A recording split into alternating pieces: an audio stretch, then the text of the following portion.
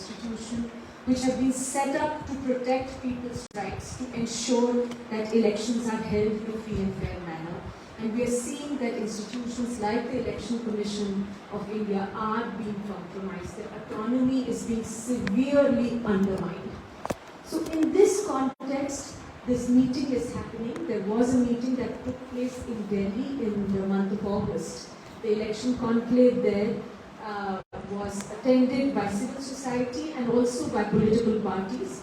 And many of these issues were discussed, and one of the decisions in that conclave was to take the process forward to various states, starting with poll-bound states like Karnataka. So Karnataka is the first state where we are doing this process, this meeting.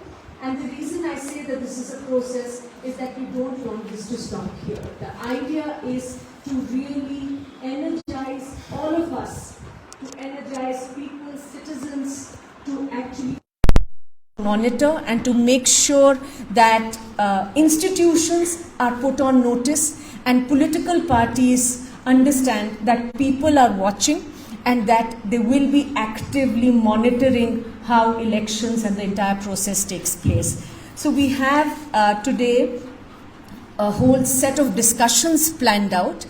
You have the agenda with you, but the first session I'd like to start by inviting the co-chairs and also those who are presenting. Mr. P.R. Dasgupta of the Constitutional Conduct Group and Ms. Medha Patkar of the National Alliance of People's Movements. They are both here. I request them to please come up.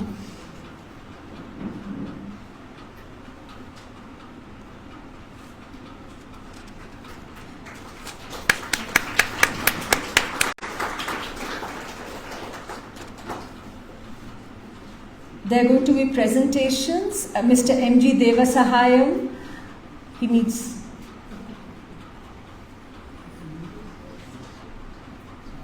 Mr. G Devasahayam will be talking about the EVM and the voting process.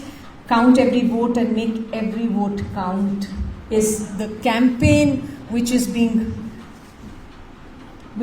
thought of and conceptualized and which we will be taking forward. So he will be talking about that. I will speak about the impact of money power on the integrity of elections. And Professor Trilochan Sastry, may I request you to please come up.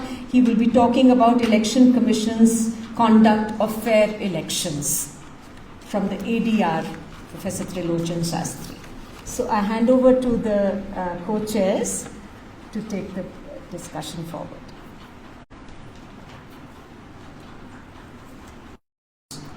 A session with such eminent people like Ms. Medha Patkar, Professor Trilochan Sastry is also here.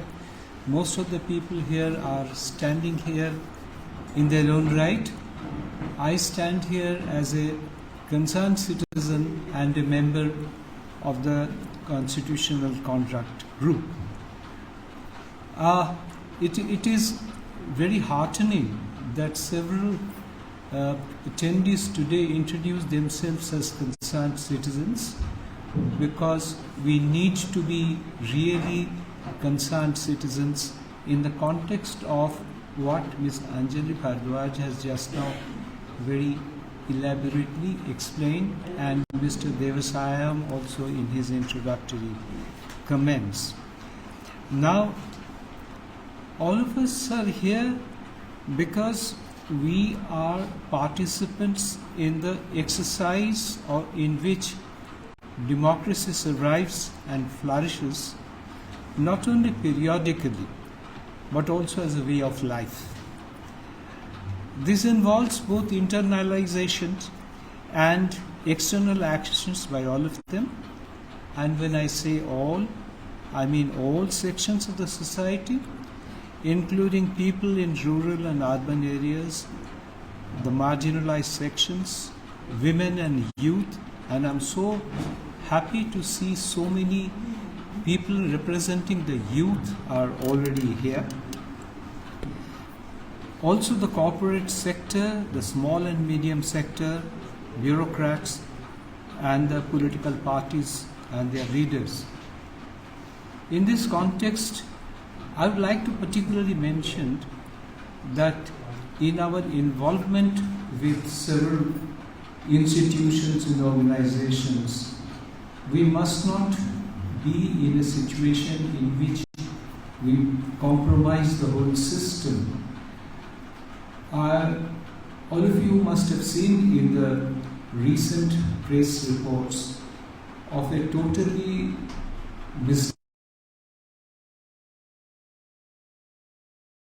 to name and shame those people who are eligible to vote but do not vote. And I believe the Election Commission either has already done or intend to associate several people in the corporate sector. This, I think, is totally wrong. One of the most forthright former Chief Election Commissioner, Mr. S.Y. Qureshi, has already condemned it. He has said this is totally misguided, this is not correct. The right to vote also has the right to abstain as well. Naming and shaming is certainly a totally wrong approach. I didn't say much for my introductory comments because you all know the backdrop which has been explained by Ms. Anjali Bhardwaj. I only need to stress that we are here are quite running behind schedule, and let's keep the schedule in mind, both in presentations. The reactions may come later in the afternoon in much elaborate greater detail when we come for our action plans. I have great pleasure in handing over now to Ms. Medha Patkar to make her comments.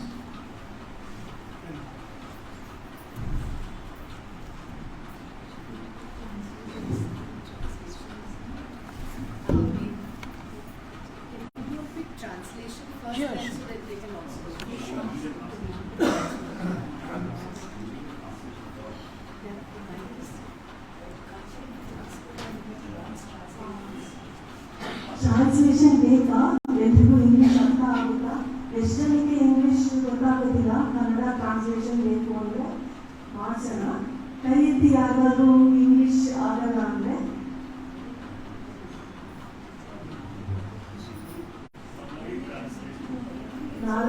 ನಾಲ್ಕು ಜನ ಕೈ ಎತ್ತಿದ್ದಾರೆ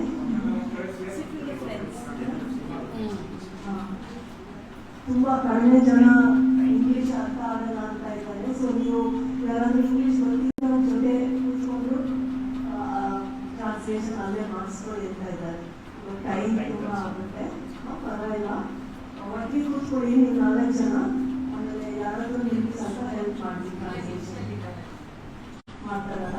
thank you so much. In the interest of time maybe a short translation at the end of Yes, finished what I can understand. Mr. Rajendra Prabhakar will do short translations. Yeah? Okay. Thank you. At the end of the session, she said. She said at the end of the session. yes. Summary.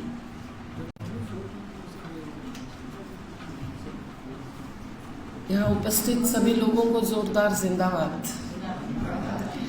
I'm sorry I cannot resort to my mother tongue, not to yours, not even to the national language, but to a foreign language. But welcome to you all on behalf of NAPM as one of the organizers. But I'm very happy to see the diversity that is reflected into the audience, from the Gandhians to Marxists, the youngsters in large number, with students and all those who are working with the various oppressed and suppressed and deprived and institutionalized and displaced groups, including the Divyangas, women, workers, and so on. Friends, really welcome the initiative taken by someone like G Devasahayam, Anjali Bhardwaj, and all the organizations. We know that the ADR has been working on these issues since long, asserting the right to know of the citizens at large. This issue is so very critical that on one hand, when our Vishwa Guru, so-called, claims that it is the largest democracy of the world, we know what is happening. It is not just a hunger index, but it is also democratic index, which we must now apply to see what is happening inside the parliament and outside the parliament through the electoral politics and the non-electoral politics as well. We know that the farmers' movement over 13 months through our Sanyukta Kisan Morcha won the battle only because it was on the street, and even the party fronts really participated in the people's movement when they realized that they cannot even raise a question inside the parliament, where the question hour is lost its space and its decorum and its impact. So friends, this critical issue that is raised really brings to us the condition, the status of politics in India today. We, the people's movement, except for a short time, have been outside the electoral politics. But we know that elections really matter. And when every sector, every decision, every institution, including the constitutional authorities and institutions, are politicized today, we cannot ignore what is happening, and we cannot even keep quiet saying that we are not in it. So we, as the first pillar of democracy, the people of India, and I remember Upendra Bakshi in the Narmada case when he pleaded, always used to refer to voter citizens. Even to the Narmada dam affected people, he said they are voter citizens. So in these two roles which I have to go together, whatever are the rights of the people come not only as voters but as citizens of the country. And when there has been and there will be attempts to really take away the citizenship on the basis of religion, we had to fight the battle to the Shaheens who were in the sky. Friends, it is therefore what is questioned is the wrongly politicizing the democracy, which is being misused to really oppress and suppress the constitutional rights to human rights, not just legal rights. And hence this democracy, which is turning into an autocracy in many, many ways, as the chairperson, Mr. Dasgupta and Mr. Devasahayam and Anjali Bhardwaj has already said, it is the 3 M's that are considered as what matter. But I think those who are involved in misuse through these 3 M's have to be categorized as the 4th M, and that is mafias. It is very, very clear that the money and market related is really what is changing not just the climate but the social, economic and political climate of this country and other countries like Sri Lanka as well. It is therefore necessary to understand what is this economy's goals and vision. The goal and the vision is certainly against the values of equity and justice underlined since the preamble to the directive principles of the Constitution. And therefore, when it is the iniquity through this capitalist and corporatist economy that is leading to the absolutely undemocratic, unjust, unacceptable interference into the electoral politics. The electoral politics is no more democratic. It is the money which is coming from the corporates that really matters. And where does the corporates are getting money from? They are being handed over the land, water, rivers, forest, everything. And that is what is on one hand displacing the people, but also it is misplacing all the value framework of our economy as well as our politics. We know that when they could be lawmakers, when they are lawbreakers really, they can the electoral bonds. Why have they resorted to this kind of mechanism or medium for gaining money? For Narmada movement and for our Jivan Chalas now, the roving inquiry that is going on through not AD but SIT, they say that we are using our brand to gather money for teaching the Adivasi children over last 30 years. But here they are using the corporate brands to collect money. And that is direct and indirect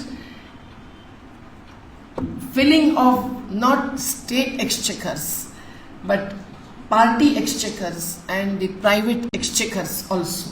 You know that the PM Care Fund to every fund, and there is no transparency and accountability, which all parties had promised to their manifestos, not on oath, but on paper. And in the 2014 election onwards. So really what we want to happen is that this electoral bond system must come to an end, because it is reflecting the bondage between the corporates and the politicians and nothing else. It is the bondage between these two with hands in gloves with the elections and electoral politics. And this everyone knows that when Adani is earning and Mukesh Ambani alone is earning more than 1,000 crores per day, not our Manarega worker, not our unemployed domestic servants and so on, it is clear that a part of it, percentage, is going into their party exchequers. And many corporates are funding not one but two or more parties to be safe, whatever may be the result after the election.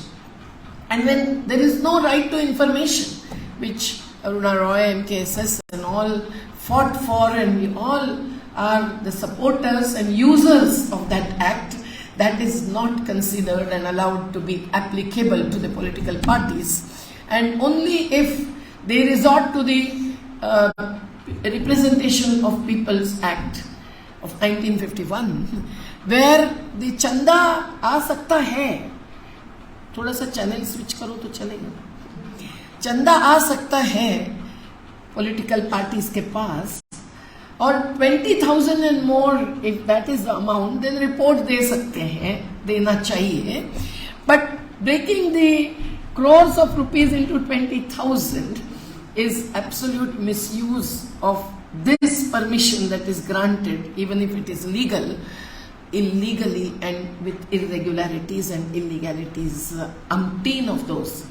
And we know that this really creates a vicious cycle, because they are getting the money from it. Between two elections, what happens? All laws are changing. Forest Conservation Act of 1980 is now changing. The rules are changing, but the laws are changing.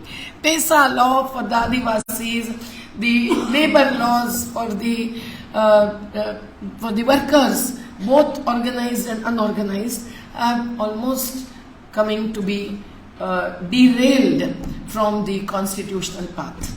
And hence, when this is the vicious cycle that is affecting politics, not only limited to the elections, but also the outside elections, whatever decisions are made and whatever path is taken in our economy, in our governance, between the elections, that is something which has become most dangerous and an assault on every aspect of democracy, governance, and also life and livelihood of these voter citizens of this country. It is also clear that this money is really bringing in crime, because the monetary application to every decision-making process is really attempting to kill the cases against the real criminals and really consider even those who challenge the system in favor of the needy sections of our population on various rights and aspects as the urban Nakshals. We are rural-urban Nakshals working in both the areas. Nakshalites were never urban. But in today's statement that is appearing in the paper, I am told, if the Prime Minister says that guns are to be equated with pens, imagine that what kind of freedom do we have? So this money is really capturing every space of every citizen, and especially those who follow the constitutional vision and human rights path. And hence it is absolutely necessary that we control this. This is not to be attained through reforms alone. We always call electoral reforms, but I will say that revolutionary change in the economic dimensions of our country, not necessarily following the same path and action plan as in Sri Lanka, but in our own ways, which Gandhiji to Periyar have given us, and assert that this cannot be tolerated. So this attack on inequity through the money and market is necessary when Atmanirbharta is really claimed to be the goal, but totally lost with the international financial institutions, which are the money lenders, are also not only changing our laws, the electricity law to the farming related laws and the labor laws, but they are also intervening directly into choice of technology, the paradigm of development, and so on. And they are the earners and gainers who are now collaborating with the Indian multinationals also, and they are in turn hands in gloves with the people. And that is why, as it was said, that they purchase even the elected representatives. You know, in Madhya Pradesh, when Digvijay Singh Ji was attacked legally and a petition was filed against him for saying that every MLA that changed the party was purchased for 50 crores, no one appeared before the court, and that petition had to be dismissed. So that is proved thing. So how much it must have been in Maharashtra, you can imagine. So it is very necessary. The money is also used for the various freebies.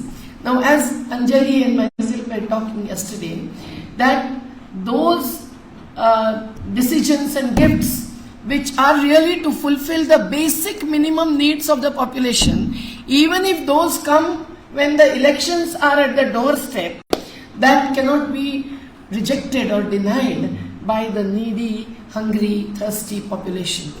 But when they are also distributing Mangal Sutras, which are not just consumer, this thing, as Amit Shah did in the Assam elections, and laptops, these are certainly not the basic need fulfillment oriented issues, and we must therefore find ways out to question this. Now, these promises are also reflected in the manifestos. What happens to the manifestos and those promises? We know that media which focus on the promises really create a kind of addiction beyond liquor and drugs to these promises, and those are not fulfilled, whether it is of 15 lakhs or doubling the income of the farmers or giving crores of employment jobs to the unemployed youth.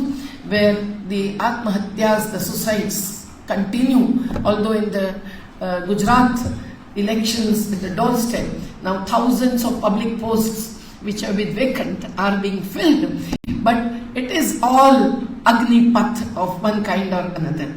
So it is very necessary to really question all this, and we as the first pillar of democracy must really take it up.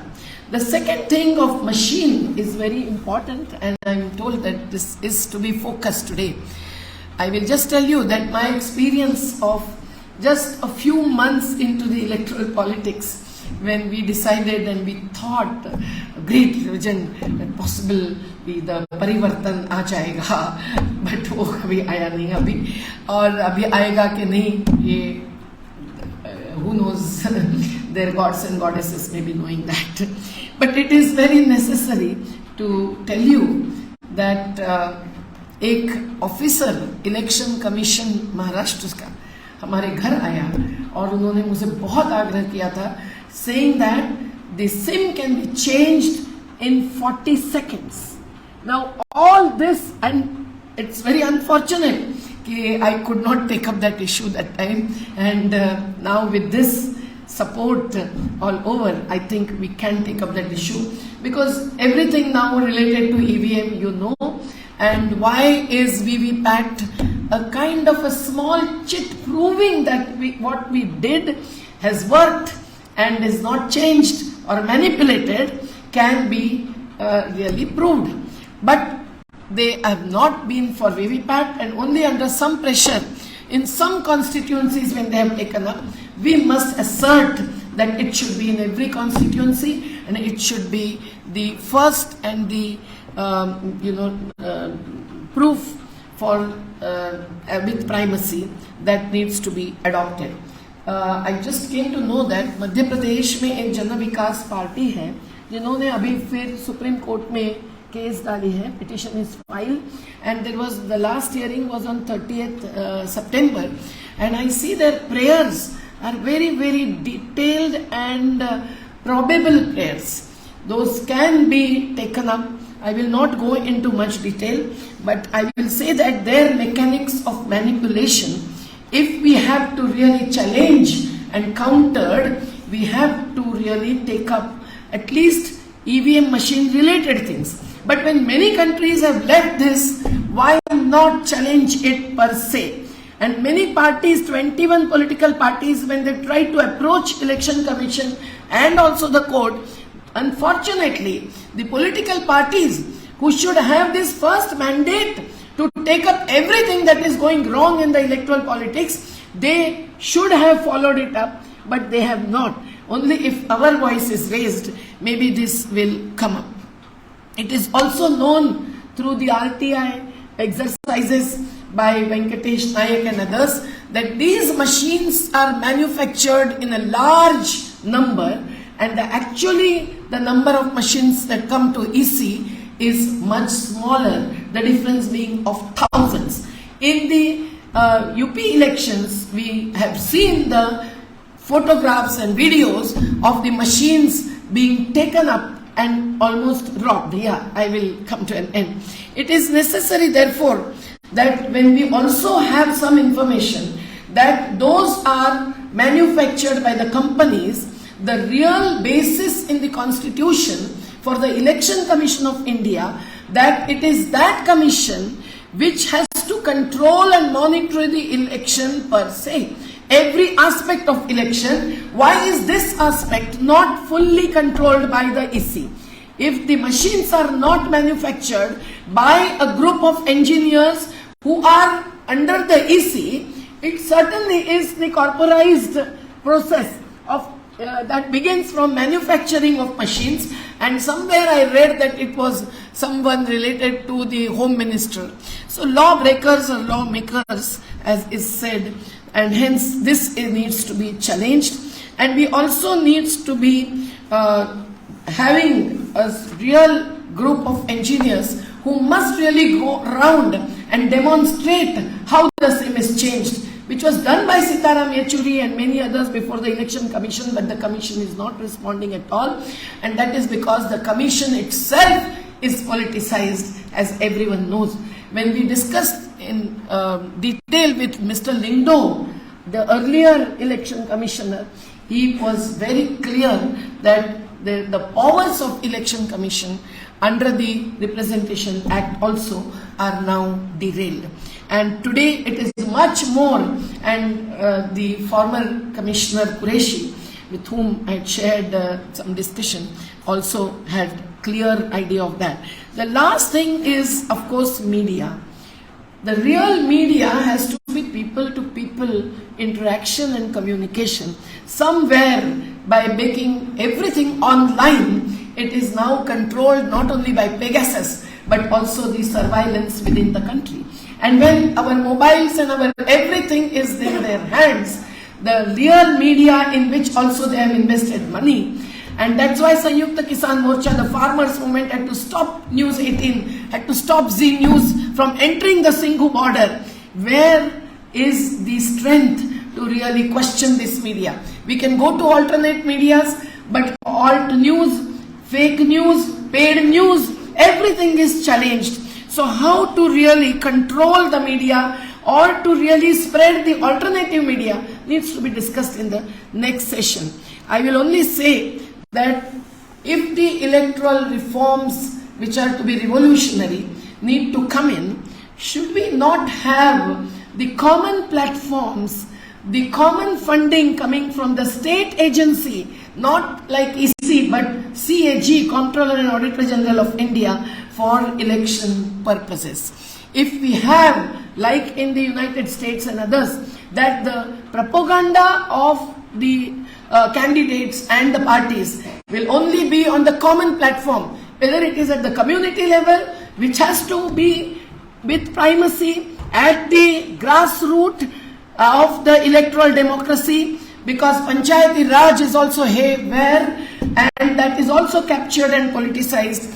We really must think of all these ways through which we can really challenge these three M's and the fourth M, mafia, that have really affected the electoral democracy today. And we will plan the detailed strategy, I hope. Thank you so much. Sorry if I've taken long.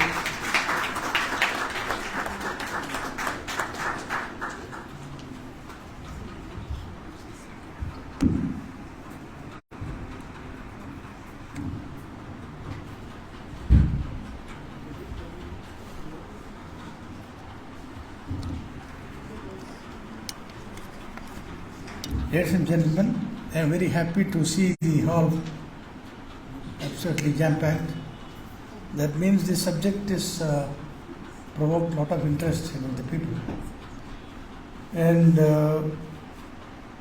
I will be talking about this main theme of this today's convention: count every vote and make every vote count. The essence of democracy. Now, Medha ji has made my task easier by covering a whole gamut of electoral issues, and most of which are in public domain. This has been discussed, debated, but our election commission and the election authorities are they have other priorities. They don't respond to the demand from the people, the electorate, the real stakeholder, but they jump up like I don't want to use very derogatory language. Just because somebody in power uses one word, they jump up. Prime Minister says Revadi, election commission is jumping up. A non-issue. Couple of years ago, he used the word one election, one nation, election commission jumping up. Where there are very serious issues affecting the integrity and fairness of the electoral process. Election commission is just not bothered. They don't even respond. So what Medha ji has said are all in public domain. It has been discussed, debated, but zero corrective action is being taken. What I am going to tell you are something more specific. Based on research, 3 years of research by top brains, both national and international, and I will be specific in my presentation. And I will be doing it in English. The translation is already with you. This has been translated by Malays and has been given to everybody. My speech is already translated with you in Kannada. So you will be able to understand the real issue that has been brought in. To be specific, since the matter is of great importance, I don't want to shoot out. I will read out from a prepared speech, which I normally don't do. I normally speak extempore, but in this I will be more cautious in reading it from a prepared speech. Modern India's greatest pride is that it has been perceived as not only the world's largest, but also a vibrant democracy, which provides for people's participation in governance at the local, state, and national levels. At the national level, the Election Commission of India is mandated to ensure that this participation is truly representative, transparent, and free. However, over the last few years, there is ample material in public domain questioning the sanctity of the electoral process, mainly due to the severe flaws in the EVM voting and VVPAT counting and its non-compliance of essential democracy principles. As you all know, election is synonymous with democracy. And the election has to comply with certain democracy principles. Essential. What are the democracy principles? I don't know how many of you have voted in the paper ballot. There may not be, maybe few, very few. But all of you others, the youngsters, would have voted in the machine. So let me just explain the democracy principle. This is the most critical because our entire research was centered on the fact that India's elections, the present system of EVM-based election, does not comply with even one democracy principle. How can then you have a democracy through this election? Let me briefly explain. The issues that seriously challenge India's, I'll come to that. Let me go through this. The issues that seriously challenge India's electoral system process today, namely machine voting, money power and media misuse, threaten the fairness and sanctity of its electoral democracy. Added to these are the serious doubts on the inclusiveness of electoral rolls and the opaque and non-responsive functioning of the Election Commission in India, where the Commission instantly obeys the commands of the powers that be and responds to their slight wishes, like I said, Revdi or one nation, one election. It has become deaf to the urgent cries raised by the electorate that have serious implications on the integrity of India's elections and its democracy. Typical instances, EVM voting and VVPAT counting. The most serious issue today, because the situation has come, India is, as you know, is a first past the post.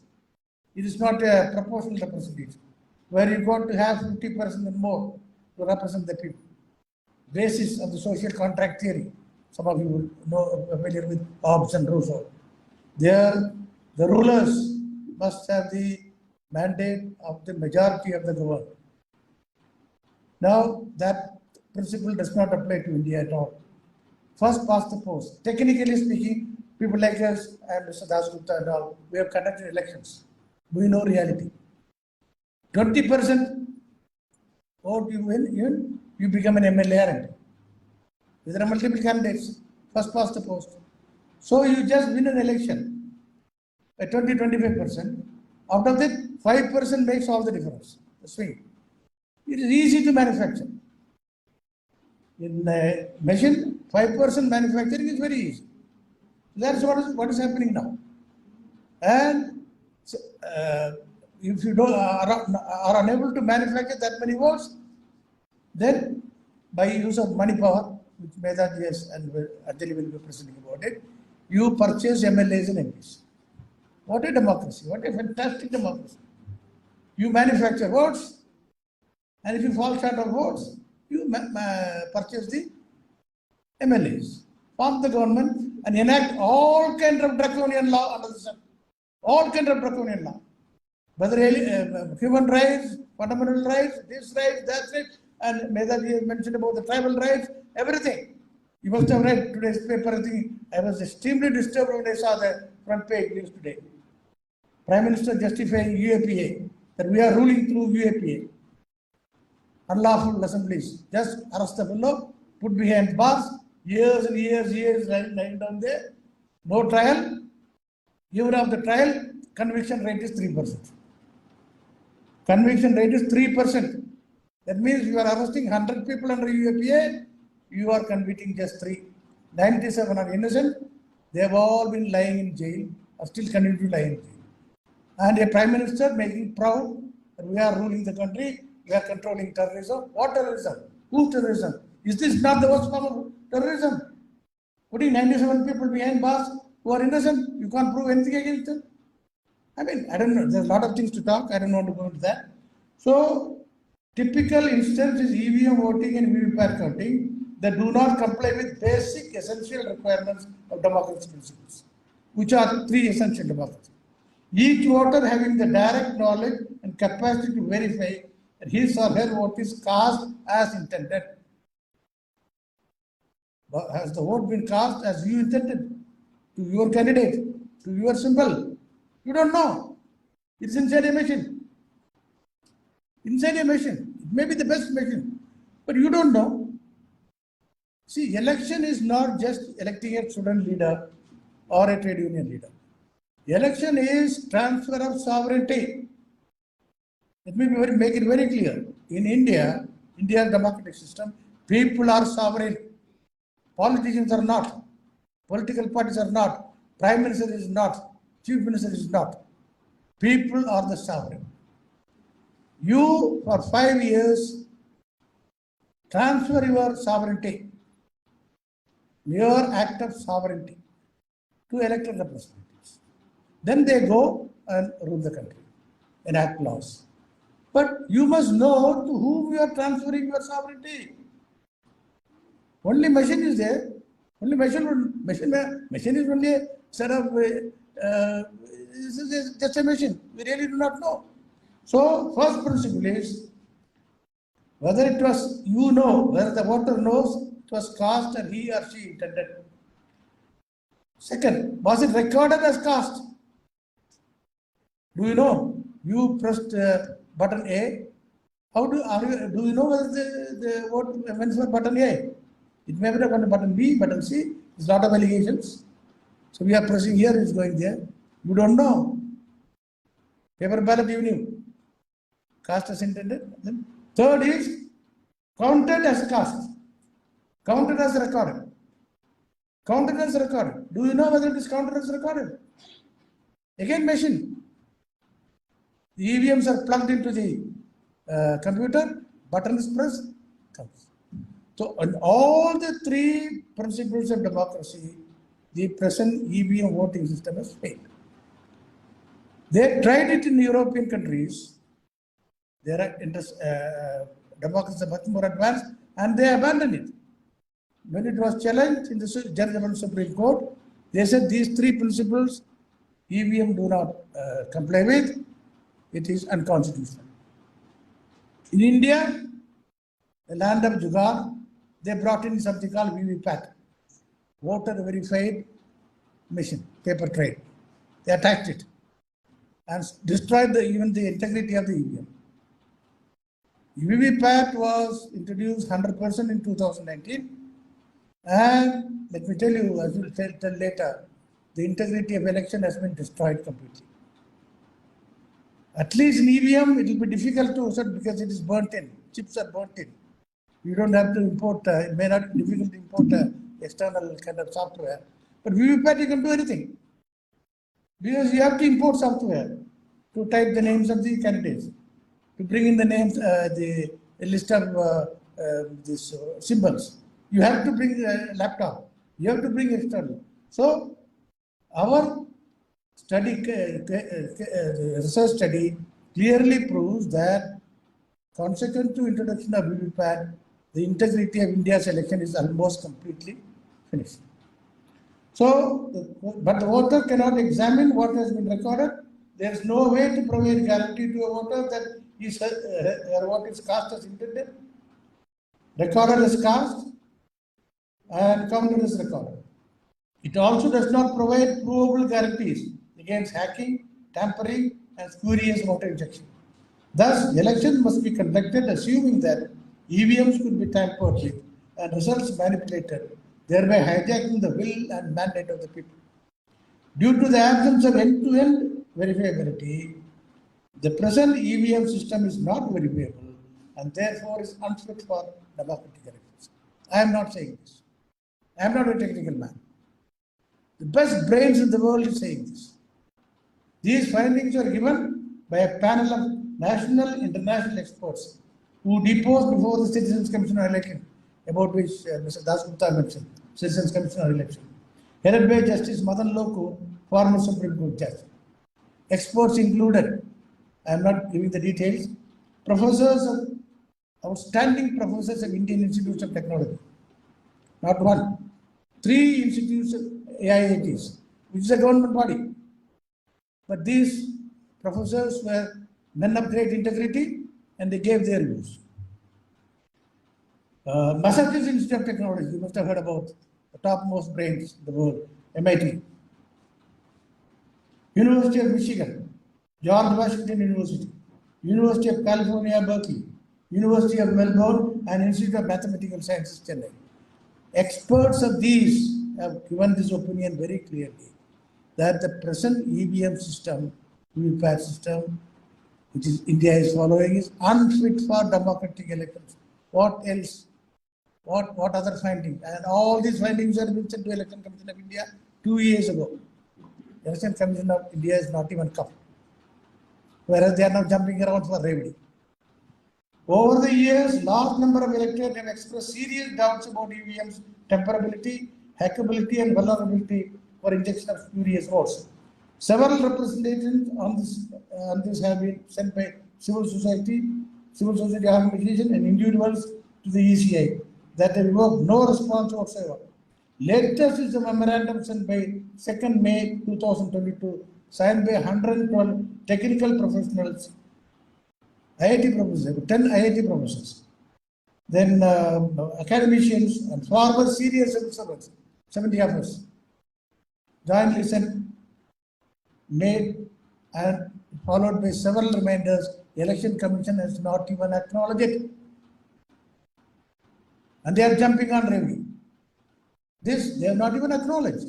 Such a serious matter. That means they have something to hide. They are guilty because they have no answer. Because these raised 17 poses, 17 questions.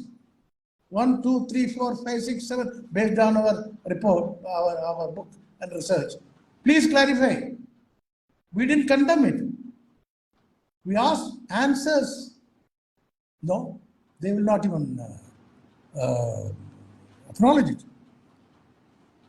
So, since we knocked earlier we had knocked the Supreme Court was functioning like a kangaroo court. I don't want to comment on Supreme Court because the responsibility is that of the Election Commission of India, which enjoys equal status, if you do not know. The Election Commission of India enjoys equal status of that of the Supreme Court of India. You can't just throw everything to the Supreme Court. Only that they have the writ powers. The only difference is they have the writ powers. But Election Commission has got the plenipotentiary powers under Article 324 of the Constitution. So we always say it is the Election Commission's responsibility. So it was, as mentioned by the Delhi conference, we deliberated it, civil society and senior party leaders, political party, and 6 resolutions were passed on this demand. We did not ask for going back to the paper ballot. No, not yet. But we said how the present system of EVM, VVPAT voting and counting can be improved to make it in compliance with the democracy principles at least to a reasonable extent. One was EVMs cannot be assumed to be tamper-proof. The voting process should be redesigned to be software and hardware independent in order to be verifiable and auditable. Second, the VVPAT system should be redesigned to be fully voter verified. A voter should be able to get the VVPAT slip and cast it in a chip-free ballot box for the vote to be valid and continue. Now, those who want to know, you press the button. For 7 seconds, that slip, you can see it, and slip falls down. No, that's not the right thing to do. So there is a lot of allegations. I am seeing something, what is falling in is different. That doubt is in the minds of almost every voter. Now they say no, that slip should not fall. It must be taken by the voter, see it himself, and then he must put it in a chip-free box, so that that manipulation cannot take place.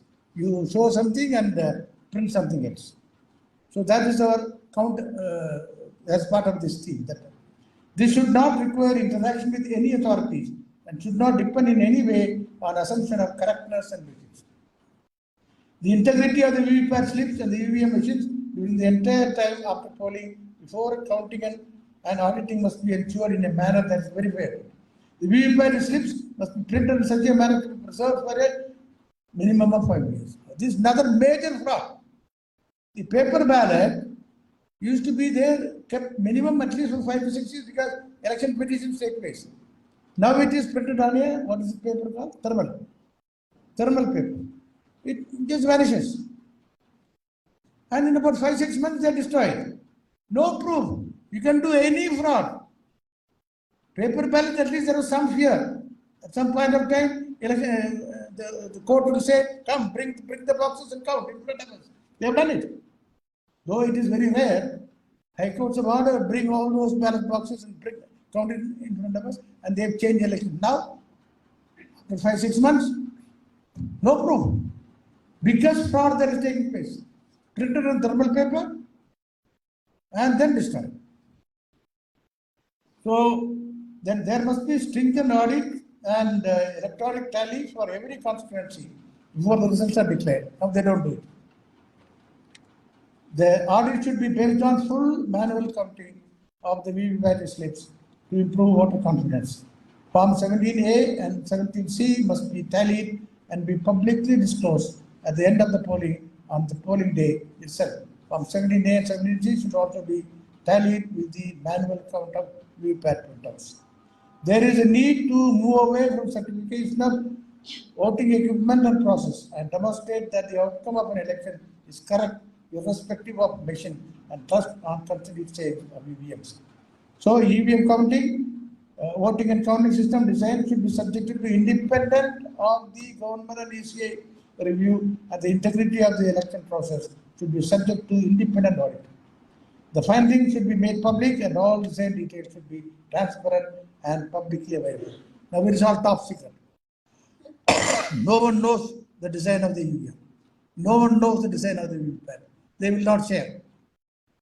If anybody criticizes, come and do sort of, some dunkle as if you come and, I have to go and disprove. I have to go. If I say, you come and disprove. Ours is perfect. The Election Commission has become completely unaccountable. So, we have a very strange situation. Again, after the introduction of VVPAT, we have a very strange situation. I don't know how many of you realize this. With the introduction of VVPAT and all EVM, in all EVMs in 2019 Parliament election, there are 2 votes now. One recorded in the EVM memory and one printed by the VVPAT. There are 2 votes. Have you ever heard of this? You press a button, there are 2 votes. One is recorded in the memory and one is the slip. Which is the correct vote? So this issue came up in 2013. There were some decent people in the Election Commission at that time. They amended the rule, say that in the event of a dispute between these two, it's a paper slip that prevails. The real vote is not the electronic memory, but the paper slip. But the Election Commission refuses to count the paper slips. Refuses to count. They count only the electronic memory where you can manipulate and tells all kind of lies. See, even after this amendment was done, Rule 5356D4B of the Conduct of Election Amendment Rule 2013 says in the event of a dispute, it's a VVPAT slip, which will be the real vote in terms of Section 61A of the Representation of People Act, and not the electronic memory in the EVM. Despite this rule, ECA is consistently refusing 100% counting of VVPAT slips and keep on counting only the EVM memory, which is not the real vote. What is worse, ECA is defending its action by filing false affidavit in the Supreme Court. I had some faith in the Election Commission till January or February 2019. We had challenged this. There's another co-challenger is here, Franco Thomas, 3-4 of us have challenged this entire VVM system. And the Election Commission filed a false affidavit, blatantly false affidavit. But Supreme Court Justice Gogoi, he accepted it and gave a very kangaroo type decision without any kind of, didn't make any sense at all. Instead of one booth, you can count 5. That means out of 300 booths in Karnataka, you will count only 5. And that too, after election, everything is over, results are declared. Midnight they will do it. It's a farcical exercise. So, this colossal fallacy of ECA has led to various very serious consequences. Immediately after the Parliament election 2019, several society organizations had pointed out serious discrepancies between the number of votes polled and the number of votes counted. The master summary of 542 constituencies showed discrepancies of 347 constituencies. And in 6 seats, discrepancy in vote was higher than the winning margin. ECA did nothing to clarify, and the petition is pending in the Supreme Court. It will come after 30 years. For Supreme Court, the democracy and elections have no priority at all whatsoever. No priority. Zero priority. You know what is happening to electoral bonds. So, and the lead petitioner in this is Association for Democratic Reforms, of which Professor Sastry was the founder, one of the founders. Added to this is another dangerous development linking Aadhaar with voter ID, which is being aggressively pursued by the Election Commission, even to the extent of resorting to coercion. This is a democratic information into voter database. This creates the possibilities of increased surveillance and disenfranchisement based on religion, religious caste identity, and voter being left out. Now, this is another very dangerous development. They have been cautioning, but the Election Commission is pushing it. As it is, Aadhaar is a fraudulent card. It's a porous card. It is not proof of citizenship. And a lot of fraud have taken up. People who are involved in Right to Food Act and other act, they know that the Aadhaar has been extremely dangerous. And then they want to link Aadhaar with voter ID and remove all the inconvenient people who can suggest Lord Vishnu and goddess of wealth into the currency note, Lakshmi, into the currency note. Okay, they can do this also. They can exclude en masse minorities which are inconvenient to them. It is evident that millions of votes are left out, not counted or miscounted, and ECA is adopting a cavalier attitude. Such an electoral system tantamount to hijacking people's mandate and exposing India's electoral democracy to serious disruption. Hence the public demand to count every vote, make every vote count, and launch it into a countrywide movement. This is what will be discussed in great detail in the afternoon session, where civil society leaders will be there to chalk out a plan as to how to take this campaign forward. The present state of affairs could sink India's electoral democracy. Article 324 of the Constitution created the ECA, and we, the people who gave ourselves the Constitution, have given the mandate of conducting free and fair elections, which is the lifeline of our democracy, with integrity to this august body. But this do not appear to be happening. What is worse, ECA is not even responding to the serious concerns in this respect, repeatedly expressed by the electorate. Dangerous, clear, and present, and the time for action is now. Thank you very much. I am sure we will be deliberating in great detail in the afternoon session, and we will be able to launch a campaign spearheaded by Karnataka, which can then spread out to the length and breadth of this country. Thank you very much.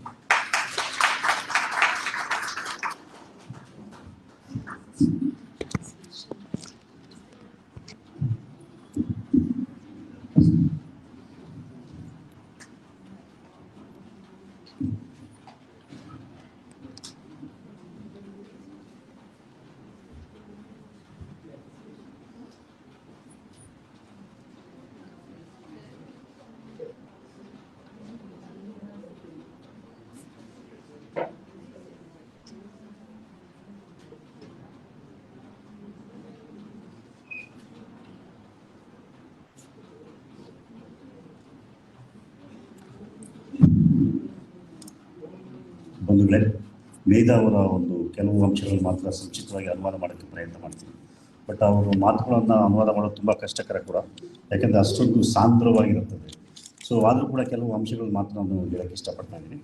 ಒಂದೇಂತ ಹೇಳಿದ್ರೆ, ಇಲ್ಲಿ ಬಂದಿರುವಂಥ ಎಲ್ಲರೂ ಕೂಡ ಭಾಳ ದಮನಿತ ಜನರ ಪ್ರತಿನಿಧಿಗಳು ಮತ್ತು ಅದರ ಪರವಾಗಿ ಆಲೋಚನೆ ಮಾಡುವಂಥವ್ರು ಎಲ್ಲ ಇಲ್ಲಿ ಸೇರಿದ್ದೀವಿ. ನಾವು ಪ್ರಪಂಚದಲ್ಲಿ ಹೆಚ್ಚಿನ ಅತಿ ದೊಡ್ಡದಾದ ಒಂದು ಪ್ರಜಾಪ್ರಭುತ್ವವನ್ನು ನಾವು ಪ್ರತಿನಿಧಿಸ್ತಾ ಇದ್ದೀವಿ ಭಾರತದಲ್ಲಿ.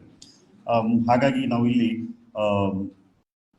ನಾಗರಿಕರ ಈ ಮಾಹಿತಿಯನ್ನು ತಿಳ್ಕೊಳ್ಳುವಂಥ ಒಂದು ಅಧಿಕಾರವನ್ನು ಕೇಂದ್ರವಾಗಿ ಇಟ್ಕೊಂಡು ನಾವು ಆಲೋಚನೆ ಮಾಡಬೇಕಾಗಿದೆ. ಹಾಗಾಗಿ ಒಂದು ಸಂಸತ್ ಸಭೆಯಲ್ಲಿ ಒಳಗೆ ಮತ್ತು ಹೊರಗೆ ಏನು ನಡೀತಾ ಇದೆ ಅನ್ನುವಂಥ ವಿಷಯಗಳನ್ನು ನೋಡಬೇಕಾಗಿದೆ.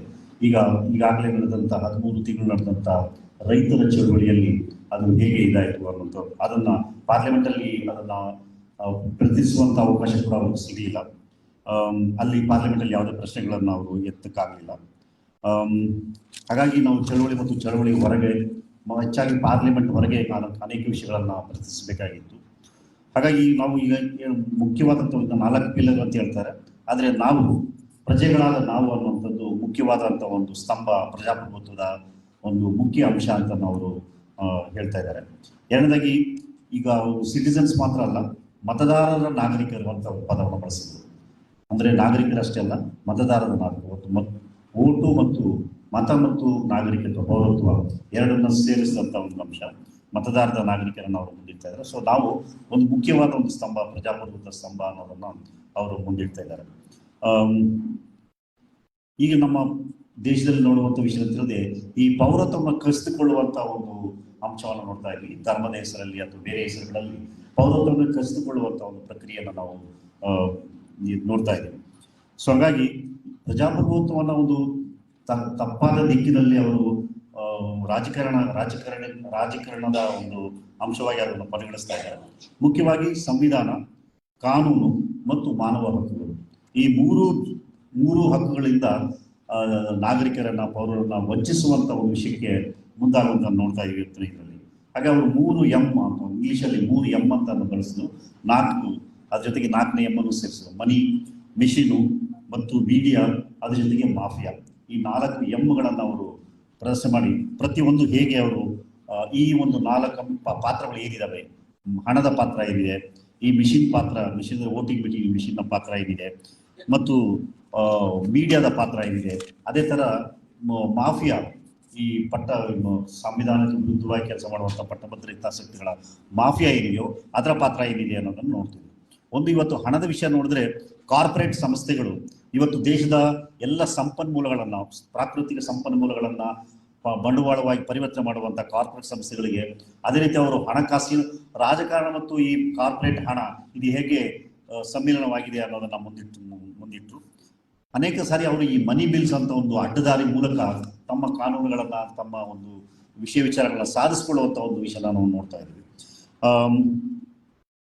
ಈ ಪ್ರೈಮ್ ಮಿನಿಸ್ಟರ್ ಕೇರ್ಸ್ ಅಂತ ಒಂದು ಏನು ಹಣಕಾಸಿನ ಸಂಗ್ರಹ ಮಾಡ್ತಾ ಇದ್ದಾರೆ, ಅದಕ್ಕೆ ಇವತ್ತಿನವರೆಗೆ ಯಾರು ಕೂಡ ಲೆಕ್ಕ ಕೇಳಕ್ಕಾಗ್ತಾ ಇಲ್ಲ.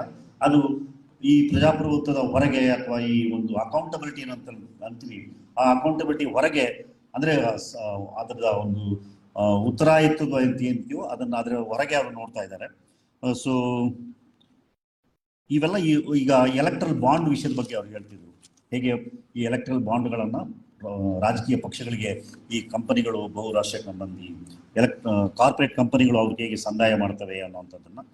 ಸುಮಾರೀಗ ಅದಾನಿ ಅವರ ಆದಾಯ ಒಂದು ದಿವಸಕ್ಕೆ 1,000 ಕೋಟಿ ರೂಪಾಯಿನ ಅವರು ಇದು ಮಾಡ್ತಾ ಇದ್ದಾರೆ ಒಂದು ದಿವಸಕ್ಕೆ.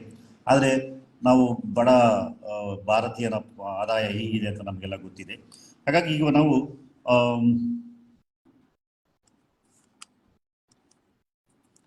ಮುಖ್ಯವಾಗಿ ದೇಶದ ಪರಿಸ್ಥಿತಿ ಈಗ ನೋಡೋದಾದರೆ, ಅನೇಕ ಸಂವಿಧಾನದಲ್ಲಿ ಮುಖ್ಯವಾಗಿ ಹಕ್ಕುಗಳನ್ನು ಆದಿವಾಸಿ ಹಕ್ಕುಗಳನ್ನು, ಕಾರ್ಮಿಕರ ಹಕ್ಕುಗಳನ್ನು, ಬಡವರ ಹಕ್ಕುಗಳನ್ನು ನಿಯಂತ್ರಿಸುವಂಥ, ಮೊಟಕುಗೊಳಿಸುವಂಥ, ಕಾರ್ಪೊರೇಟ್ ಪರವಾಗಿ ಈ ಒಂದು ಕಾನೂನುಗಳನ್ನು ಬದಲಾಯಿಸುವಂಥ ಒಂದು ಪರಿಸ್ಥಿತಿಯನ್ನು ಅವರು ಮುಂದಿಡ್ತಿದ್ದಾರೆ. ಈಗ ಹೆಚ್ಚಾಗಿ ಈ ಪ್ರಜಾಪ್ರಭುತ್ವ ದೊಡ್ಡ ದಾಳಿಯನ್ನು ಪೌರತ್ವದ ಮೇಲೆ ಮತ್ತು ಅವರ ಓಟಿನ ಹಕ್ಕಿನ ಮೇಲೆ, ಮತದಾನದ ಹಕ್ಕಿನ ಮೇಲೆ ದೊಡ್ಡ ದಾಳಿಯನ್ನು ಮಾಡುವಂಥ ಒಂದು ಪ್ರಕ್ರಿಯೆಗೆ ನಾವು ಗುರಿಯಾಗಿದ್ದಾರೆ. ಸೊ ಇವತ್ತಿನ ಪತ್ರಿಕೆಯಲ್ಲಿ ಕೂಡ ಅರ್ಬನ್ ನಕ್ಸಲ್ಸ್, ರೂರಲ್ ನಕ್ಸಲ್ಸ್ ಬಗ್ಗೆ ಬಂದಿದೆ. ಬಹಳ ಅಪಾಯಕಾರಿಯಾದ ವಿಷಯ ಅಂತ ಹೇಳಿದ್ರೆ ಪೆನ್ನನ್ನು, ಲೇಖಣಿಯನ್ನ ಗನ್ ಜೊತೆಗೆ ಸಮೀಕರಣ ಮಾಡುವಂಥ ಒಂದು ವಿಷಯ ಇವಾಗ ಮುಂದಿಡ್ತಾ ಇದ್ದಾರೆ. ಸೊ ಹಾಗಾಗಿ ನಾವು ಇದನ್ನ ಸಹಿಸ್ಕೋಬೇಕಾ, ನಾವು ಮಾನ್ಯ ಮಾಡಬೇಕಾ, ನಾವು ಸುಮ್ಮನಿರಬೇಕಾ ಅನ್ನೋ ವಿಷಯದ ಮುಂದಿಟ್ಟಿದ್ದಾರೆ. ಯಾಕಂದ್ರೆ ಇವತ್ತು ನಾವು ಪ್ರಜಾಪ್ರಭುತ್ವವನ್ನು ಅಂತಾರಾಷ್ಟ್ರೀಯ ಹಣಕಾಸು ಸಂಸ್ಥೆಗಳಿಗೆ, ನಿಧಿ ಸಂಸ್ಥೆಗಳಿಗೆ ನಾವು ಕಳ್ಕೊಂಡಿರೋದನ್ನ ನಾವು ನೋಡ್ತಾ ಇದ್ದೀವಿ. ಅದ್ರ ಬರೀ ಅಂತಾರಾಷ್ಟ್ರೀಯ ಹಣಕಾಸಿನ ಸಂಸ್ಥೆಗಳು ಮಾತ್ರ, ಭಾರತೀಯ ಕಾರ್ಪೊರೇಟ್ ಸಂಸ್ಥೆಗಳೇನಿದೆ ಅದಕ್ಕೂ ಕೂಡ ನಾವು ಈ ವಿಧಾನಕ್ಕೆ ನಮ್ಮ ಪ್ರಜಾಪ್ರಭುತ್ವವನ್ನು ಕಳೆದುಕೊಳ್ಳುವಂಥ ಒಂದು ಪ್ರಕ್ರಿಯೆ ನಾವು ಇದು ನೋಡ್ತಾ ಇದ್ವಿ. ಸೊ ಈಗ ದುಡ್ಡನ್ನ ಒಂದು ಮುಖ್ಯ ಆಧಾರವಾಗಿ ಅವರು ಬಳಸ್ಕೊಳ್ತಾ ಇದ್ದಾರೆ.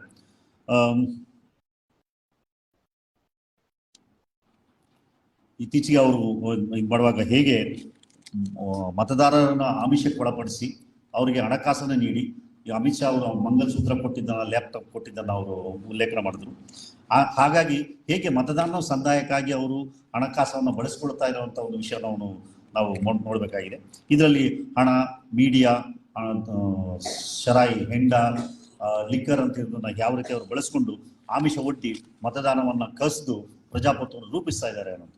ಸೊ ಹಾಗಾಗಿ ಎಲೆಕ್ಟ್ರಾನಿಕ್ ವೋಟಿಂಗ್ ಮಿಷಿನ್ ಅಂತ ಹೇಳುವಂಥ ವಿಷಯದಲ್ಲಿ ಹೇಗೆ ಎಲೆಕ್ಷನ್ ಕಮಿಷನ್ ಆಫೀಸರ್ಗಳು ಮತ್ತು ಇವರೆಲ್ಲ ಕೂಡ ಹೇಗೆ ಮೊದಲ 40 ಸೆಕೆಂಡ್ಗಳು ಏನಾಗುತ್ತೆ, ತದನಂತರ 40 ಸೆಕೆಂಡ್ಗಳು ಏನಾಗುತ್ತೆ, ಇಂಥ ವಿಷಯಗಳು ನಾವು ಗಮನಿಸಿ ನೋಡಬೇಕಾಗುತ್ತೆ. ಅಷ್ಟು ಈಸಿಯಾಗಿ ಇದನ್ನು ನಾವು ಒಪ್ಕೊಳ್ಳೋಕೆ ಸಾಧ್ಯ ಇಲ್ಲ. ಮುಖ್ಯವಾಗಿ ನಾವು ಮತ ಹಾಕುವಾಗ ಅದ್ರ ಜೊತೆಗೆ ಬರುವಂಥ ಒಂದು ಮುದ್ರಿತ ಒಂದು ಪತ್ರ ಏನಿದೆ, ಮತದ ಒಂದು ಪ್ರತಿನಿಧಿಸುವಂಥ ಒಂದು ಪತ್ರ, ಅದಕ್ಕೆ ಅವರು ಪ್ರಾಮುಖ್ಯತೆ ಕೊಡ್ತಾ ಇಲ್ಲ. ಅದು ಒಂದು ಕಡೆ ಇದ್ರೆ ಇದು ಒಂದು ಕಡೆ ಎರಡು ಕೂಡ ಕಾಕತಾಳಿ ಸಮೀಕರಣ ಆಗ್ತಾ ಇಲ್ಲ. ಹಾಗಾಗಿ ಕೆಲವು ಕ್ಷೇತ್ರದಲ್ಲಿ ಮಾತ್ರ ಅದನ್ನು ಮುಂದಿಡ್ತಾ ಇದ್ದಾರೆ, ಇನ್ನು ಅನೇಕ ವಿಷಯದಲ್ಲಿ ಅದಕ್ಕೆ ಪ್ರಾಮುಖ್ಯತೆಯನ್ನು ಕೊಡ್ತಾ ಇಲ್ಲ.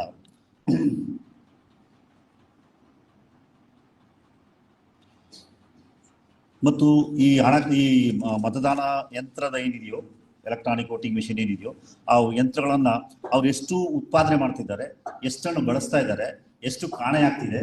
ಉತ್ತರ ಪ್ರದೇಶ ಚುನಾವಣೆಯಲ್ಲಿ ನಾವು ನೋಡಿದ್ವಿ, ಅದನ್ನ ಗಲ್ಲಿಯಲ್ಲಿ ಜನ ಇಟ್ಕೊಂಡು ತಿರುಗಾಡಿದ್ದು, ತಗೊಂಡೋಗಿದ್ದು ಅಥವಾ ವರ್ಗಾವಣೆ ಮಾಡಿದ್ದು, ಈ ತರದ ವಿಷಯಗಳನ್ನು ನೋಡ್ತಾ ಇದೀವಿ. ಸೊ ಈ ಮಿಷಿನ್, ಈ ಯಂತ್ರಗಳನ್ನ ಉತ್ಪಾದನೆ ಮತ್ತು ಅದರ ಬಳಕೆ ಅನ್ನುವಂಥದ್ದು ಬಹಳ ಭಿನ್ನವಾದ ಸ್ಥಿತಿಯಲ್ಲಿ ನಡೀತಾ ಇದೆ. ನಾವು ಇದನ್ನು ಗಮನಿಸಬೇಕಾಗಿದೆ. ಸೊ 4ನೇ ಒಂದು ವಿಷಯ ಅಂತ ಹೇಳಿದ್ರೆ ಈ ಮಾಫಿಯಾಗಳು, ಕಾನೂನು ವಿರೋಧ ಶಕ್ತಿಗಳು ಯಾವ ರೀತಿ ಇದನ್ನೆಲ್ಲ ಬಳಕೆ ಮಾಡಿಕೊಂಡು ಇವತ್ತಿನ ಪ್ರಜಾಪ್ರಭುತ್ವವನ್ನು ಅಲ್ಲಗಳೆಯುವಂಥ, ಪ್ರಜಾಪ್ರಭುತ್ವವನ್ನು ನಾಮಾವಶೇಷ ಮಾಡಿ ಒಟ್ಟು ಅದನ್ನ ಒಂದು ಶಕ್ತಿಯನ್ನು ಕುಂದಿಸುವ ರೀತಿಯಲ್ಲಿ ನಾಗರಿಕರ ಒಂದು ಮತದಾನದ ಹಕ್ಕನ್ನು ಅವರು ಕ್ಷೀಣಗೊಳಿಸಿ ಅದನ್ನ ಪ್ರಜಾಪ್ರಭುತ್ವವನ್ನು ಅವರು ಅವಹೇಳನ ಮಾಡುವಂಥ ಸ್ಥಿತಿಗೆ ಬರ್ತಾ ಇದ್ದಾರೆ. ನಾವೆಲ್ಲರೂ ಎಚ್ಚರವಾಗಬೇಕಾಗಿದೆ.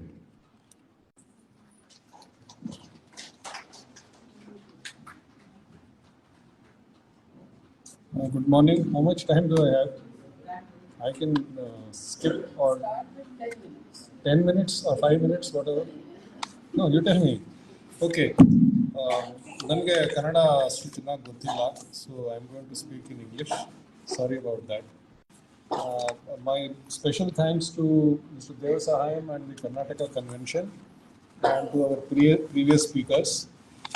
While listening to the introductions, I felt very energized, and I was telling Nikhil also that there are a lot of young people here.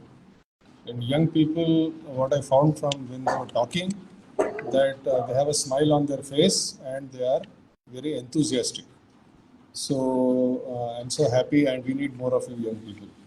So from the Association for Democratic Reforms, which some of you might have heard of, and based on our analysis, firstly, I would like to thank both the speakers, I think Medha ji and Mr. Devasahayam, who have actually explained everything that is required. So there is nothing much to be said. I will add 3 or 4 things. See, what are we trying to do? We are trying that democracy is in threat. our economic system is in threat. Stay a little far away. Now is it okay? Okay, so our democracy is in threat. Capitalism or free market capitalism of a very perverse type has taken over. All these things are fine. But our immediate task is, I was also listening to various people. There are people from every walk of life. Civil society, working with women, domestic workers, construction workers, people working with transgender people, people working on women's rights, and so many communalism, minority rights, so many issues are there, and all of them are very important. But if I may use an extreme phrase, when the house is on fire, we may need to think about a common minimum agenda and see what is it that we here in Delhi and other places, those 2-3 action-oriented points that we can work on.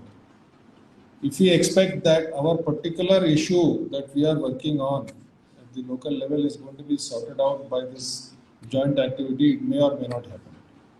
So such a thing happened during independence also, where people of diverse ideologies and different types of thinking, they came together. So my point is, after all this analysis, what should we do?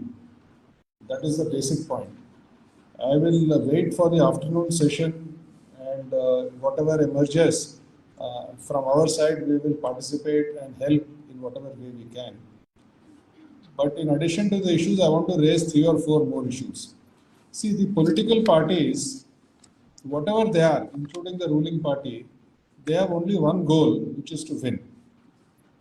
No doubt, the issue of EVM and VVPAC is very important and needs to be tackled, and we will support that.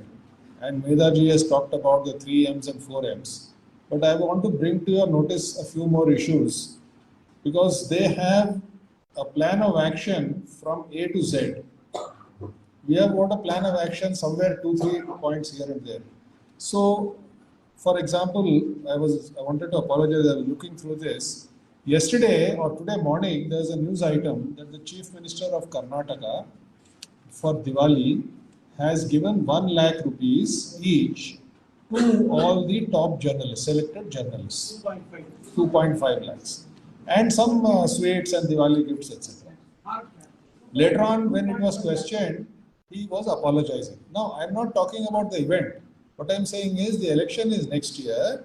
They have already started managing the media. Now, we think about, we are all old people. See, my hair has also gone white. We think about English media, we think about newspapers. Adella arge beda. Our Kannadadalli, ಅವರು ಈ ವಾಟ್ಸ್ಆ್ಯಪ್ನಲ್ಲಿ ತುಂಬ ಲಕ್ಷ ಕೋಟಿ messages ದಿನ ಅವರು send ಮಾಡ್ತಾರೆ, ಗೊತ್ತಾ ನಿಮಗೆ? ನಾವು we are living in some dinosaur world, old fashioned world. Times of India, Deccan Herald, this is all nonsense. This is the new media, and they have got complete control over it. Complete control. I was looking, there is a Hindi channel, I had gone there, somehow they wanted to interview me, called Lalan Top. They have 25 million subscribers. Okay? Now we should know what we are up against. So they are controlling the media. They are giving gifts to top journalists. They are then giving gifts to the people, which Medha ji and Mr. Devasahayam said, that they are giving money to people to vote for them. So I always say, and some of you have heard it, my apologies. Subhash Chandra Bose said, Rakta dao mukti deve. Give me blood, I will give you freedom. Now what are they saying? I will give you money, you give me votes. This is the new transaction. Then there's all this skullduggery that they have mentioned during the VVPAC and this and that. And there's one more thing I will add, which I think he mentioned in passing. Suppose the EVM problem is solved. There's one more thing they can do. There is 70-80% voting. There are 20% people who don't vote. What prevents that fellow from sitting there and going on pressing the button and reaching it to 95 or 99%? There's nothing which prevents that. Then, after the elections, suppose, because, there have been reverses in different states, in West Bengal and in Delhi and other places, it's not that the ruling party always wins. And our credibility takes a beating when we complain when the party we don't like wins. And we keep quiet when the party that some other party wins. We think that now it is a fair and clean and fair system. Now we are losing credibility. Satyameva Jayate means that we should be unhappy no matter which party wins if the system is wrong. But we are not like that. We are all biased. So they will use it to discredit us. Now after the elections, what happens? We saw what happened in Maharashtra. So the joke is that let us go and campaign and try to win the elections. If we don't win the election, we will manage it after the elections. And they are doing it in state after state. In Bihar, the chief minister was in Gathbandhan with the ruling party. He was afraid that the same thing would happen in Bihar that happened in Maharashtra. So he moved away from the ruling party. Not because of any change of heart or any ideological change. This is what we are up against. We may solve the EVM problem, and let us hope that we do, but we will not solve the real problem. Now, for solving the real problem, what do we need to do? I will give 2-3 suggestions.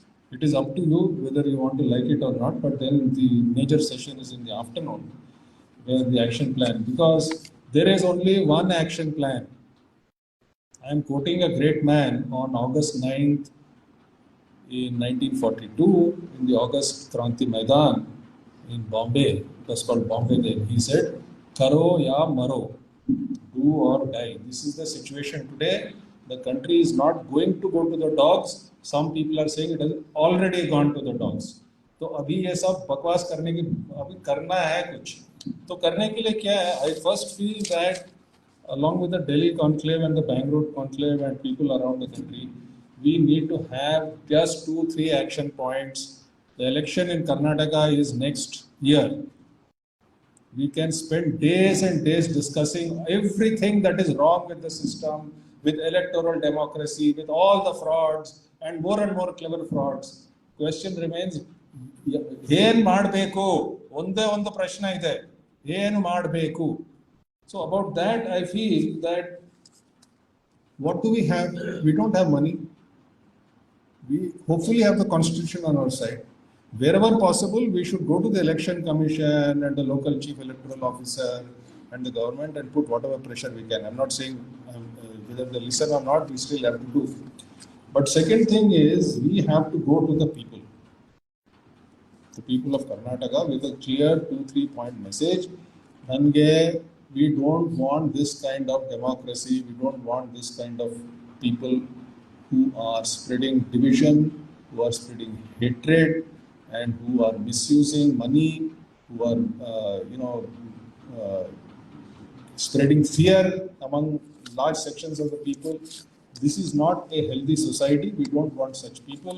We have to just do that, because the other political parties, they're also just lost their steam. They're only interested in somehow maintaining their own this thing. The only last resort is the people of this state and this country. We have to go to them with clear messages, including all the messages that Medha ji and Mr. Devasahayam said. Then Mr. Devasahayam's approach is technical, administrative, constitutional, and based on a deep study. But if you go with those kind of deep study messages to the people of Karnataka, ಏನು ಹೇಳ್ತಾರೆ ಅವರಪ್ಪ, ನನಗೆ ಗೊತ್ತಿಲ್ಲ, ಇದೇನು EVM ಅಂತ, EVM ಬಗ್ಗೆ ಏನೇನೋ ಹೇಳ್ತಾರೆ, ನನಗೆ ಏನು ಅರ್ಥ ಆಗಲ್ಲ, they will start talking like that. So we have to tell them that think before you vote for the right people. Don't vote for people who spread hatred. Don't vote for people who spread fear. Don't vote for people who are misusing money or religion. This is the clear message you have to go. The time has come to stop pussyfooting around. So thank you so much, and thank you for this opportunity.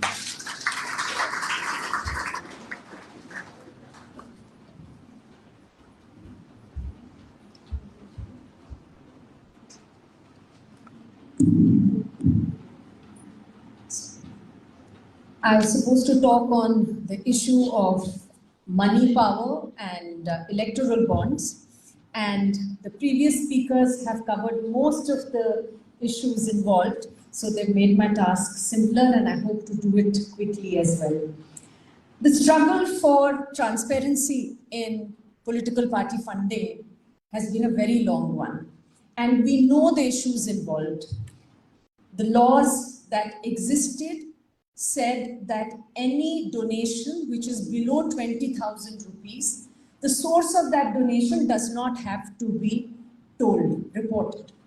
And that was one clause that was used extensively by political parties. They would get cash, they would get money from corporate donors worth thousands of crores of rupees, but do creative accounting.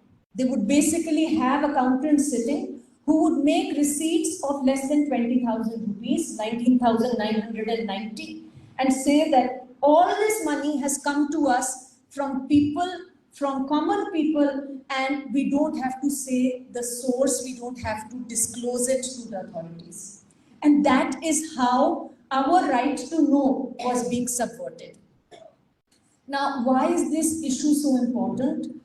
There is a huge public interest in us knowing who is funding political parties. Because finally, when we go to vote for a political party, we must know who is giving them money, because they are going to finally work for the people who give them money. So we've seen repeatedly the kind of laws and policies that are being brought into the country. Whether it is the farm laws that Medha talked about, or it is other policies, we know even through COVID who has got richer and who has got poorer. Despite the huge economic recession and distress, Mr. Ambani's ranking amongst the richest people in the world, Mr. Adani's ranking has just gone up and up. Whereas there are several studies to show how crores of people have slipped below the poverty line during this period. So when we go to vote, we must know who is funding political parties, because ultimately political parties are going to work for those people. Now, basically what was required? What was required was, amongst other things, primarily to get rid of that clause. To say that when there is any funding to a political party, we as citizens must know. And there are Supreme Court judgments also to say that we have the right to know.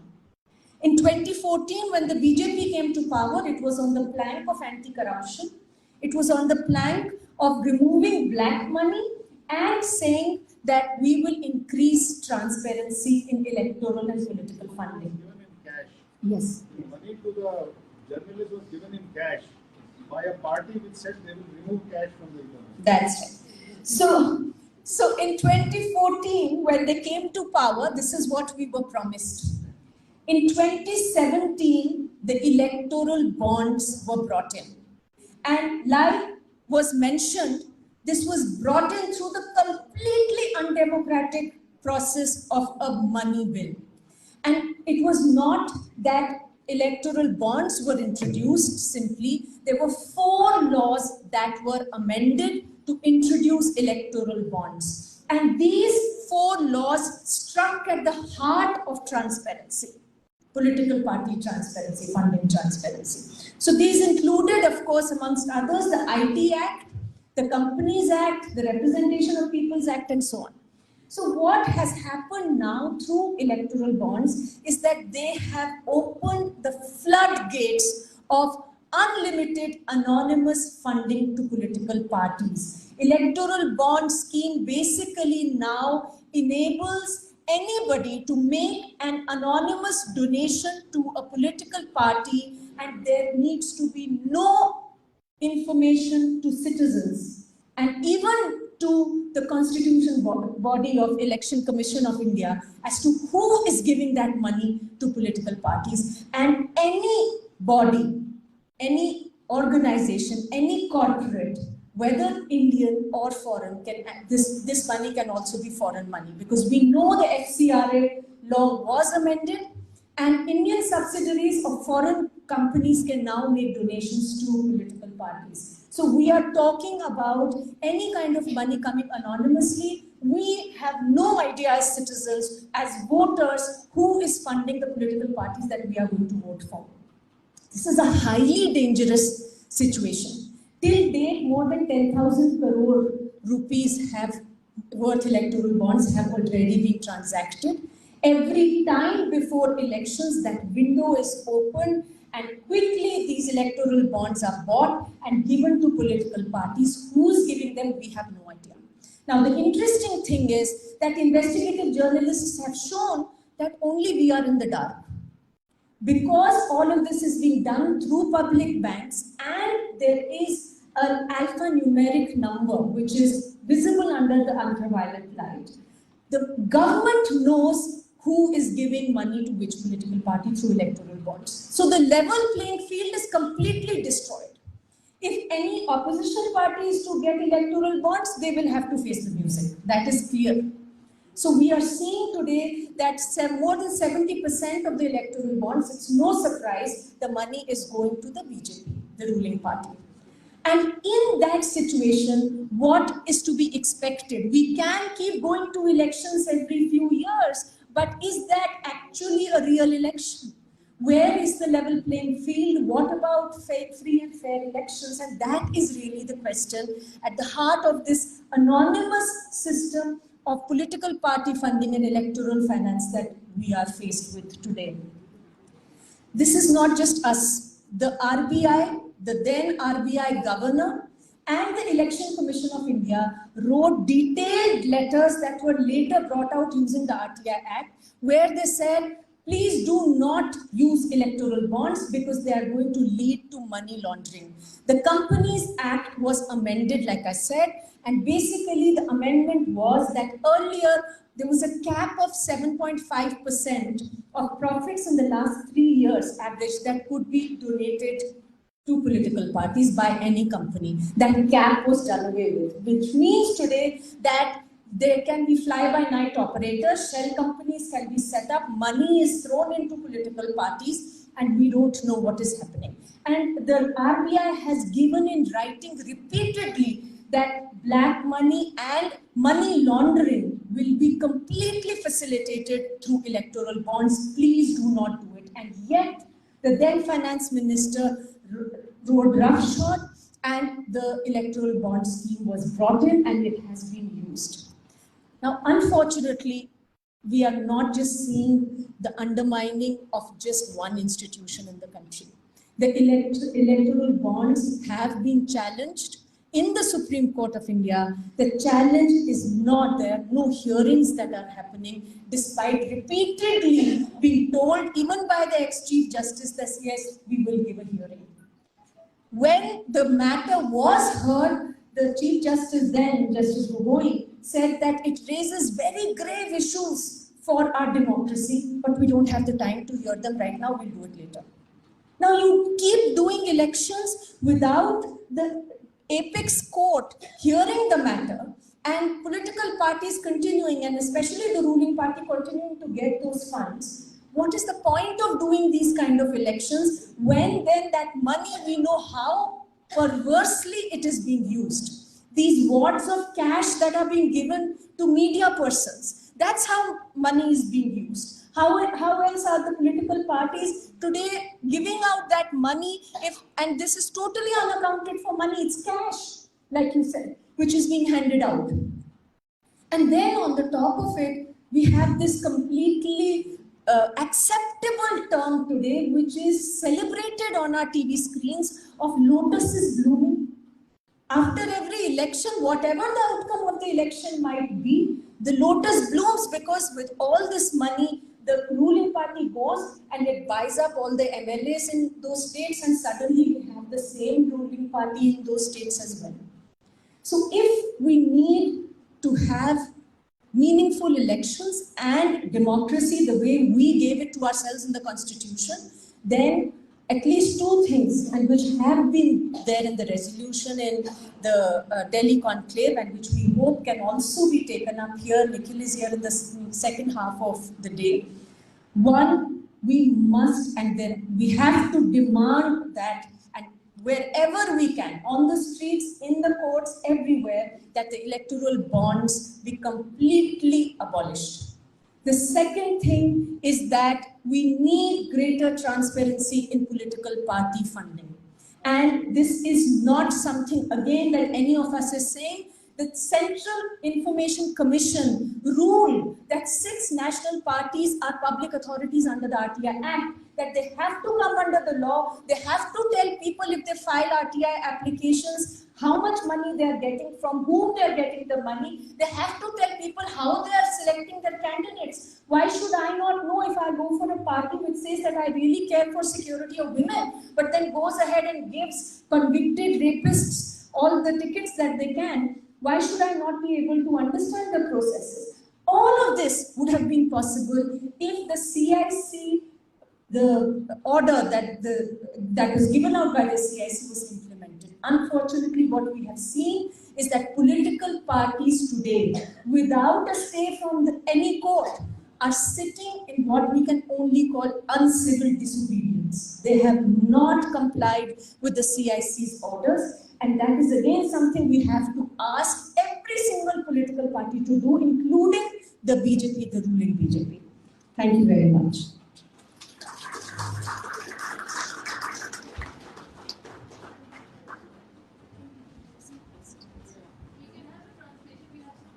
Okay, and we will take questions after that. There are any questions?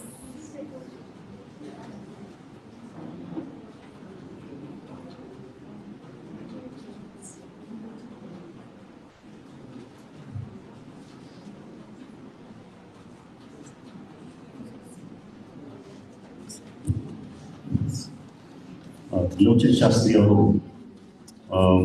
ಒಟ್ಟಾರೆ ಇವತ್ತು ಇದು ಉರಿಯುವ ಮನೆಯಾಗಿದೆ. ಪ್ರಜಾಪ್ರಭುತ್ವ ಯಾವುದೇ ಹೇಳಬಹುದಾಗಿತ್ತು ನಾನು ಸಂಕ್ಷಿಪ್ತವಾಗಿ. ಆದರೂ ಈಗ ಈ ಪ್ರಜಾಪ್ರಭುತ್ವ ಅನ್ನೋಂಥದ್ದು ಉರಿಯುವ ಮನೆಯಾಗಿದೆ. ಅದೇ ಸರ್,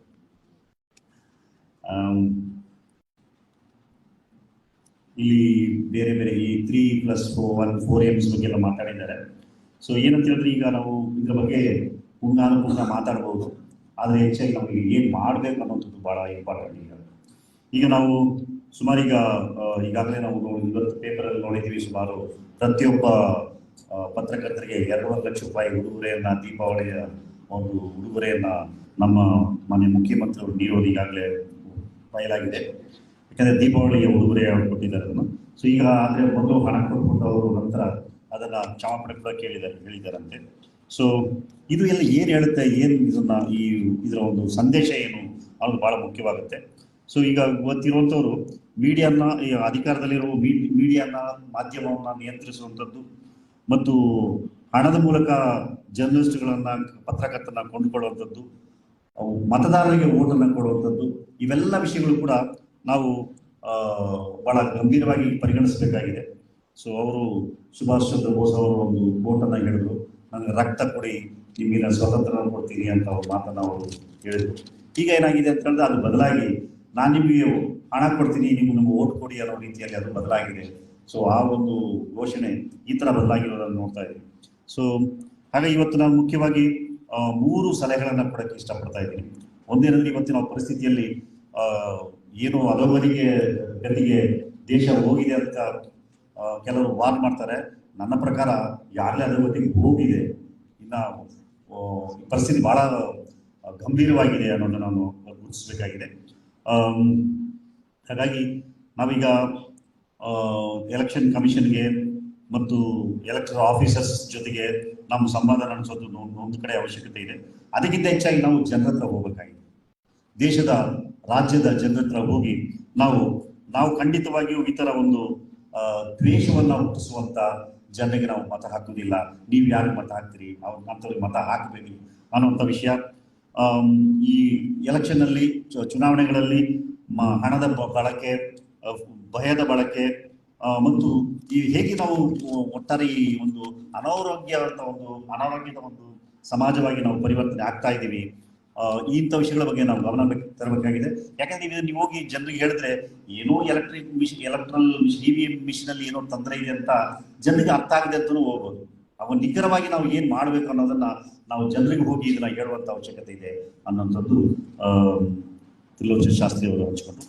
ತದನಂತರ ಅಂಜಲಿ ಭರದ್ವಾಜ್ ಅವರು ಹೇಳ್ತಾ, ಇವತ್ತು ಈ ಒಂದು ಅನೇಕ ವಿಷಯಗಳ ಬಗ್ಗೆ ಈಗಾಗಲೇ ಚರ್ಚೆ ಆಗಿದೆ. ಆದರೆ ಈ ಮನಿ ಮತ್ತು ಎಲೆಕ್ಟ್ರಲ್ ಬಾಂಡ್ ಅಂತ ಒಂದು ವಿಷಯ ಏನಿದೆ, ಇದರ ಬಗ್ಗೆ ನಾನು ನಿಮ್ಮ ಗಮನ ಸೆಳೆಯಕ್ಕೆ ಇಷ್ಟಪಡ್ತಾ ಇದ್ದೀನಿ. ಯಾಕಂದ್ರೆ ಈಗ ಒಂದು ವಿಷಯ ಹೇಳಿದ್ರು ಅವರು, 20,000ಕ್ಕಿಂತ ಹೆಚ್ಚಾಗಿ ನಮ್ಮ ಒಂದು ರಾಜಕೀಯ ಪಕ್ಷಕ್ಕೆ ಯಾರಾದರೂ ಅನುದಾನವನ್ನು ನೀಡಿದ್ರೆ ಅದರ ಮೂಲವನ್ನ ಯಾರಿಂದ ಅವರು ಕೊಟ್ಟರು ಅನ್ನೋದನ್ನ ಅವರು ತಿಳಿಸ್ಬೇಕಾಗಿಲ್ಲ ಅನ್ನುವಂಥ ಒಂದು ವಿಷಯ ಕಾನೂನಲ್ಲಿದೆ. ಸೊ ಇದು ಬಹಳ ಗಂಭೀರವಾಗಿದೆ. ಹಾಗಾಗಿ ಅವ್ರು ಏನ್ ಮಾಡ್ತಾರೆ ಅಂದ್ರೆ ಕೋಟ್ಯಾಂತರ ರೂಪಾಯಿಗಳನ್ನು ಸಂದಾಯ ಮಾಡ್ಕೊಳ್ತಾರೆ, ಸಂಗ್ರಹ ಮಾಡ್ಕೊಳ್ತಾರೆ. 19,990 ರೂಪಾಯಿಗೆ ಅವರು ರಸೀದಿ ಕೊಡ್ತಾರೆ. ಅದ್ರ ಮೂಲಕ ಅವ್ರು ತಗೊಂಡಂತ ಎಲ್ಲ ದೇಣಿಗೆಗಳು 20,000 ಒಳಗಿದೆ ಅನ್ನೋದನ್ನ ರುಜುವಾತು ಮಾಡ್ತಾ ನೀವು ಅವರು ಕೋಟಿಗಳಲ್ಲಿ ಸಂದಾಯ ಮಾಡೋದನ್ನ ನೋಡ್ತಾ ಇದೀವಿ. ಸೊ ಇದು ಯಾಕೆ ಇಂಪಾರ್ಟೆಂಟು, ಮುಖ್ಯವಾದದ್ದು ಅಂತ ಹೇಳೋದು ನಾವು ಅರ್ಥ ಮಾಡ್ಕೋಬೇಕಾಗಿದೆ.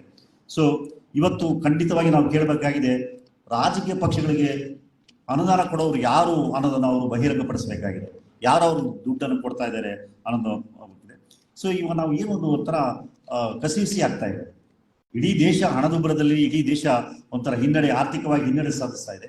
ಆದರೆ ಕೆಲವರು ಮಾತ್ರ ಬೆಳೀತಾ ಇದ್ದಾರೆ. ಕೆಲವರಿಗಂತೂ ಬಟಾಬಯಲಾಗಿ ಅವರು ಎಲ್ಲವನ್ನ ರಾಜಾರೋಷವಾಗಿ ಬೆಳೆಯುವುದನ್ನು ನಾವು ನೋಡ್ತಾ ಇದ್ದೀವಿ. ಸೊ ಈಗ ದೇಶ ಆರ್ಥಿಕ ಬಿಕ್ಕಟ್ಟಲ್ಲಿದೆ, ಆದರೆ ಅಂಬಾನಿ ಅದಾನಿ ಅವರು ಮೇಲ್ಮೇಲಕ್ಕೆ ಹೋಗ್ತಾನೆ ಇದ್ದಾರೆ, ಬೆಳಿತಾನೆ ಇದ್ದಾರೆ. ಇದು ಹೇಗೆ ಸಾಧ್ಯ ಆಗುತ್ತೆ? ಈವನ್ ಇದು ನಮ್ಮ ಕೋವಿಡ್ ಸಂದರ್ಭದಲ್ಲಿ ಕೂಡ ಇದನ್ನು ನಾವು ನೋಡಿದ್ವಿ. ಇಡೀ ದೇಶ ಹಣದುಬ್ಬರದಲ್ಲಿ, ಇಡೀ ದೇಶ ಬಿಕ್ಕಟ್ಟಲ್ಲಿದ್ದಾಗ ಕೆಲವರು ಮಾತ್ರ ಬೆಳೆದ್ರು, ಕೆಲವರು ಮಾತ್ರ ಕೋಟಿ ಹಣವನ್ನು ಸಂದಾಯ ಮಾಡ್ಕೊಂಡಿದ್ದನ್ನು ನೋಡ್ತಾ ಇದ್ವಿ. ಸೊ ಹಾಗಾಗಿ ಇವತ್ತು ಈ ಮನಿ ಬಿಲ್ ಅನ್ನ ಹೇಗೆ ಈ ಆಳುವ ಪಕ್ಷಗಳು ದುರುಪಯೋಗ ಮಾಡಿಕೊಂಡಿದ್ದಾರೆ ಅನ್ನೋದ್ರ ಬಗ್ಗೆ ಅಂಜಲಿ ಅವರು ಹೇಳಿದ್ರು. ಸೊ ಎಲೆಕ್ಟ್ರಲ್ ಬಾಂಡ್ ಬಗ್ಗೆ ಸಂಬಂಧಪಟ್ಟಂಗೆ ಅವರು ವಿಷಯಗಳನ್ನ ಮುಂದಿಟ್ಟರು. ಯಾಕಂತ ಹೇಳಿದ್ರೆ ಈ ಎಲೆಕ್ಟ್ರಲ್ ಬಾಂಡ್ಸ್ ಅನ್ನುವಂಥದ್ದು ಅನೇಕ ವಿಷಯಗಳಿಗೆ ಅದು ಮೂಲವಾಗಿದೆ. ಯಾಕಂದ್ರೆ ಯಾರು ಬೇಕಾದರೂ, ಅದು ಸ್ಥಳೀಯವಾಗಿ ಭಾರತ ದೇಶದಲ್ಲಿರುವಂಥವ್ರು ಆಗ್ಬೋದು, ಅಥವಾ ಹೊರ ದೇಶದಲ್ಲಿರುವಂಥವ್ರು ಆಗ್ಬೋದು, ಅಥವಾ ಹೊರ ದೇಶದಲ್ಲಿರುವಂಥ ಕಂಪನಿಗಳು ಅವರ ಒಂದು ಭಾರತೀಯ ಒಂದು ಸಂಸ್ಥೆಗಳ ಮೂಲಕ ಇಲ್ಲಿಗೆ ಅವರಿಗೆ ನೇರವಾದ ಹಣವನ್ನು ಕೊಡುವಂಥದ್ದು, ಈ ಥರ ಅನೇಕ ಭ್ರಷ್ಟ ಪದ್ಧತಿಗಳ ಮೂಲಕ ರಾಜಕೀಯ ಪಕ್ಷಗಳಿಗೆ ಹಣ ಸಂದಾಯ ಮಾಡುವಂಥ ಕ್ರಮವನ್ನು ನಾವು ನೋಡ್ತಾ ಇದ್ದೀವಿ. FCR ನಲ್ಲಿ ಕೂಡ ಅದರ ಬೇಕಾದ ರೀತಿಯಲ್ಲಿ ಅವರು ಬದಲಾವಣೆಗಳನ್ನ ಮಾಡ್ಕೊಂಡು ನೋಡ್ತಾ ಇದ್ದೀವಿ. ಸೊ ಯಾಕೆ ಜನರನ್ನ, ಇವೆಲ್ಲ ಬೇರೆಯವ್ರಿಗೆಲ್ಲ ಗೊತ್ತಿದೆ, ಜನರಿಗೆ ಮಾತ್ರ ಗೊತ್ತಿಲ್ಲ. ಪತ್ರಕರ್ತರು ಗೊತ್ತಿದೆ, ಆಫೀಸರ್ಗಳು ಗೊತ್ತಿದೆ, ಆಡಳಿತ ವರ್ಗಗಳು ಗೊತ್ತಿದೆ, ಪಕ್ಷಗಳಿಗೆ ಗೊತ್ತಿದೆ, ಎಲ್ಲರೂ ಗೊತ್ತಿದೆ ಯಾವ ತರ ಭ್ರಷ್ಟಾಚಾರ ನಡೀತಿದೆ, ಬಟಾಬಯಲಾಗಿ ನಡೀತಿದೆ ಅಂತ ಗೊತ್ತಿದೆ. ಆದ್ರೆ ಜನರಿಗೆ ಮಾತ್ರ, ಅವ್ರು ಮಾತ್ರ ಕತ್ತಲ್ಲಿ ಇಡುವಂತ ಪರಿಸ್ಥಿತಿಯನ್ನ ಅವರು ಖಾತ್ರಿಪಡಿಸ್ತಾ ಇದ್ದಾರೆ. ಸೊ ಹಾಗಾಗಿ ಇವತ್ತು ಹಣಕಾಸು ಸಂದಾಯ ಆಗುವಂಥದ್ರಲ್ಲಿ ಮುಖ್ಯವಾಗಿ ಕಾರ್ಪೊರೇಟ್ ಸಂಸ್ಥೆಗಳಿಂದ ಹಣಕಾಸು ಸಂದಾಯ ಆಗುವಂಥದ್ದು ಹೆಚ್ಚಿನ ಪಾಲು, ಸಿಂಹ ಪಾಲು ಅದು ಭಾರತೀಯ ಜನತಾ ಪಕ್ಷಕ್ಕೆ ಹೋಗೋದನ್ನ ನೋಡ್ತಾ ಇದ್ದೀವಿ. ಸೊ ಹಾಗಾಗಿ ಇದನ್ನ ನಾವು ಒಂದು ಮುಕ್ತವಾದಂತ ಮತ್ತು ನ್ಯಾಯಬದ್ಧವಾದಂತ ಒಂದು ಚುನಾವಣೆಯಾಗಿ ನಡೆಸಬೇಕು ಅಂತ ಹೇಳಿದ್ರೆ ನಾವು ಏನ್ ಮಾಡಬೇಕು? ಸೊ ಈ ಎಲೆಕ್ಟ್ರಲ್ ಫೈನಾನ್ಸ್, ಚುನಾವಣೆಗೆ ಹಣಕಾಸು ಸಂದಾಯ ಮಾಡೋರು ಯಾರು, ಅವ್ರಿಗೆ ಹಣ ಕೊಡೋರು ಯಾರು ಅನ್ನುವಂಥ ವಿಷಯ ಜನರಿಗೆ ತಿಳಿಸಬೇಕಾಗಿದೆ. ಇದರಲ್ಲಿ RBIನವರು, ಎಲೆಕ್ಷನ್ ಕಮಿಷನ್ ಮೊದಲಿದ್ದಂಥ ಮಾಜಿ ಗವರ್ನರ್ಗಳು ಹೇಳಿದಂಥ ವಿಚಾರಗಳು ತುಂಬಾ ಇಂಪಾರ್ಟೆಂಟ್ ಆಗುತ್ತೆ, ಅದನ್ನು ನಾವು ಗಮನಿಸಬೇಕಾಗಿದೆ. ಸೊ ಹೀಗಾಗಿ ಕಂಪನಿ ಆಕ್ಟ್ಗೆ ತಿದ್ದುಪಡಿಯನ್ನು ತಂದಿದ್ದಾರೆ. ರಾಜಕೀಯ ಪಕ್ಷಗಳಿಗೆ ಹಣಕಾಸು ಸಂದಾಯ ಮಾಡೋದಕ್ಕೆ ಪೂರಕವಾಗಿ ರಾಜಕೀಯ ಕಂಪನಿ ಆಕ್ಟ್ಗೆ ಅವರು ತಿದ್ದುಪಡಿಗಳನ್ನು ತಂದಿರೋದು ನೋಡ್ತಾ ಇದ್ದೀವಿ. ಸೊ ಹಂಗಾಗಿ ಬ್ಲ್ಯಾಕ್ ಮನಿ ಮತ್ತು ಮನಿ ಲಾಂಡ್ರಿಂಗ್ ಅಂದ್ರೆ ಕಪ್ಪು ಹಣವನ್ನ ಬಿಳಿ ಹಣವಾಗಿ ಮಾಡುವಂತ ಪ್ರವೃತ್ತಿ ಏನಿದೆ ಅದು ಕೂಡ ಈ ರಾಜಕೀಯ ಪಕ್ಷಗಳಿಗೆ ಪೂರಕವಾಗಿ ಕೆಲಸ ಮಾಡೋದನ್ನ ನೋಡ್ತಾ ಇದ್ದೀವಿ. ಸೊ ಇವೆಲ್ಲ ಕೂಡ ಎಲ್ಲ ವಿಷಯಗಳಿಂದ ಕೂಡ ಹೇಗೆ ಎಲೆಕ್ಷನ್ ಅನ್ನ, ಚುನಾವಣೆಯನ್ನ ಪ್ರಜಾಪ್ರಭುತ್ವ ಮೌಲ್ಯಗಳಿಗೆ ವಿರುದ್ಧವಾಗಿ ಇದ್ದು ಕೂಡ ಅವ್ರು ನಡೆಸ್ಕೊಂಡು ಹೋಗ್ಲಿಕ್ಕೆ ಸಾಧ್ಯ ಅನ್ನೋದನ್ನ ಇದು ಮಾಡ್ತಾ ಇದೆ. ಹಾಗಾಗಿ ಮಾಧ್ಯಮಗಳು ಮತ್ತು ಒಟ್ಟಾರೆ ಎಲ್ಲ ಸೇರಿ ಪ್ರಜಾಪ್ರಭುತ್ವಕ್ಕೆ, ಮತದಾನಕ್ಕೆ ಒಂದು ನ್ಯಾಯಬದ್ಧವಾದ ಮತ್ತು ಮುಕ್ತವಾದ ಚುನಾವಣೆಗೆ ವಿರುದ್ಧವಾಗಿ ಕೆಲಸ ಮಾಡ್ತಿದೆ ಅನ್ನೋದನ್ನ ನಾವೆಲ್ಲ ಕೂಡ ಮಾನ್ಯ ಮಾಡಬೇಕಾಗಿದೆ.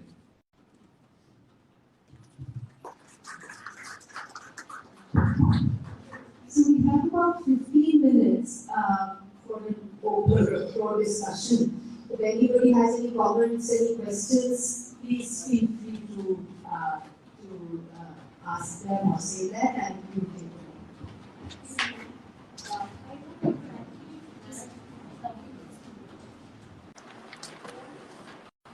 Hello. I wanted to flag an important aim that was very casually just mentioned by Medha about mafia. She just mentioned the word, but actually we have found by virtue of getting videos that are actually showing that there is pernicious new elements the election process while it is going on. So actually, I think it seemed to be people are not taking it seriously. It was mentioned. I have actually been just forwarding it to whatever videos I got to Prashant Bhushan so that he could act on it with PIS in that way because nobody else seems to mention it in public. One is, I feel that this is a ballot box is capturing in essence because the last couple of years we've been seeing videos coming which show that during LS elections and mostly the north in UP and northern states and also in assembly elections in some states, and agents seem to be sitting in booths. And there are several different ones who, as soon as the voter goes to vote, the lead voter goes to vote, runs up over there and presses the button for them and prevents them from casting their vote. And then he comes back and sits in his place, waits for the next voter to go into the vote. And about 4-5 such videos I saw. Personally, I got them and I thought it was something that if it is multiplied across the states, across villages, these are happening in so many districts and villages possibly because the voters didn't seem to want to protest. They were so frightened and maybe they knew the person who was sitting there and therefore they just allowed it to happen. So if this is multiplied, what votes could be just fake votes because it was being done by the person who voted. Then there was another aspect of some of videos we saw where voters in villages and districts were interviewed by President some channels and they claimed that persons, known persons who were from their village only, just before voting time they came and forcibly inked their fingers and pressed a 500 rupee note into the hands of the women and 1000 rupee notes into the hands of the men and told them you don't need to go to the booth because your vote is already taken care of. And again, this I feel goes, maybe we saw only a few cases being mentioned and exposed. If it is multiplied across districts, villages, states, across the states in the country, I think a lot of difference can be made in number of votes. So that was the second thing which I wanted to mention. And another thing is, which was not mentioned, anything was about the integrity of the voters list. Actually, Commander is here. I think he'll be able to give a good account of that because I've been in touch with him over the years about that. So, just wanted to flag this. Thank you.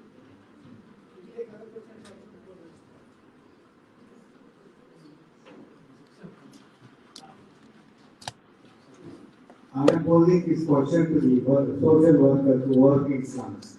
And recently came to know that in one of the slums in Bangalore, a politician, a potential politician, who is going to stand for the election, had come in one of the slums, distributed a good Deepavali sweet packet, a sari, 5 kgs of atta, 10 kgs of rice, and masala packets.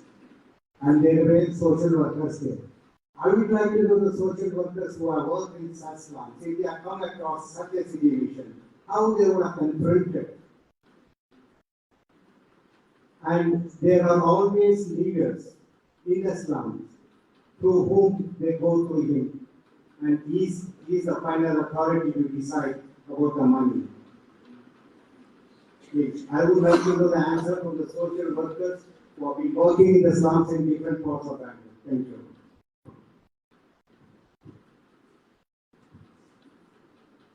Apologies if this is already being covered, but perhaps it's time after 70 years that we truly confront that we need public financing of elections. The cost of this public financing is a very small fraction of what will be saved, and that's why several countries over the world have embraced it. There's no reason, if we are serious about democracy being democracy and people having equal value, that the governments organize elections, we put in booths, the election commission helps prepare roads, etc., etc. There is no reason at all why public monies cannot be used to finance candidates, and that should be a demand of this platform that that be made into law. There are several, of course, logistical issues around that and decisions to be made, but in principle, candidates and not just parties, because if you provide public funding only to parties, you make it very difficult for independents of any value to consider standing for elections. So candidates, not just parties, should be eligible for public funding. If there's a question that in some constituencies we have up to 40, 50, 100 candidates standing, there is no reason why a screening signature campaign cannot identify those 10 with the greatest support so that public monies could be flowing to them. So definitely public financing of elections, because just the not very useful expenditure limits simply because they are so poorly enforced alone will not give us the kind of election or the kind of democracy that we want. And two, to reduce the value of the money is buying the attention of the voter. When the money is not driving the voter outright, it is actually buying the attention of the voter. Now the attention of the voter can also be bought by giving free media time. At the moment this is poorly done. Some of you will remember political party debates on Trilochan from many decades ago, which nobody remembers. But the whole media landscape has changed. We have got local radio, we've got local TV channels, we've got state channels, we've got national channels, and we have international channels. There is no reason why, and some of the regulation actually already exists, I was surprised to find that the Election Commission cannot commandeer in each constituency 2 hours of media time, which is to be deemed as a public service, where local candidate debates are enforced. 2 hours in the week preceding an election would put together all the voters, would put together all the, not all the candidates, again those, when there are too many, those who are qualified by a preceding signature campaign, to get free time in a public debate. Just like the US, actually the US is a non-profit body called the League of Women Voters, which organizes presidential campaign debates. There's no reason why the Election Commission of India cannot conduct on a standardized platform these same debates. The media time comes free. This comes from personal experience of actually trying to map to a group of people the candidates who stood in some of the previous general elections, and we were shocked because, contrary to our finding, it was not only big parties and people who are put up because of confusing names who are standing. There are several people who were standing for all the right reasons. We just don't have a hope of ever hearing about them. So we need to make that easier. So I just summarize 3 things: public financing of elections from the state exchequer, no less. 2, free media time in the week preceding an election for the candidates, so that people can actually understand what candidates are proposing to do, rather than just seeing their names on a poster or meeting people who are claiming to represent them. And 3, ensure that we as citizens who spend more time evaluating a fan or a geyser or a refrigerator than our political candidates actually get the time to, and we understand that it's our duty to spend that time in the week before preceding the election. And the Election Commission is already collecting a huge amount of information that people like Professor Sastry and others have made available. They, however, don't spend any effort in publicizing this and making that available to each and every candidate. Sorry.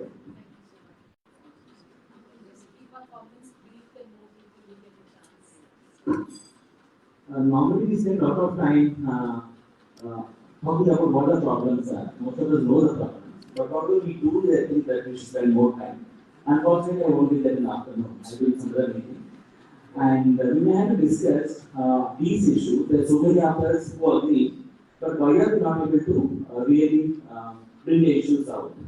Do we need a national way of action on what is wrong with the party funding, things like that? So maybe we should focus on that so that actually some visibility happens, issue comes to the public. And also, bringing the idealistic, demanding various things. So when it comes to voting itself, I think we need to be very practical. If you tell people, don't vote for a communal candidate, don't vote for a current candidate, don't vote for a caste candidate, don't vote for a candidate who has money power, then none of those candidates whom will vote will feel any. We need to be practical about it. I think elections are not about a revolution, it's about incremental small changes. So we may have to vote for a less gunda to the bigger gunda. We may have to sometimes vote for a migraine to deal with the cancer. So I think we need to keep that in mind, otherwise voters get very confused. They don't know whom to vote. And also we need to go beyond one or two issues that we should push more and more. Is about inner party democracy. Can we demand for changes whereby the democracy inside the parties is regulated? Like for example, if you see Germany, they have a very good system. Maybe to look at that. And also proportional representation system, because FPP system is not allowing many small parties, while they represent very many interesting causes, very much required, they have no representation in the assembly and parliament. Those parties who even hold 3 or 4% of votes, if they get a representation, probably something will change. And of course, the final one is this state funding of elections. We know that the big parties will have 100 times more money, but ordinary people, I'm talking about 99% of people today, can't fight elections. But the MP election, I need 60 lakhs minimum just to refer to people, and very few people have the kind of additional money. So maybe some of these issues. Thank you. And whatever is decided here, we take it forward. I won't be here in post-lunch.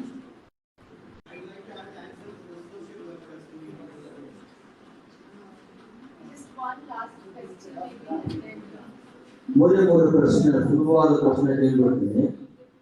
EVM mission ban ಮಾಡೋಕ್ಕಾಗುತ್ತಾ? ಎರಡನೇದು ಬಾಬಾ ಸಾಹೇಬ್ ಅಂಬೇಡ್ಕರ್ ಕನಸು ನನಸಾಗುತ್ತಾ?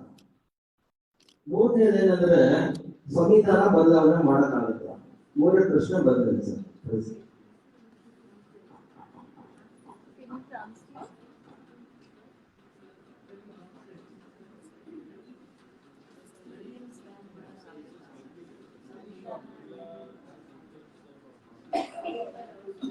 This is a request form of those who can say talk to political parties to at least boycott one state election, telling that till the electoral bonds are gone, they are not going to participate.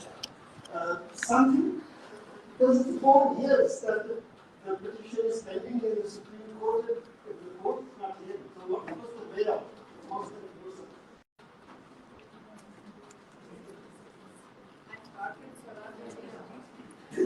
I'm just answering the 3 points our friends raised there. One is that he wants to know whether is it possible to ban electronic voting machine. The second one is whether they can change the constitution power. The third thing is will the dreams of Baba Saheb Ambedkar will come true. Can you give the mic?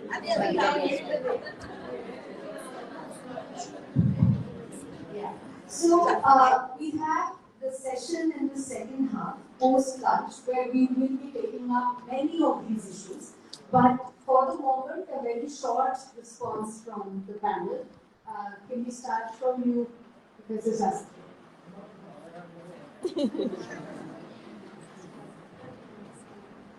I don't have anything specific to add at this stage because we have discussed very extensively. So maybe the next session would be more interesting, more meaningful, more action-oriented, because the analysis has been done very, very thoroughly of what ails us. But in bureaucracy, we have a very favorite phrase called paralysis by analysis. We must ensure that it doesn't happen. I think I would at this stage only say that it's a good time to have lunch, and it is unlikely that you have an envelope having some amount, I don't mention the amount, or some other jewelry, but you will have good healthy food, I'm sure of that. Thank you.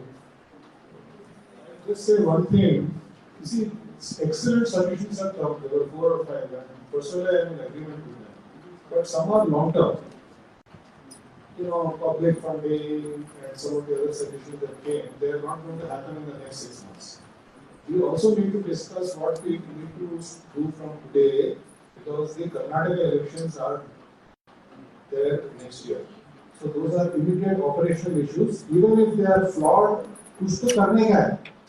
And the systemic changes, so many, first past the post, proportional representation, public funding, banning EVM, so many systemic changes are required, and we should work for them. But they are not going to have an electoral bond. By the way, ADR is the lead petitioner for electoral bond. It has been sitting there for 6 months. You can go on condemning it, and next meeting we'll have it again condemned that the Supreme Court is doing nothing. and next meeting the elections will come and go. तो अभी क्या करने का है? ಈಗ ಏನ್ ಮಾಡಬೇಕು? ನಮ್ಮ ಅಭಿಪ್ರಾಯ ಅದೇ ಒಂದೇ ಒಂದು ಪ್ರಶ್ನೆ ಇದೆ. ಈಗ ಏನು ಮಾಡಬೇಕು? अभी क्या करने का है? एक ही एक प्रश्न. I will only say that mafias we mentioned, and everyone knows that every sector we have mafias, whether it is sand mining, whether it is education as a business, whether it is health sector exploiting the pandemic situation. And public financing, the state funding, and common public space through which only the election campaign should take place. I had already mentioned in my speech. Slum issue, we work in the slums in Mumbai, but we will take it up in the next session. How to count it, so the action plan that you work with. So all the action related suggestions which Mr. Lord has made and otherwise, we will take it in the next. To make it one thing very, very clear, there is something known as electoral reforms. Most of the things that people have brought out concerning electoral reforms that has been hanging around for the last 25-30 years. I have been closely interacting with the electoral commission. All this, we are not talking about electoral reforms. I entirely agree with Professor Lorenzo. We are talking about electoral integrity. The machines have no integrity. The money, electoral bond have no integrity. The control over media has no integrity. So we are talking about electoral integrity, and secondly, we are concentrating the doable. What the election commission can do. The reforms can be done only by the government. Parliament should enact law. Wherever the EVM counting is within the purview of the election commission of India, the election commission is not doing it. The commission mandated under Article 324 is not conducting free and fair elections. Counting is there within their jurisdiction. Supreme Court judgments are there. Plenipotentiary was also this session and the session in Delhi was basically to discuss the doables within the purview of the Election Commission of India and concerning electoral integrity. Now about mafia at this point, as I told in the morning when I spoke, with 20% mandate, and that to purchase MLAs and MPs, they want to convert India from a welfare state into a market state, an oligarchy. Definite policy is being made, led by the Prime Minister. They are bent on creating oligarchy in this country. That's why you find billionaires and billionaires, whereas 60% of India is going below poverty. So let us concentrate on the afternoon session also. Please give suggestions as to electoral integrity, machine voting, money power, and how the election commission must be pressurized to make the electoral process much more fair, free, as per their mandate. I think most things that were said were very, very useful, and also I think we are going to discuss them in the second half in great detail. Just very quickly on the public financing of elections and the points that were made. I think that unless there is greater transparency in the working of political parties and their funding, we have to push for that along with public financing. Otherwise, we are just going to have more money transferred to these political parties to spend, and they are going to carry on with these other sorts of funding coming in different ways. So we need to push for reforms, greater transparency, and public funding as well. So I request everybody to please have lunch and be back, if possible, by 2 o'clock, so that we can have a long discussion on the way forward, on how we want to really campaign, how we want to take this forward in Karnataka, given that the polls are, it's a poll-bound state as well. So thank you very much. There are some doormats that are outside, which have been made by women. Medha, you want to talk? It's appeal to you that there are some items on the display and sale. These are woven by the women of the Century Textile Mill Workers who are fighting a long battle for 5 years. for last 16 months their payment is stopped. So the wives of those workers have made those doormats which long for years, as we have seen, and the minimum amount that you can pay for is mentioned there. I will stand with there is a volunteer like Trilochan can come with me, and if you like those, please do buy and help the women. It will go directly to them, because 98% of our union members have rejected BRS and asserting the right to employment. So that is the whole struggle that is on against Umar Mangalam Birla, who is the other extreme of the Ganeshan Das Birla's attitude and approach. Thank you, sir. Can you speak into the mic? ಔಪಚಾರಿಕವಾಗಿ ನಾನು ಕೆಲಸ ಮಾಡಿದ್ದೀನಿ. I was assistant returning officer in 1984 for the parliament elections. Returning officer for India's largest constituency in the simultaneous parliament and assembly elections in 89. And then I was election observer in three elections, 97, 99 and 2004 on behalf of the Central Election Commission. ಅದೆಲ್ಲ ಆದಮೇಲೆ I became an election agent for a candidate. I was involved a bit in politics in 2018. And I'm going to say some few things based on my experience as an election campaigner and as an election. We visited 15,000 houses in Bangalore. We ran a clean election campaign. We spent 12 lakh rupees on the campaign, and we ended up being the largest declared expenditure, the party with the largest declared expenditure. The two mainstream parties that fought against us in the elections declared each. So I am going to speak about some of the dysfunctionalities of what I have seen on the ground. ಕೆಲವೊಂದು 6-8 dysfunctionalities ಇವೆ. For example we are talking about machine failure and so ಅದ್ರ ಬಗ್ಗೆ ಎಲ್ಲ ನಾನು ಚರ್ಚೆ ಮಾಡೋದಿಲ್ಲ. ಒಂದು dysfunctionality is inaccurate voter list. Inaccurate voter ಲಿಸ್ಟ್ನಲ್ಲಿ ತುಂಬ ಜಾಸ್ತಿ ಕೆಲಸ ನಮ್ಮ ಭಟ್ ಸಾಹೇಬರು ಮಾಡಿದ್ದಾರೆ. Yeah, he is here, so he just knows everything there is to know. But one point, idu now nilisbekaguತ್ತದೆ. All of you, please involve yourself in voter registration campaigns, but do not allow political NGOs to come in and help you. This is a very easy system of doing it, and ನೀವೇ ನೇರವಾಗಿ ನೀವು ಮಾಡ್ಕೋಬಹುದು. ಅದು ಒಂದು. ಎರಡನೇದಾಗಿ ineffective monitoring of campaign expenditure. ತುಂಬ lot of effort is spent on chasing pennies in the election campaign.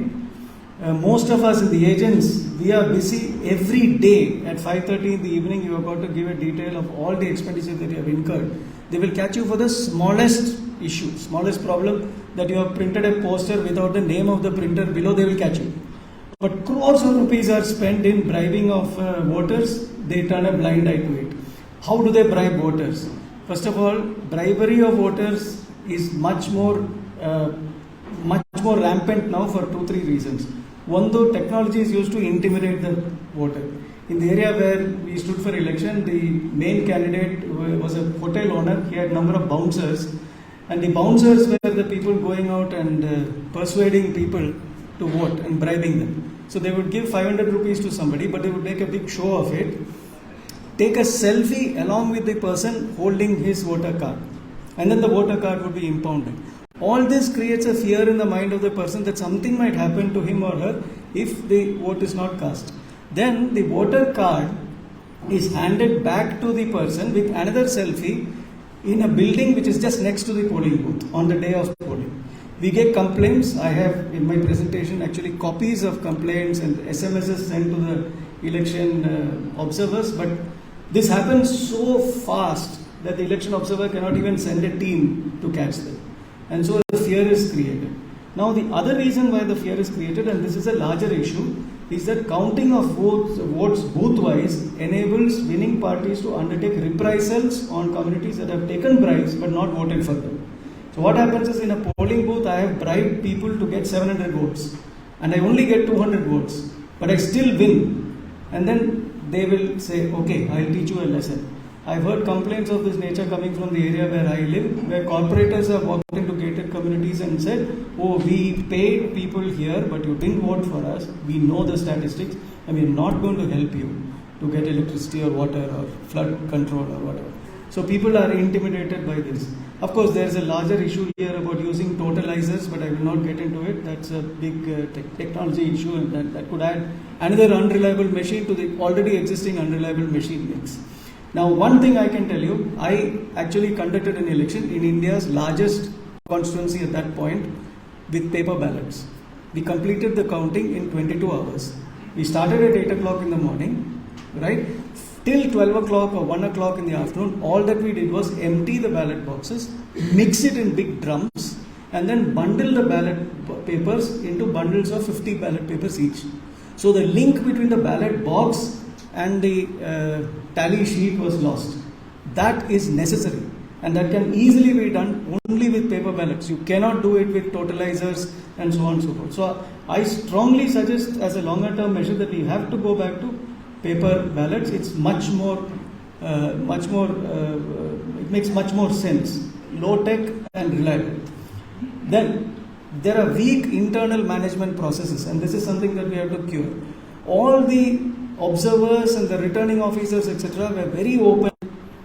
A political party just put an underscore and created a similar sounding email address, and people were sending secret information or complaints, and many of them just revealed all this to this political party by mistake. So this low security system has to be cured.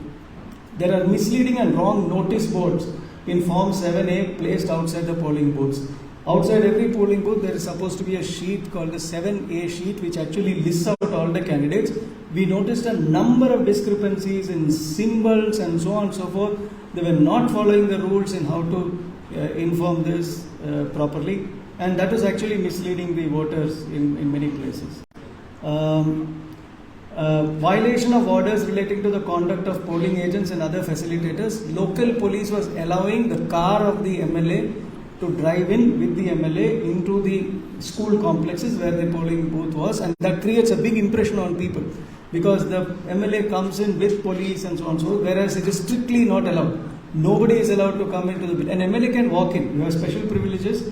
Every candidate has a special privilege, but you cannot come in a car. But they were doing all this kind of intimidation tactics with the connivance of the police. Then there's another trick that you have to be very careful about, and we need to take a look at that. This is something called non-serious candidates. There are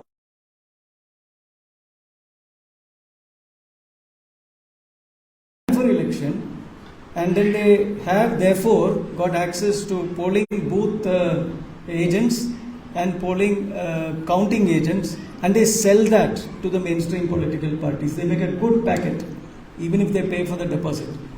There are also instances, this happened in Delhi, not in Bangalore, but it has happened where people with similar sounding names as a popular challenger candidate also enter the election fray so as to confuse people, and they get confused by the same name, and they could end up voting for the wrong person. The other point is, when does voter impersonation happen? It happens in the last half an hour or 45 minutes before the polling booth closes.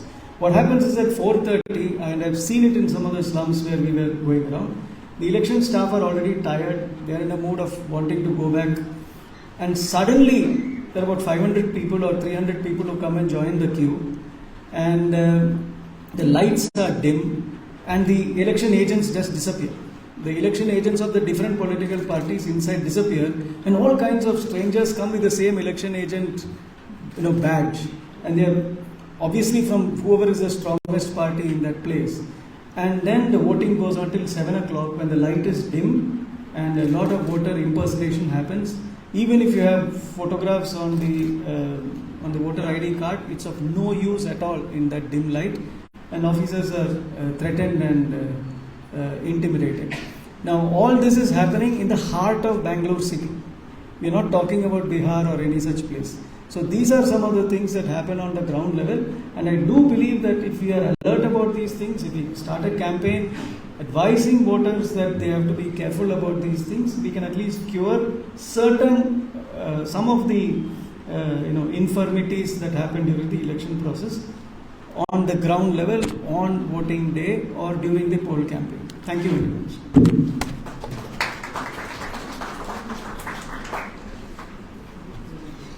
Thank you. Firstly, I want to say actually the huge turnout that is here, and I'm not a person from Karnataka, but I've been to many Bangalore meetings. The kind of range of people and the kinds of commitment that one sees to spend a whole day together shows that there is a real desire to do something. The sentiment of the morning that was that we must now focus on elections themselves, the coming elections in Karnataka, and I would suggest also the 24 elections in India, both of which are very important to all of us. So what we can do in concrete terms has to be the focus.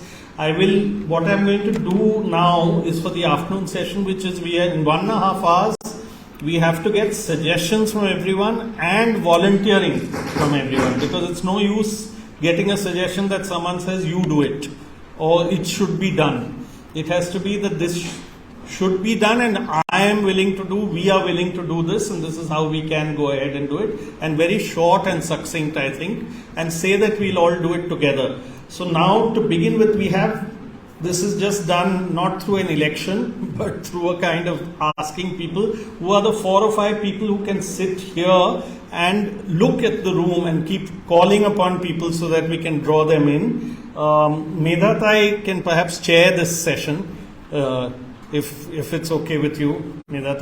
If you're very sad, then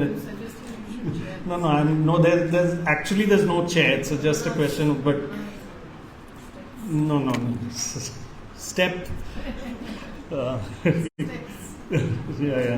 So anyway, I suggest Medha chairs, and then we have to stop by 4 because at 4 political parties will come. So with Medha, I'm going to suggest 4 people come in and sit here. So Geeta Menon, Katyayani ji, Madhu and Ashok ji, I don't know, 4 people come. Then later on, Shaheen, Father Gerald and Manvi. So is that right? And Mr. Bhatt starts off by giving his what he can. If you can start. But first, if we can have these people come up, please. We have 1, 2, 3, 4, 5, 6 chairs. So please, Medha aap aayega na. And people who are wanting to speak, Katyayani ji, please come. People who are wanting to speak, Hardik, can you go and take chits from people? And if we can try and keep it to Medha aao. Taliyam bajayam. Yes, everyone is a chair. That's right. And Medha, it's quite right. Everyone is a chair wherever you're sitting. But some people are forced to sit up. Geeta Menon, Katyayani, Madhuji,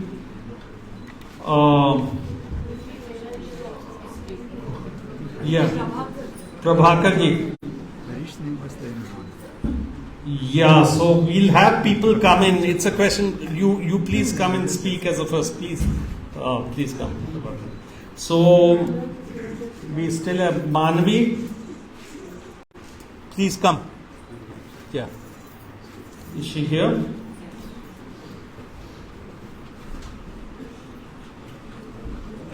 Yeah, you can put one more chair.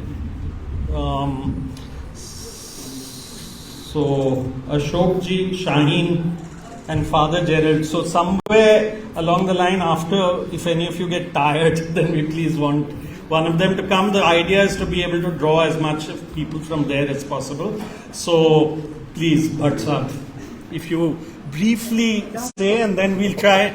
And as Bhatt Sahab speaks, whoever is doing it, whatever he can do, he'll say. But what we can do from our side, if we can keep in mind also.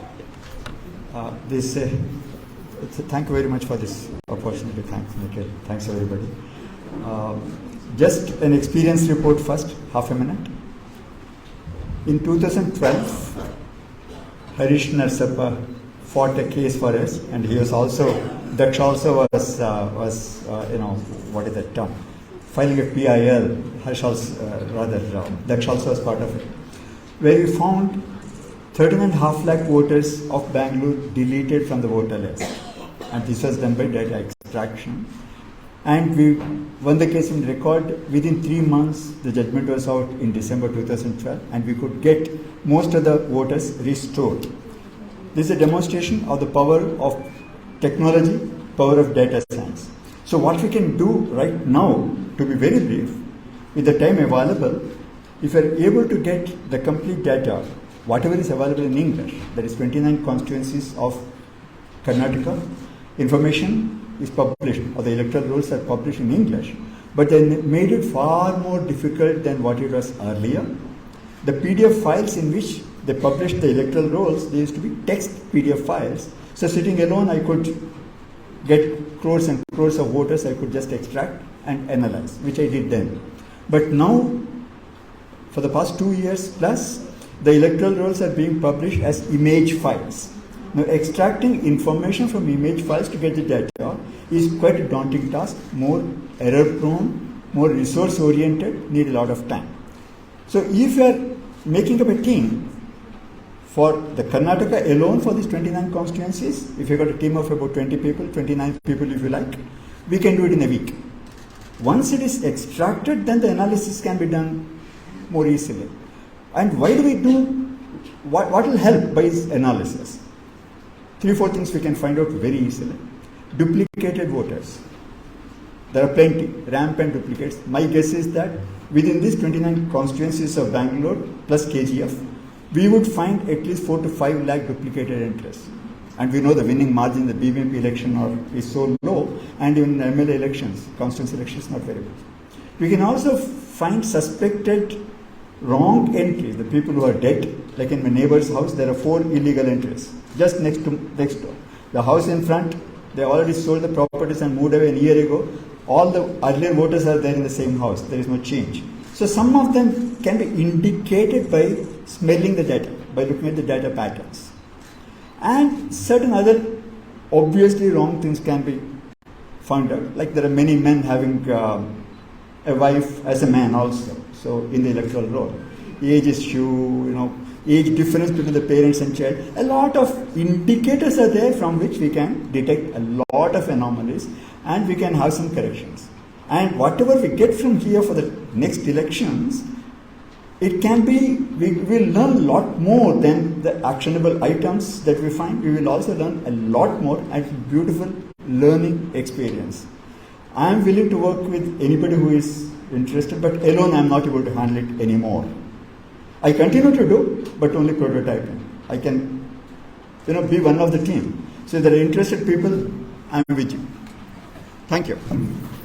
Thank you very much, WhatsApp. That's a fantastic way to begin. That someone very concretely saying they're willing to work with anyone. And one very great way would be just even your own constituency.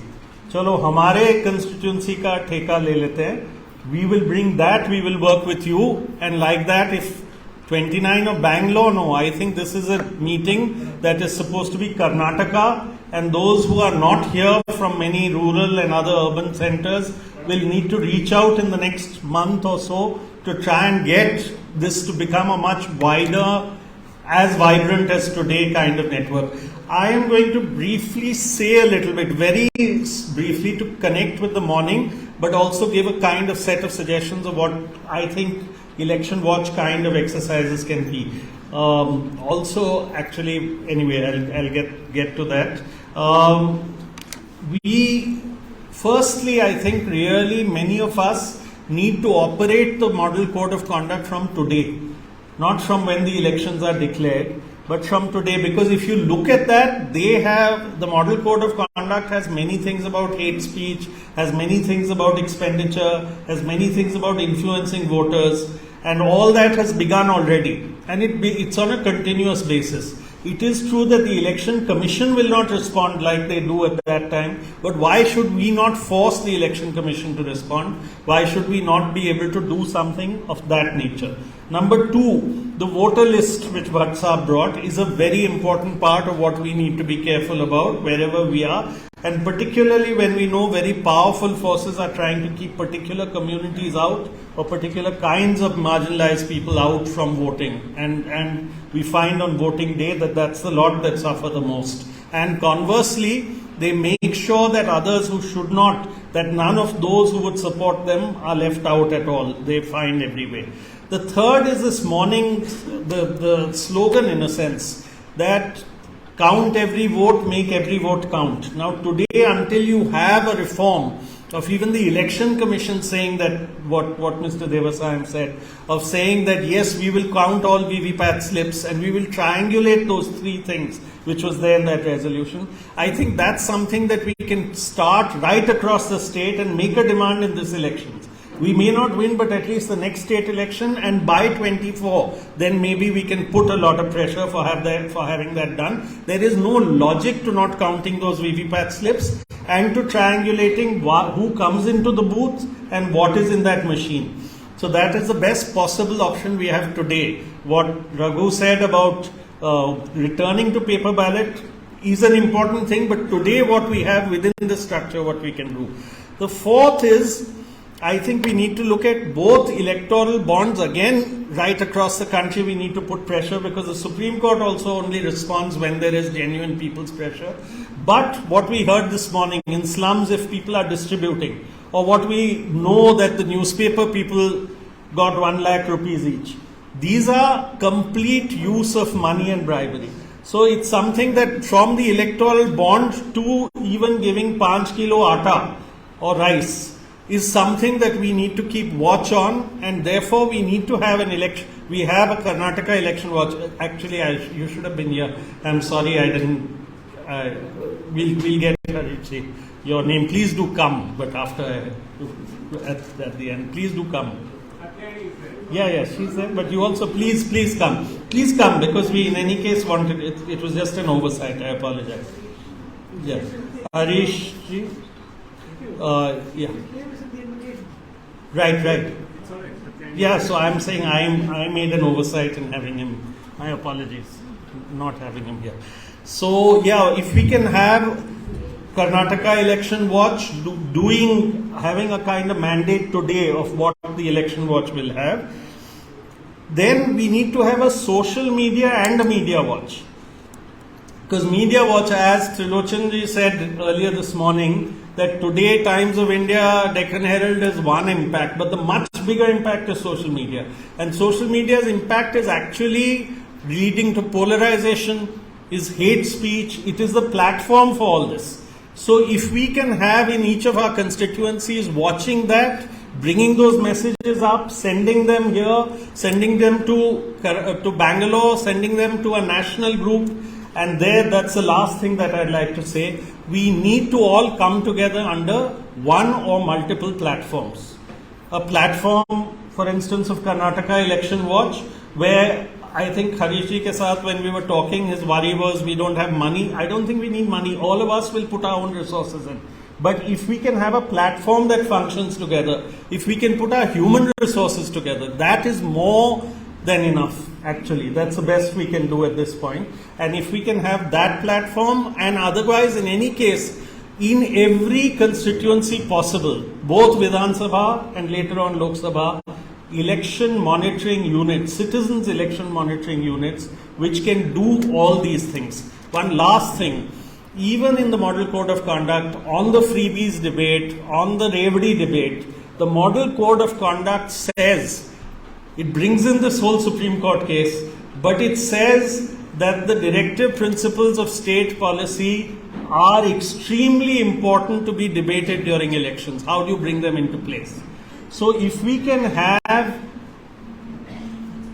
debates in many places as part of election watch or election monitoring on the manifestos of parties based on directive principles of state policy and our own programs, then that is again something that we can come together with. So these are just some suggestions of what people have done in many places. I'm sure there are many more. My suggestion in this is, yes, everyone should be able to do something. I'm not from Karnataka, I don't want to interfere, but I do want to say from Jan Sarokar's side that there was, Jan Sarokar took a resolution, Comrade Franco is here also, took a resolution to have in every Lok Sabha, in about 150 Lok Sabha constituencies, based on people there, a democracy, development and dignity mela, 2-3 days, which will raise the issues that we are talking about vis-a-vis the constitution, and in that mela to form election watch groups in the places that they are, and to start on the manifestos with progressive political parties, to start a discussion with them so that those issues enter there. So I can say from Jan Sarokar's side, if any of you are interested in doing that, if you let us know, we can work out with you, and what we can do from our side and what you can do locally together, that's something that we'd be happy to do. Thank you. So now what I would like to do is, if you all who would like to speak, if you can just write down on a slip of paper, and Amrita and Hardik, two of them, if they can go around. And in the meanwhile, I think here, if we can have from one side coming and speaking, or we can give you the mic there. You can speak. Yeah. Okay, the webcast is coming here. So shall we start from one side, and people, are there anyone who would like to come now, and then we'll take people from the panel beach. Yeah. So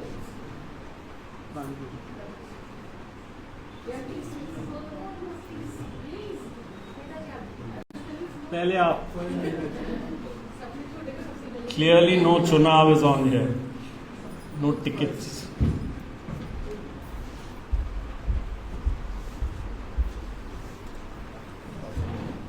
Thank you for giving the, space to young people to talk.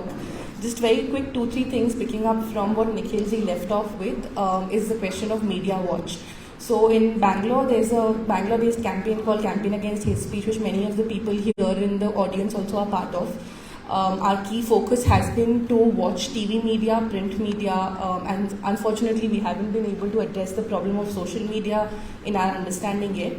But what we can propose to do, I think, and taking ownership of some part of it also, is that if we can find a way to have more of you engage with TV news and with print news, because the reality is only 1% of the viewership is of English news. The rest of it is of regional media, different kinds of regional media. So all of us really need to watch the Kannada media, especially in Karnataka, to be able to ask them these difficult questions of accountability, because a lot more of dog whistling is going to happen by the politicians in the upcoming months. So if there can be specific people who can offer to volunteer to work on addressing hate speech within the media framework and address it through systematic ways of intervening with both the Election Commission but also self-regulatory mechanisms such as the news broadcasting authorities as well as the Press Council of India.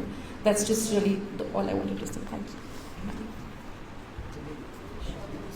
you. Yeah, that's great. Please, and if please come.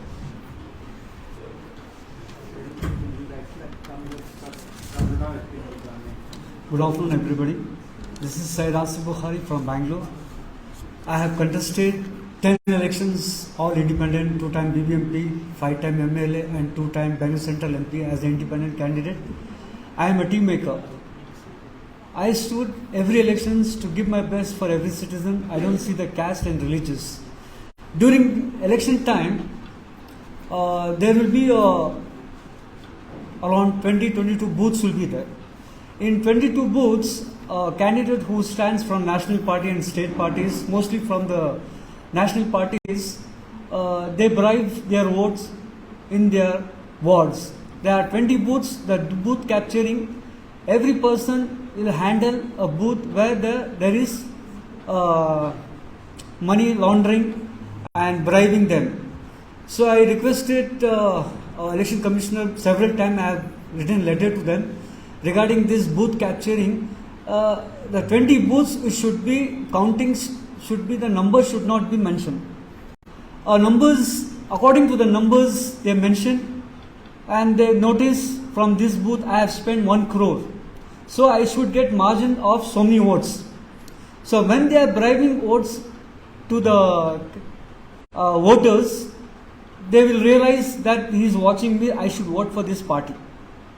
So I requested to Election Commission for booth capturing and for booth counting, they should remove the stickers from booth number 1, 2, 3, 4, 5, 6, 7, 8, 9, 10. If you remove these booth numbers and you start counting, the person who has spent crores of rupees to win this election, he will not go the next 2-3 days, he will not go and ask, I have given you so much amount, you have not voted for me. So there will be a very difficult to the voters. Then one more thing, every election time, around 2 o'clock, 3 o'clock, a leader, all the capturing booths, they spend money in the night, midnight. Just they knock the door. How many people are there? There are 5 people. The 5 people, they spend 3,000 rupees. So our vote value is very important. If you divide 1,825 days into 5 years, our vote is like 6 paisa. So people should understand, if somebody is bribing for a vote, why we should vote for him. People don't realize. And during election time, every leaders, they come to their houses, standing them, they will take them in with scooters and autos, vote for me. So why we should vote for him? People should know the value of votes. Because if you want a good governance, for a good governance, we should think a good leader. Not just spending money and coming for a campaigning. Every elections, when candidate is standing, a candidate should have at least 4 to 5 people around with him. Or he should go along campaigning. But people know, there are hundreds of people walking around him. Each person, they'll have, now it's very easy for the people to get 2,000 notes. 2,000 notes before it was... My request will be, my apologies, do tell us what you can do. We agree with all this. Yes. What you can do for stopping these practices. Very short. Yes. So I request all my citizens and my voters, so when there is elections, we should not see the crowd and we should not see the rally. Rally is not important for us. We want a good governance. For good governance, we should see who is standing, why he is standing, and why we should vote for him. And we should see this background nature. So we get a good governance for 1,825 days. So I request all my citizens during election time, there should be no pamphlets. A big ground should be there. Every constituency or every ward, there is a football ground is there. Yeah, so actually if we can just focus on what you yourself can do with people in that area, and because that's what we have to quickly enlist and try. So I request all my citizens, there in the football ground, there should be a big banner. A big banner we should mention that so many candidates standing in this election in this ward. So we should know his qualification, his education, what he has done for our community, what he has done for the people.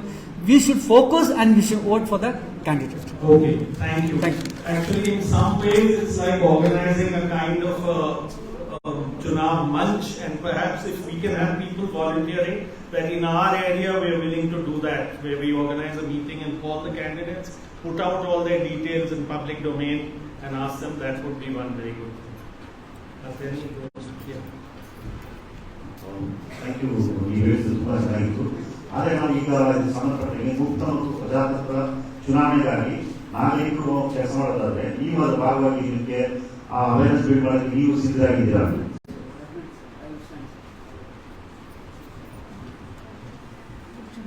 Yeah, so they are calling, they are asking to speak, no? You can call them. No. Because I can't read. Yeah. Oh, I have to call them. Yeah, because I can't read. Doctor Chandrappa, ನೀವೊಂದು point ಮಾಡಿದ್ದೀರಾ, ಬಂದಿಲ್ಲಿ ಹೇಳ್ತೀರಾ? And mister Ravi next. Yeah, mic will go there.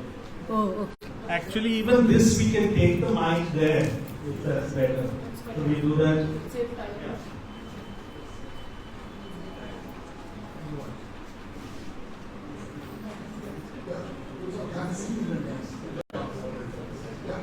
I represent the people's persons who disabled. For first information.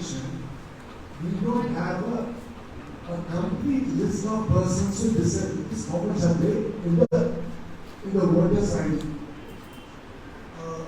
That is one thing which we don't have common persons with disability list, and we have to also identify the voters in this persons with disabilities list. So, my request is to please, in every locality, and every network or anything, please take an extra. I request all the civil society members, please ensure that persons with disabilities, because persons with disabilities cut across all sections, irrespective of caste, creed, gender, whatever. So, and these, we as persons with disability, we request all of you to ensure that none of these persons with disabilities are dropped out, and I think we also need to include that in our locality, what we do, and let's see how we go about it, please. Thank you. Can I just say something? The new effort is to ECR, to the latest rules. Just wait for the mic because a lot of people are watching online, then they can't hear you. Now they have added a provision to indicate you can see disability. One point. Second point, in Bangalore, I'm just totally supporting you because I have been working a little with Asta, Sunil Jain's organization. They are doing a lot of work, you may be part of it. So if you are able to consolidate the efforts like Asta, then there will definitely be an improvement. But they are very, very, very important, extremely important.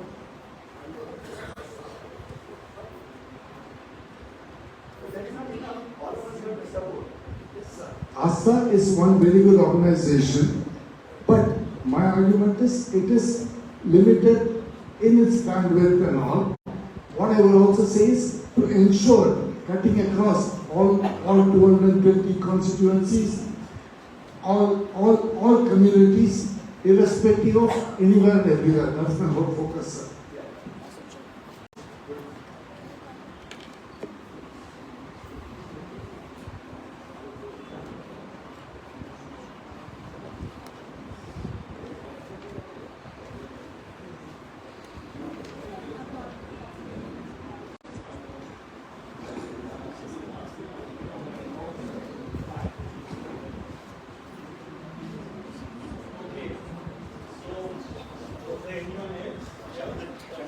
Yeah, there are lots of slips here, lots of them.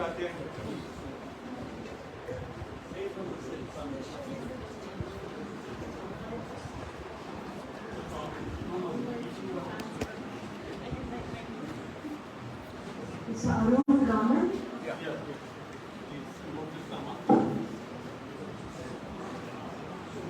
Quickly, where I think difference can be made, which I am happy to work with many of the organizations here. Karnataka, as far as Karnataka is concerned, there are a lot of NGOs on the ground, except they are all working in different silos. Disability, development, health, education. There are a lot of NGOs working also in the area of democracy. From whatever I can see, North Karnataka, South Karnataka, there is no collaboration at all. So, my suggestion is first prepare a list of all NGOs which have common interest in the promotion of democracy, free and fair elections. We'll bring them together as a loose group. Everybody does their own thing. I think I'm happy to help with this exercise, working with whoever. But if we get about 500 NGOs working in different districts of Karnataka, we will release to all of them some of these electoral best practices as a booklet in Kannada, Hindi and in English, and coordinate the setting up of workshops locally for citizens. What is a good electoral practice? For example, the first time I'm hearing this gentleman say that we have to be alert about certain things. Booth enter ಮಾಡಿದಾಗ ಹೊರಗಡೆ ಏನು ಹಾಕ್ತಾರೆ ಏನು ಹಾಕಲಿಲ್ಲ, what are the rights and responsibilities? Maybe it's a start towards sensitizing citizens. and create this larger group. Otherwise, I think if we don't spread the message through NGOs, it will be to that extent limited. So I think that's a very important suggestion of everyone coming together under one kind of banner. I think along with that, if people can say where they live in their constituency, are they willing to get a group together to say it's this constituency's election watch? That's something that would be very useful. Say 2 points. One is regarding hate speech. One is that the Supreme Court comprising against the morality of justice branch should approach directly. Because while I'm pretty cynical about the Supreme Court at the moment, this particular case has been pretty proactive when it comes to hate speech. So I don't think there's any problem in writing to them. Second thing is that I volunteer to help is I mentor and help the Karnataka Panchayat Parishad. Karnataka Panchayat Parishad actually is a network of more than 1,10,000 elected representatives of Panchayats. We have 230 WhatsApp groups, one for each taluk, with one coordinator in Bangalore who is a member of all the coordinators. So conversations can move at lightning speed because each is taluk specific. And so there is a pretty good WhatsApp network amongst the panchayat members where information can be sent. So if you have any generic stuff on alertness against hate speech or reporting about hate speech, we can send it back. Please remember that while panchayat members are politically aligned, a lot of them don't want, regardless of their political affiliation, do not want to be associated with hate speech. They are nice people, regardless of their party affiliation. I can definitely connect you up to this very large network. This is really committed people in the system. And the good thing about Karnataka is, in spite of all the polarization here, there is a very strong pro-decentralization network that cuts across political boundaries. And it's a paradox, it's something that people from outside don't understand, but it exists and it should be.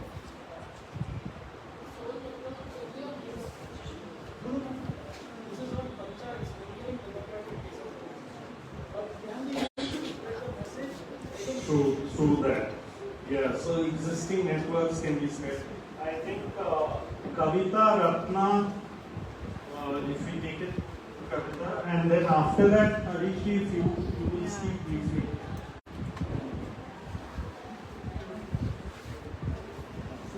Thank you very much. The networks I've been part of, we have actually spearheaded the Honorable Voter campaign. Me and my vote are not for sale. Many people here are aware of it. In Kannada, it was called Chokka Chunavana Abhiyan, and many of us have worked together on that campaign. So that is something we will certainly take up this time as well. And as part of that campaign, we have developed a lot of material, which are very hard-hitting, easy to use. And what we've also done in the last few elections is we've done it along with the district administration. So we reviewed actually their budget, the sweep budget.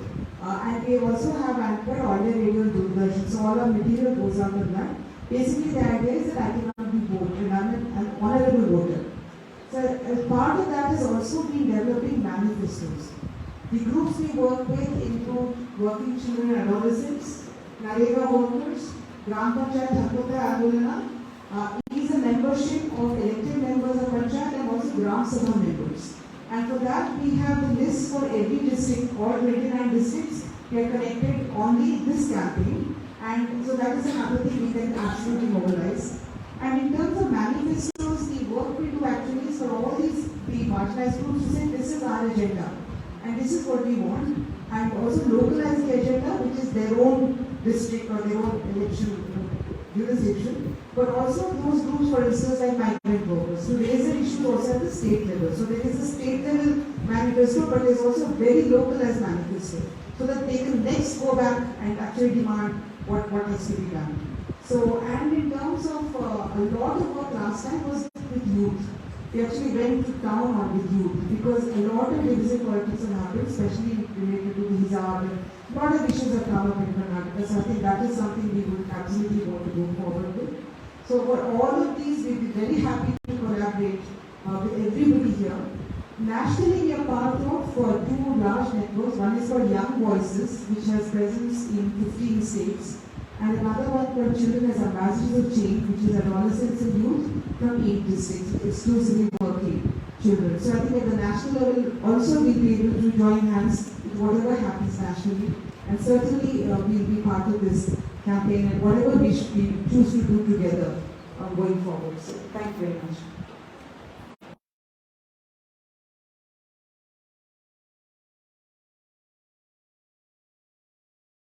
Can come together. If someone's taking notes here about who's offering to do what, I think a follow-up letter can immediately bring together that set of people who will coordinate.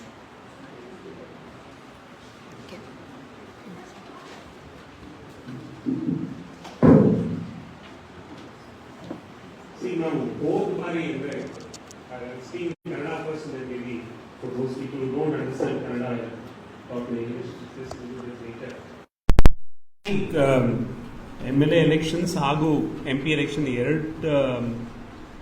ಎರಡು election ಸಮಯದಲ್ಲಿ ನಾವು ಏನೇನು ಕೆಲಸ ಮಾಡಿದ್ವಿ ಅಂದರೆ election watch ಮೂಲಕ ಒಂದು PG Bhat ಅವರು ಹೇಳಿದಾಗೆ ವೋಟರ್ಸ್ ಲಿಸ್ಟಿಂದ ಯಾರಾದರೂ ನೇಮ್ಸ್ ಮಿಸ್ಸಿಂಗ್ ಆದರೆ ಹೋದ ಸರಿ ಬೆಂಗಳೂರಿನಲ್ಲಿ ಒಂದು 14 ಲಕ್ಷ ವೋಟರ್ಸ್ ಹೆಸರುಗಳು ಬಿಟ್ಟೋಗಿತ್ತು. ಸೊ ಅದು ಬೇಗ ಗೊತ್ತಾಯಿತು. ಸೊ ಬೇಗ ಕೋರ್ಟ್ಗೆ ಹೋಗಿ ಸ್ವಲ್ಪ ರಿಲೀಫ್ ಸಿಕ್ತು, ಪೂರ್ತಿ ಸಿಗಲಿಲ್ಲ, ಸ್ವಲ್ಪ ರಿಲೀಫ್ ಸಿಕ್ತು. ಅದೇ ಇನ್ಫಾರ್ಮೇಷನ್ ಸಿಕ್ಕಿದ್ರೆ ಮಾಡ್ಬೋದು. ಸೊ ಇದು ಹೇಗೆ ಗೊತ್ತಾಗುತ್ತೆ? ಸೊ ನಿಮ್ಮ ಕ್ಷೇತ್ರದಲ್ಲಿ ತುಂಬ ವ್ಯತ್ಯಾಸ ಆಗಿದೆಯಾ, ತುಂಬ ಹೆಸರುಗಳು ಬಿಟ್ಟೋಗಿದೆಯಾ, ಆ ಥರ ಮಾಹಿತಿ ಸಿಕ್ಕಿದ್ರೆ ಬೇಗ ಬಂದರೆ ನಾವು ಸಹಾಯ ಮಾಡ್ಬೋದು. So we are happy to take it up again. And the interesting point is, last time we got support from all the political parties because every party supporters' names were out of the list. Now that was I don't know whether it was intentional or unintentional. We had people from all the three major political parties say that there is a problem across all the constituencies. But our evidence gottagiddu Bhatt our analysis in that, and 2 or 3 other MLAs also did analysis in their constituencies and say these are the number of voters that have been left out, and we were able to get relief. Adre idu samyak munche barbeku, time is of the essence.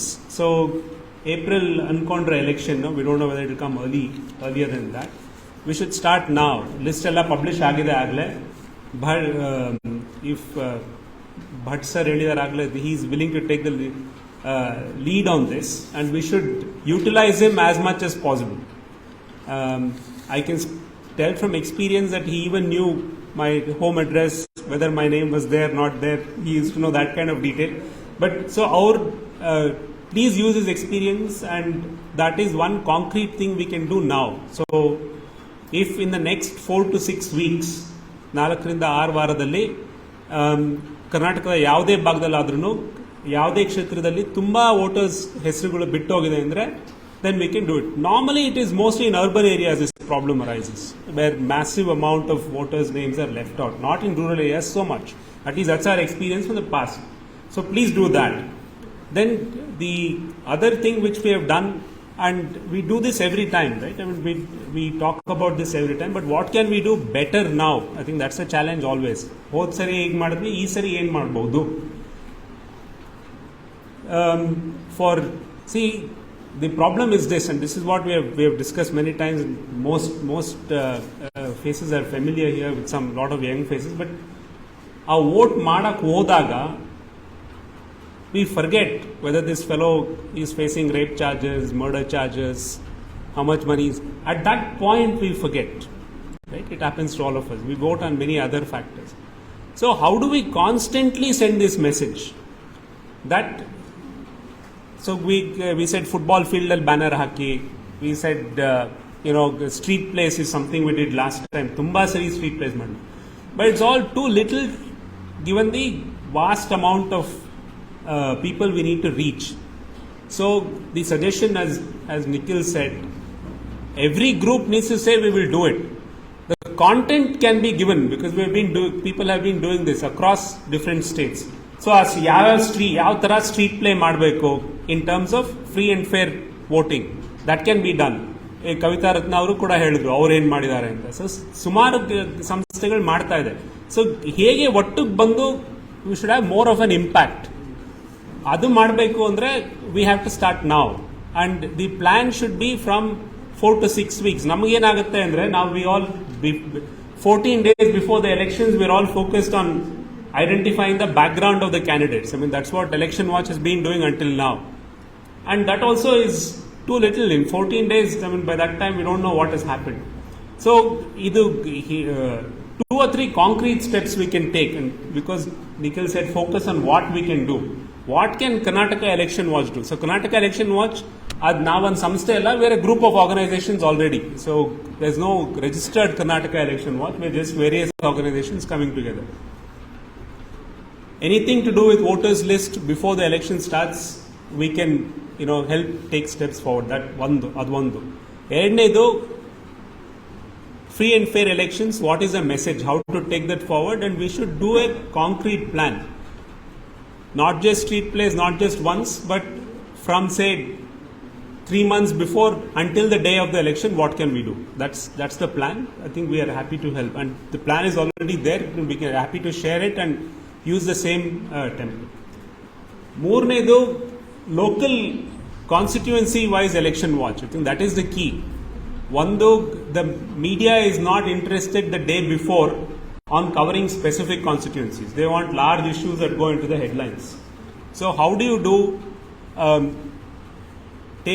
make sure that locally the same message goes? So Raghunandan or ಹೇಳಿದ್ದಾರೆ WhatsApp groups ಇದೆ. I think that's the tool we should use. Why should only political parties use those tools? So we should use.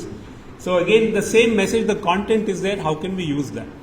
So Election Watch has always been a group of voluntary organizations coming and spreading the same message. So we are happy to work with all other groups that come. And normally, history of Karnataka Election Watch is that at least 10-15 organizations have joined until now in the last 2-3 elections that we have done.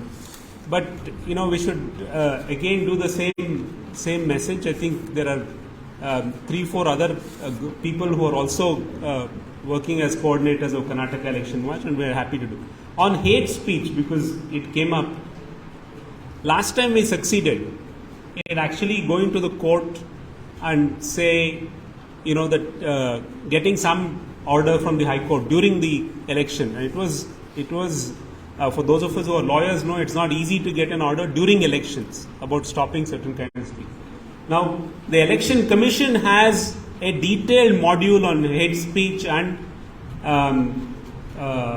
speech using electronic media and all that. Adunu kuda there is a note that we have prepared. We are happy to give it to anybody who wants to use it. But the key is timeline and start now. I think that is my request. We are happy to help.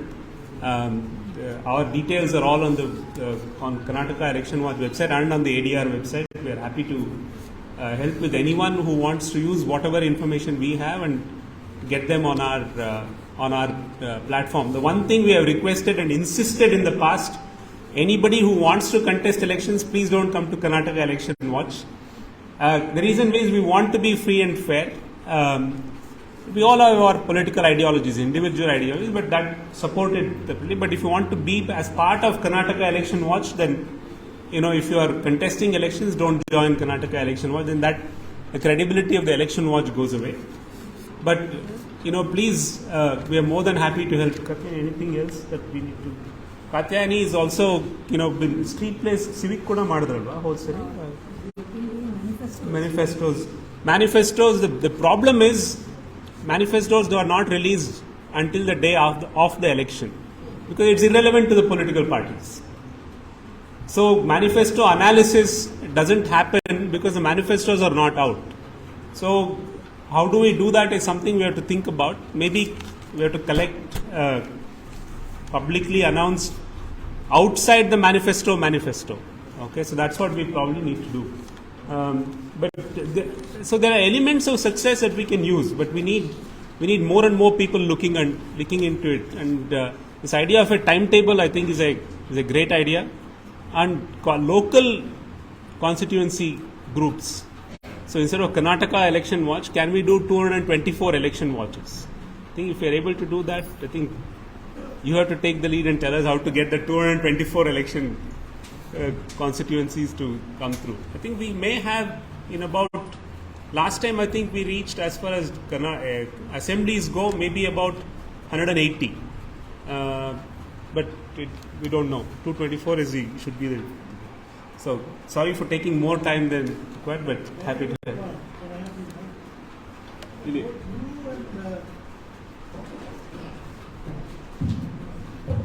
So you and Ms. Pat mentioned about the electoral roll. I had also flagged in the morning. There is every threat of voter education. Now, there is a team which has done detailed research on linking of Aadhaar with voter ID. Top class research. And they are of the unanimous view that will destroy the electoral roll.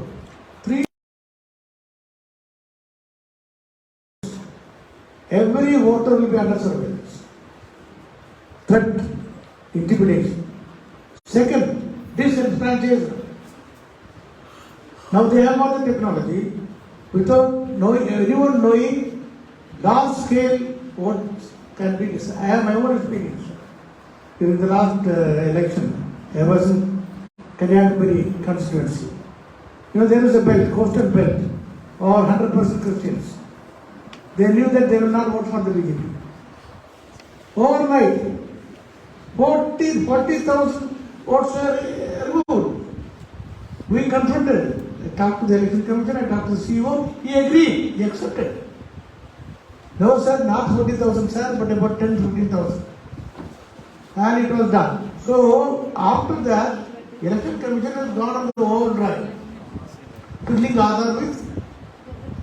Aadhaar itself is a fraudulent document. Now, both of you have not flagged it. How do you counter this? This is real and present danger. The linking will lead towards, and third is, see now Aadhaar, as per the Supreme Court ruling, should be used only for welfare schemes. And who are the beneficiaries of welfare schemes? They are all having Aadhaar linkage. Now, this vulnerable society, section of the society will be under direct surveillance. And with the kind of political setup, people who are governing the country through EAPA and Citizen Act, they will go to any extent. So my view is, this is the real danger. How are you going to tackle it? And election commission will start coercing. Though they say it is voluntary, but they will start indulging coercion. In my home, Nagarkoil, the election official is visited my home. And the audacity. When you talk to who asked you to come? Sir, I have not been asked to come. They are going home to home, threatening the voters that if you don't link with Aadhaar, we will remove you from the voters list. This, how are you going to tackle this?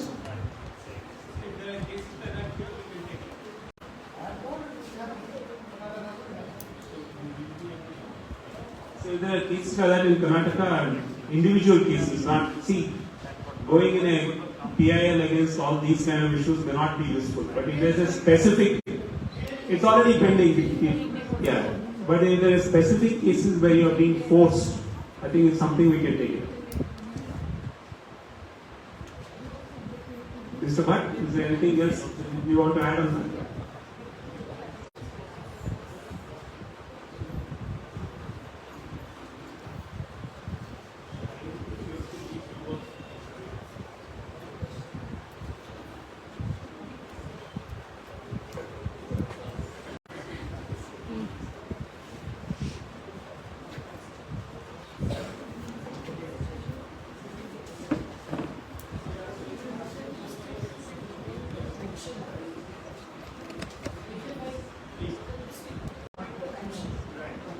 Right. Even in the questions, yeah, so why don't you speak? If you tell everyone.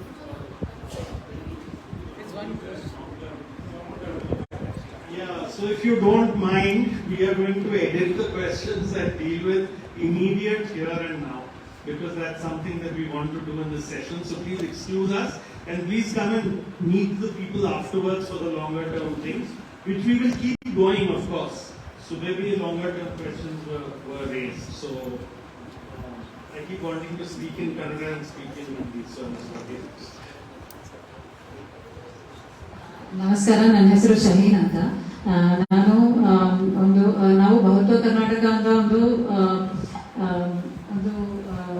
ಸಂಘಟನೆ ಕಟ್ಟಕ್ಕೆ try ಮಾಡ್ತಾ ಇದ್ದೀವಿ. Actually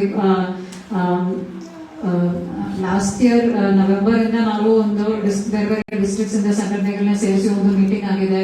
districts level ಅಲ್ಲಿ ಬೇರೆ ಬೇರೆ ತರ process ಮಾಡಕ್ಕೆ try ಮಾಡಿದ್ದೀವಿ, ಬಟ್ ಅದು ಅಷ್ಟು ಸಕ್ಸಸ್ ಆಗ್ತಾ ಇಲ್ಲ, ಅಷ್ಟು ಆಕ್ಟಿವ್ ಆಗಿಲ್ಲ ಇನ್ನು.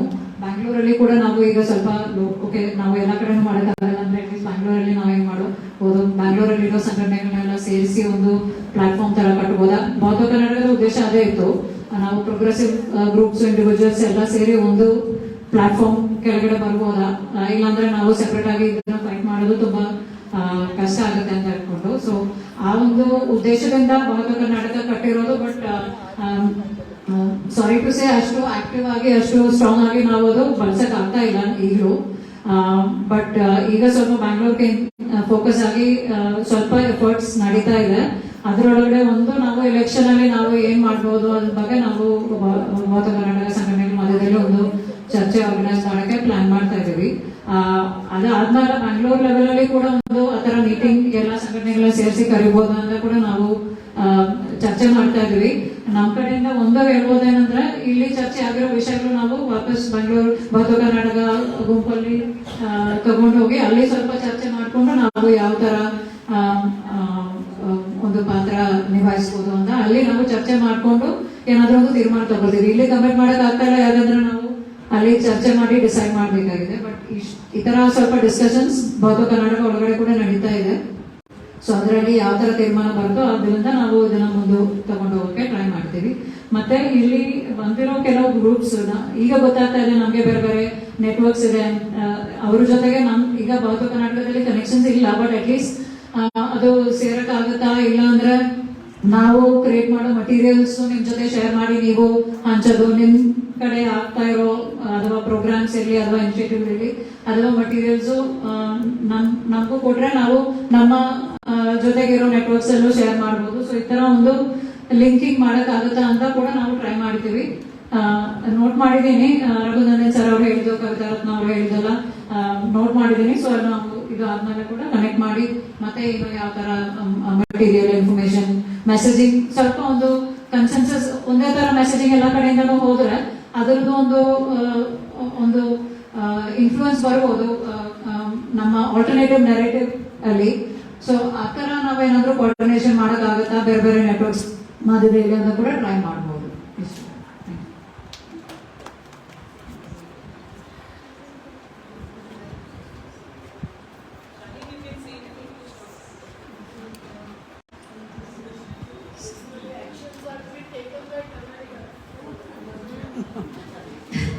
So just to summarize, I mean, Bhavata Karnataka is a platform which was trying to get various progressive groups and individuals together. We have not been very successful in being active. I mean, for the past few months, we tried to get districts organized also, as well as Bangalore, and it's been very patchy. But in that group, we will try to see how, I mean, we have been also internally discussing what can we do for elections and if there is anything. And there are various views. Some people feel that, we are too small, we can't make much of an impact. Some people feel we should still do something. So that discussions are still going on. So we will try to take up this agenda, what we discussed today in terms of the various kinds of election fraud that is happening, and whether we can do something about it, we'll take in that group. And from Bangalore, at least we were trying to see if we can organize a larger meeting of all groups in Bangalore to see whether there is any kind of common action we can make. So if Bhavata Karnataka decides to do that, then that's also another promise that we can make, that we may be able to do something like that. We're still discussing that, not decided. Thirdly, I mean, I made note of the various networks that are being mentioned here, like Raghunan sir mentioned about the Panchayat group, and Kavita Ratna spoke about the groups that they are part of. So wherever such networks exist, either we can try to see if we can all come under the same banner, or else at least between these two initiatives, we can keep sharing materials, try to see if there is some kind of a common messaging that we all can take to the various constituencies that we are taking to. So these are the 2-3 things that we can take back to Bhavata Karnataka and discuss and come back for action. Thank you.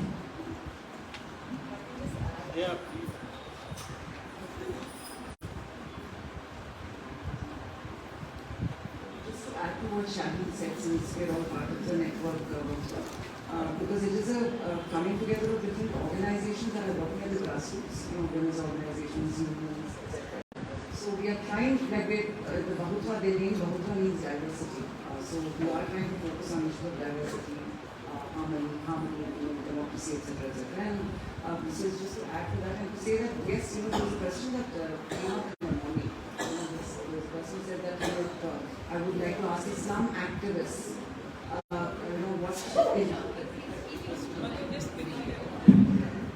can you hear me now? Yes. Yeah, there was a question that came up in the morning that, if money is being given in the slums, how we all deal with it. I think the question should be turned the other way. Why is money even coming into the system? And I think perhaps one of the things that we will need to focus on, in our campaign, this is where what I take away from the discussion that we had in the morning, and if we can take it to the Bahutva, is to say that how do we address this whole issue of the amount of money that is really being pumped into the whole process, and whether it's of electoral bonds, and it's not as if people don't know. Okay, people know, people on the roads know very well what's happening, the kind of corruption, the kind of EVM, the problems with the EVM elections, people know that. So how do you kind of then give more content to that? One is just a feeling on the ground, but how do we generate, enough good content? I think that's also important because I think it's more, we have to, apart from, the other things that have come up, in terms of electoral roles and things like that, I think it's important to keep a sustained campaign. So whether it is, as Manohar said, National Day that we declare, on, danger to democracy, something like democracy in danger. Can we work around something like that, a campaign that we can all work on, and these issues, I think these are the issues that people need to raise, that what is, when we're saying corruption, it's not from the ground, but how is it being engendered from the top, so how do you pass those messages, through, various social media, etc., etc. I would see that would be an important aspect of the campaign. Thank you. That's great. I just have a thought. Many of us are connected with doing kind of social audit exercises. Can we think of doing a people's audit of the electoral process during elections, where we have 8 or 10 indicators that we are doing in all the constituencies where we are working? We may not be working in more than 30. But in those 30, we make a methodology, we make a set of indicators, we start looking at how it is so that it's more manageable. Otherwise, it's not so clear how we are able to do it. So that's again a thought that we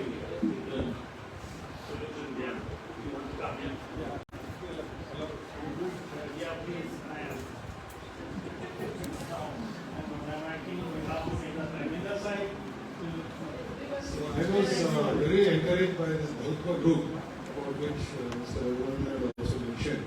So I would like to connect with you after this thing also. So, there are many things. I'm glad Nikhil brought a focus and said we'll talk about things which are immediate. And one is, of course, election watch. But if permitted, I want to say something about reaching the voters today. You see, we are going to voters, like one of the ladies, I don't know, she just said that democracy is danger. So I have a certain thinking which I just want to place. We can take it or leave it as it is.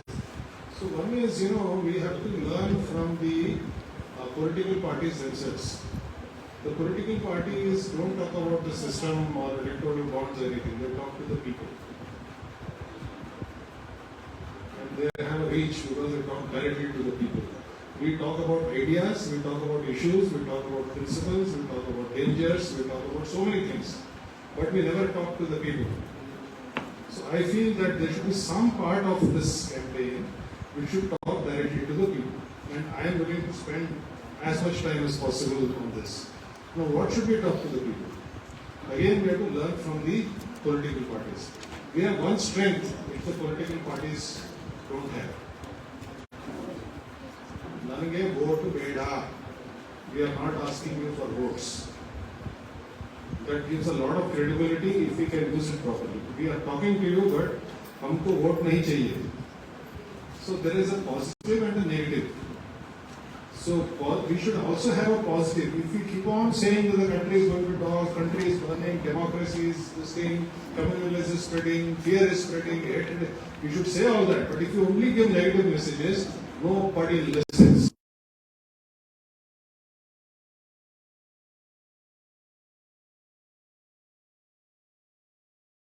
We should also have have, this is not the time to discuss, a positive message and a negative message. Now, one of the ladies, the group was saying that you would like to coordinate, you can coordinate the back level, but let there be 100 voices.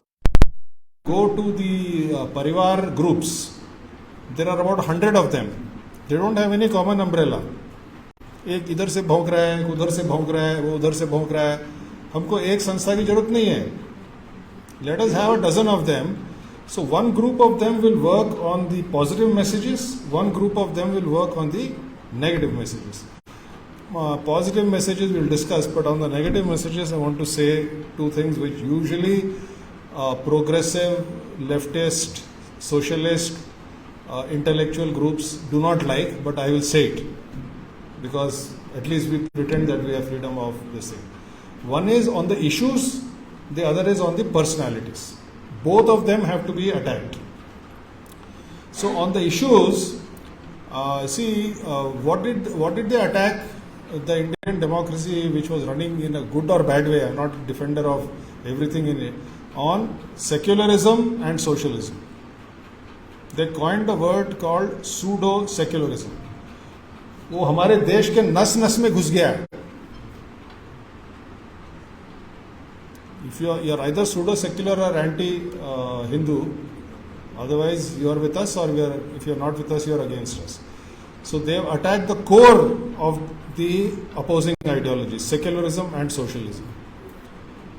Socialism has become populism now. They are also distributing goodies and free laptops and money and all that. Now, what is the core that we have to attack? It is the idea of India. So the idea of India is, which is we are straight facing two. One is secularism, one is the Hindu religion. The other is patriotism versus some sort of non-patriotism. Non-patriotism, a couple of things which the leading political party which fought for independence is unable to translate into action. How many, I just made a list. Jawaharlal Nehru, Sardar Patel, Mahatma Gandhi, C. Rajagopalachari, there's a long list. सब लोग 3 से 9 साल तक jail में गए. All of them went to jail. How many people who are now the modern देशभक्ts, कितनों ने आज़ादी आंदोलन में शामिल हुए? How many did they fight? How many fought for independence? And how many went to jail? 0. Their plank is देशभक्ति. We have to destroy that plank of देशभक्ति. ये देशभक्त नहीं हैं. Like the destroyed secularism, they tried. Number 2 is this whole business of religion. Actually, I mean, this may be a shock to say me. I am a Hindu and I am proud to be a Hindu. I don't find anything wrong with the essentials of Hinduism. But we have been silent about it. We have allowed a bunch of people to destroy Hinduism, talk nonsense. I am willing to work with the social media team and say, Hinduism क्या करे? Hinduism ಏನು ಹೇಳ್ತಾ ಇದೆ? ಹಿಂದೂ ಧರ್ಮ ಅಂತ ಏನು? ನಿಜವಾಗಿ ಏನು? ಅವರು ಪಾಲಿಟಿಕ್ಸ್ ನಲ್ಲಿ ಏನು ಹೇಳ್ತಾ ಇದ್ದಾರೆ? What they are saying in politics and what is Hinduism is different. We have vacated the space for Hinduism for a bunch of people who are misusing it. We should reclaim, हम हैं असली Hindu. And Hinduism is as good a religion as any other religion. There is nothing wrong. If Islam is good, Hinduism is good. If Christianity is good, Hinduism is good. You cannot say that Hinduism is bad and all other religions are good and any talk of Hinduism is communalism. This is nonsense. We have vacated the space on religion to a bunch of guys who have hijacked my ancient religion. The most glorious, most ancient religion of the world. It has been hijacked and we have allowed to do it. Why am I saying this politically? Because I have gone to temples, yatras, pilgrimages, everywhere. People are going, ordinary people whom we are trying to address, वो लाखों की संख्या में मंदिरों में जाते हैं. Everybody, even the Dalits Dalit intellectuals claim that we are not Hindus. But Dalits go to temples wherever they can. They celebrate the festivals. So, this is my view. That is on so this 2 planks. Cultural nationalism. Cultural is a pseudonym for Hinduism. That plank has to be destroyed. Nationalism means देश भक्ति. इन दोनों को खत्म करने का अपने social media campaigns. The other one is the personalities. On the personalities, look at the strategy. Mahatma Gandhi was too big. They may or may not like Mahatma Gandhi. उसको थोड़ा ऐसे co-opt कर लिया. They can't say anything against. Sardar Patel को ले लिया. Now they are trying to grab Ambedkar and Subhash Chandra Bose, whose philosophies are completely against what they are standing for. They could not. Indira Gandhi, they don't say anything. Why? Because according to them, that Durga Mata destroyed Pakistan, therefore she is a great leader. So उसके बारे में कुछ नहीं बोलते. The one person they went after, hammer and tongs, is Jawaharlal Nehru. उसके पीछे लग गए.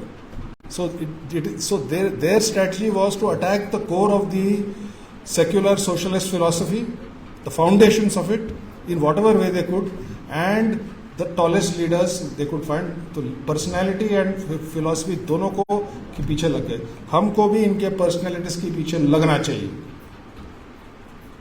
हमारे पुराण में 2 राक्षस होते थे, दोनों भाई थे.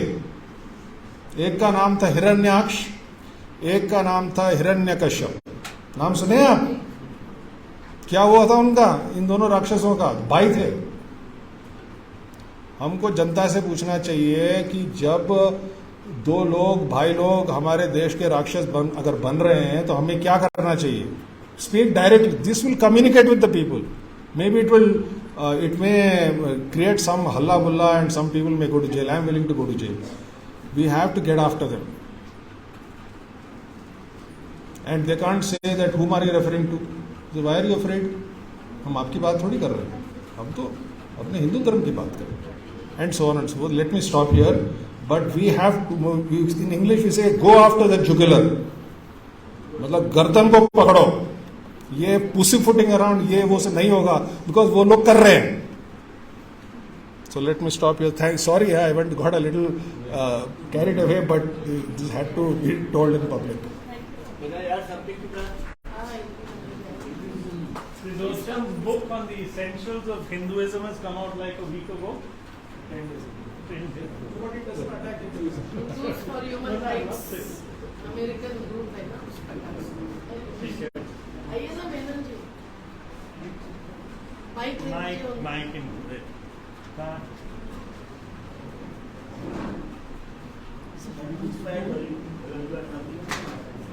Morning newspaper news. Headline. Not on.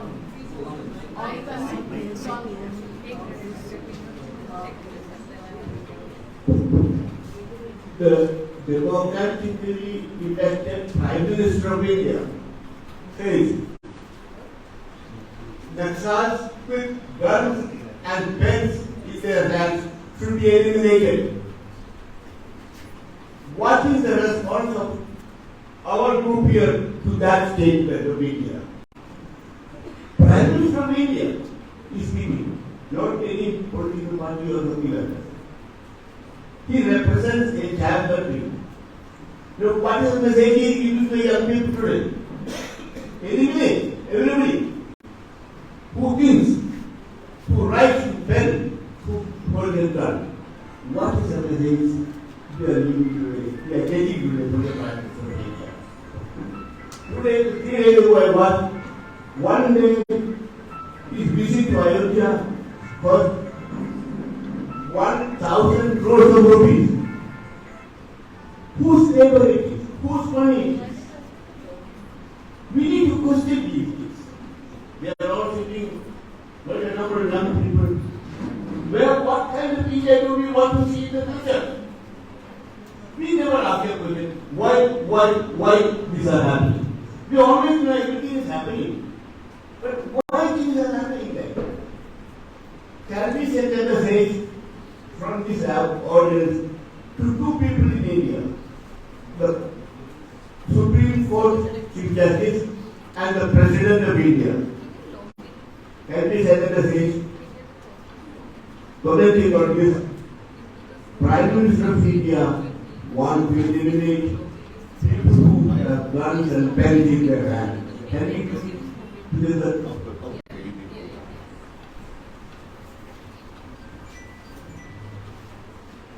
some of the others here on the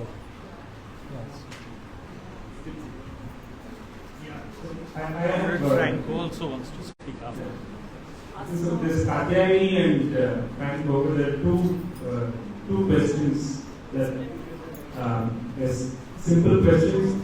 People are asking, can we check whether our names are missing from the list in advance? Actually, you can check it today. The list has been published. You can check online. You can actually go to the local BBMP office if you're in Bangalore, and if you're in the rural areas, you can go to the Panchayat office. The list is available, but it's available online. On the Vatsa probably knows the name of the. Karnataka, and then there's actually a booth level list. The best place right now, what happens is that if you look at the electoral roll document, you will not be able to figure it out because it's not searchable. And you do not know what is your part number. The best site is to go NVSP.in, National Voters Service Portal, NVSP.in. Your name is on and okay. Searching there, you can search for your name or a big number. Name itself doesn't work very well sometimes because it looks like exact match. They don't give in anything fuzzy, but they will enter whatever fuzziness they want. So name search, 50% message will work, otherwise it won't work. Just because you don't find your name, don't assume it's not there. But if you have a big number, elector photo identity card number, if it is there, then that is what if they say it's not there, it's not there. And one more thing, whatever local body elections are there, BBMP election, the records are taken from the sector. They don't have any other list. The database is common, so only the part number can change in the BBMP election. That is another way of looking for it. They are going to stabilize the last list out.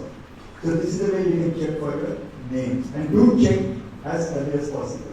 And if I can be of any help in any of this, I can leave my email ID because phone I'm not sure when you call.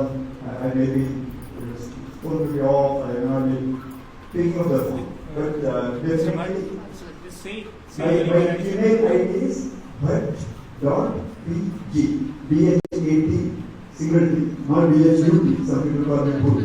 Okay. Actually, so bh80.pg@gmail.com. So if you send an email, you will definitely get a response. And if you can be of help, I will be glad.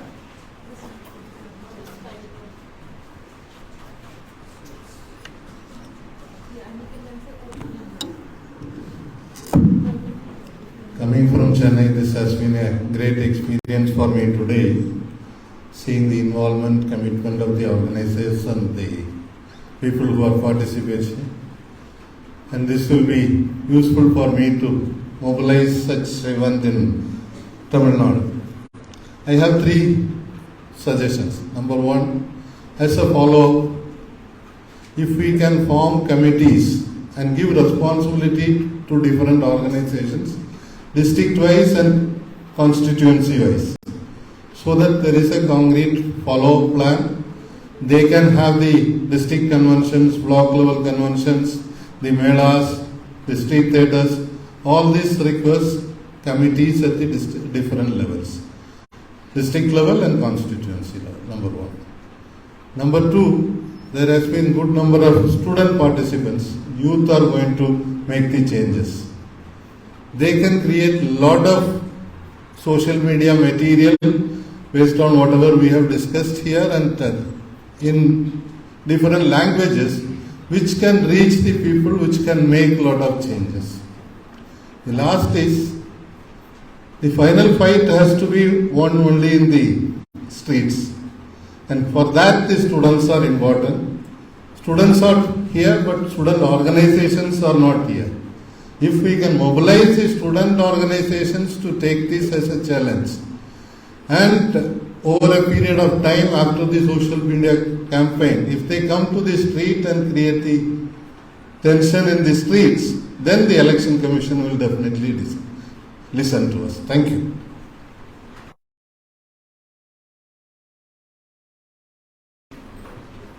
Yeah, so one or two, and then I think we also 4 o'clock we want to end, right? So the people who are left on.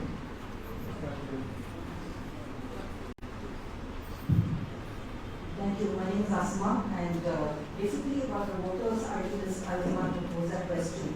So as a first step, because I think many of us just go into the voting booth and then we realize that our names are missing. And if that is happening to people who are kind of educated, then I can imagine what happens when a lot of people just get there and then they say, okay, and we don't know what to do. So can we as a first step just tell people that, this is a place to check the voters ID list, and if your name is not there like today, then this is the number to call, or this is, it takes kind of two messages. One is that the people know that, they are not alone, that we are there and, it's being checked. And also I think the message goes out to the political parties that, this work is also happening, that, people, citizens are kind of keeping a tab. We are aware that our names are missing, so suddenly 40,000 names just cannot go missing. So that was, I think, the main point that I wanted to make, that if some kind of system can be put in place right away, and we start this process, that whether we take it to our own communities, places we are working with, talk to people at home, in wherever your workspace, and everybody gets into this process of checking and saying, my name is there or it's not there, and if it's not there, what are the next steps? So that's what I want to say.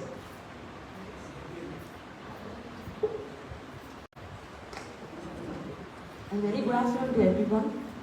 So from my side, I want to just make point on this is to give awareness to the community people to question at this time the people who come for the election, to question them whether they have done the lasting water, the promise they have given to them, and the new elected people who is going to come, just ask them whether they are going to do all these things. So this is the correct point to ask the questions from the voter sides to the people who come to work with us. So thank you.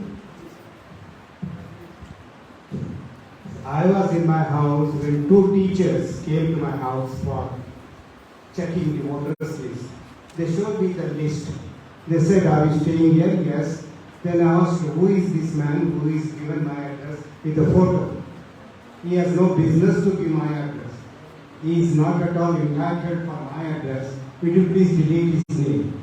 They said, they put D and said they have deleted.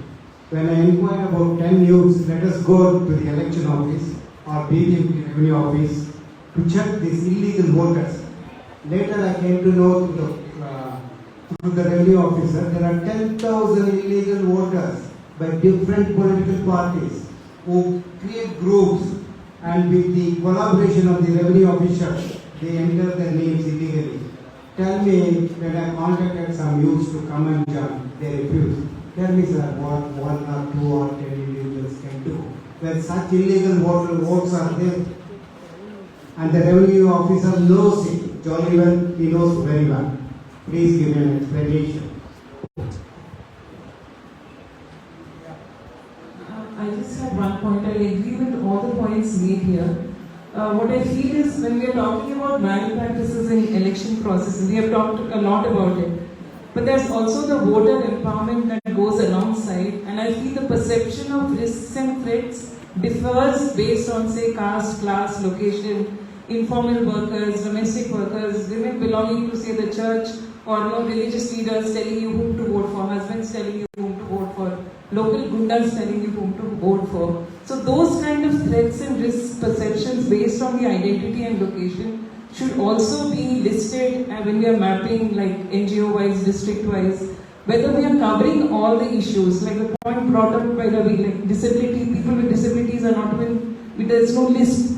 Maybe even the trans community would have similar issues. So this kind of mapping of identities with risks and threat would also be good as part of the material being shared for this whole process. Thank you. ಎಲ್ಲರಿಗೂ ನಮಸ್ಕಾರ. ನಾನು ವರದರಾಜು, ಕರ್ನಾಟಕ ಜನಶಕ್ತಿಯಿಂದ ಬಂದಿದ್ದೀನಿ. ನಾವಿಲ್ಲಿ ಏನು ಮಾಡ್ತಾ ಇದ್ದೀವಿ, ಇದು ಒಂದು ಒಳ್ಳೆಯ ಪ್ರಯತ್ನ. ಕರ್ನಾಟಕದಲ್ಲಿ ಈಗಾಗಲೇ ಈ ಥರದ್ದು ತುಂಬ ಪ್ರಯತ್ನಗಳು ನಡೀತಾ ಇದ್ದಾವೆ. ಇದರಲ್ಲಿ ಇದು ಕೂಡ ಒಂದು ಒಳ್ಳೆಯ ಪ್ರಯತ್ನ ಆಗಿದ್ದಕ್ಕೆ ಮೊದಲಾಗಿ ಅಭಿನಂದನೆಗಳನ್ನು ಸಲ್ಲಿಸಲಿಕ್ಕೆ ಬಯಸ್ತಾರೆ. ಸೊ ಈ ಥರದಲ್ಲಿ ಕರ್ನಾಟಕದಲ್ಲಿ ಈಗಾಗಲೇ ಬೇರೆ ಬೇರೆ ಗುಂಪುಗಳು ಈ ಥರದಲ್ಲಿ ಚಟುವಟಿಕೆಗಳು ಹಮ್ಮಿಕೊಂಡಿದ್ದೇವೆ. ಅದರಲ್ಲಿ ಈಗೇನು ಉಡುಪಿಯಲ್ಲಿ ಕಳೆದ ಮೇನಲ್ಲಿ ಒಂದು ಸಹಬಾಳ್ವೆ ಸಮಾವೇಶ ಅಂತ ಆಯಿತು.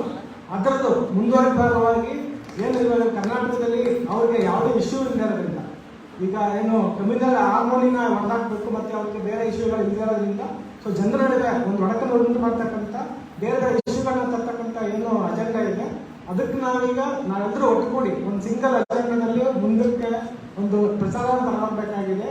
ಅದರಲ್ಲಿ ಮುಖ್ಯವಾಗಿ ಏನು ಜಾತಿ ಮತ್ತು ಧರ್ಮನ ಒಂದು ಮುಂದೆ ತರ್ತಾ ಇದ್ದಾರೆ.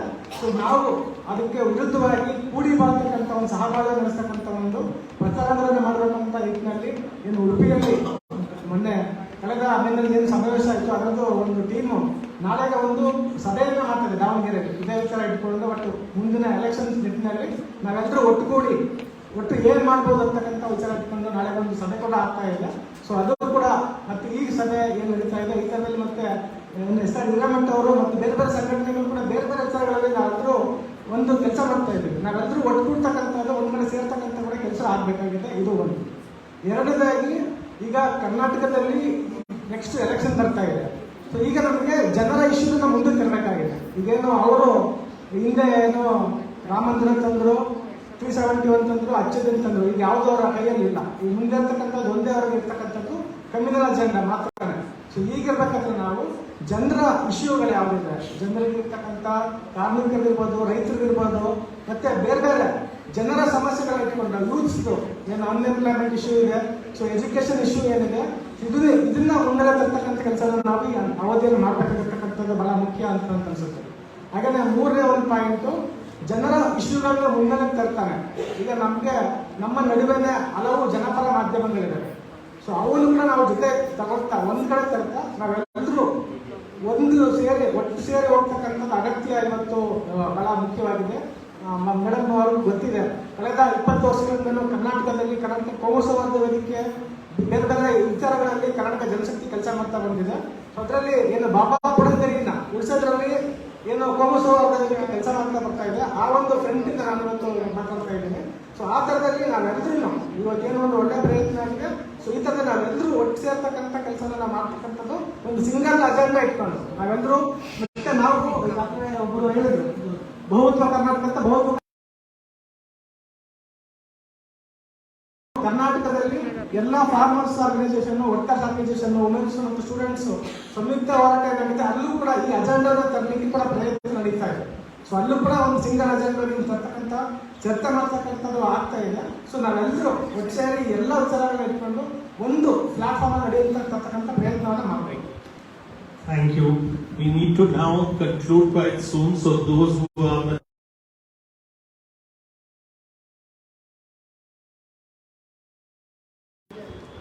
of bringing together. Nikhil, he was there on the podium.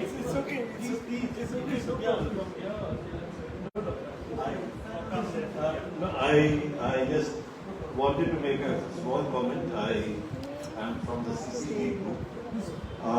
I have just one small comment. A lot of people have been saying a lot of things, and some of it is emotional, some of it is probably very general because we don't know what we can achieve, what we want to do, and so on. So I would recommend that we can have a small group arising out of today's meeting. I'm sorry I was not here in the morning, so I don't know what transpired in the morning, but otherwise, arising out of this discussion, if we have a small group of say 5 people, I can even suggest names from my point of view, who can get together to carry this forward. Because it makes no sense if different people do little bits themselves and don't meet together to be able to do things.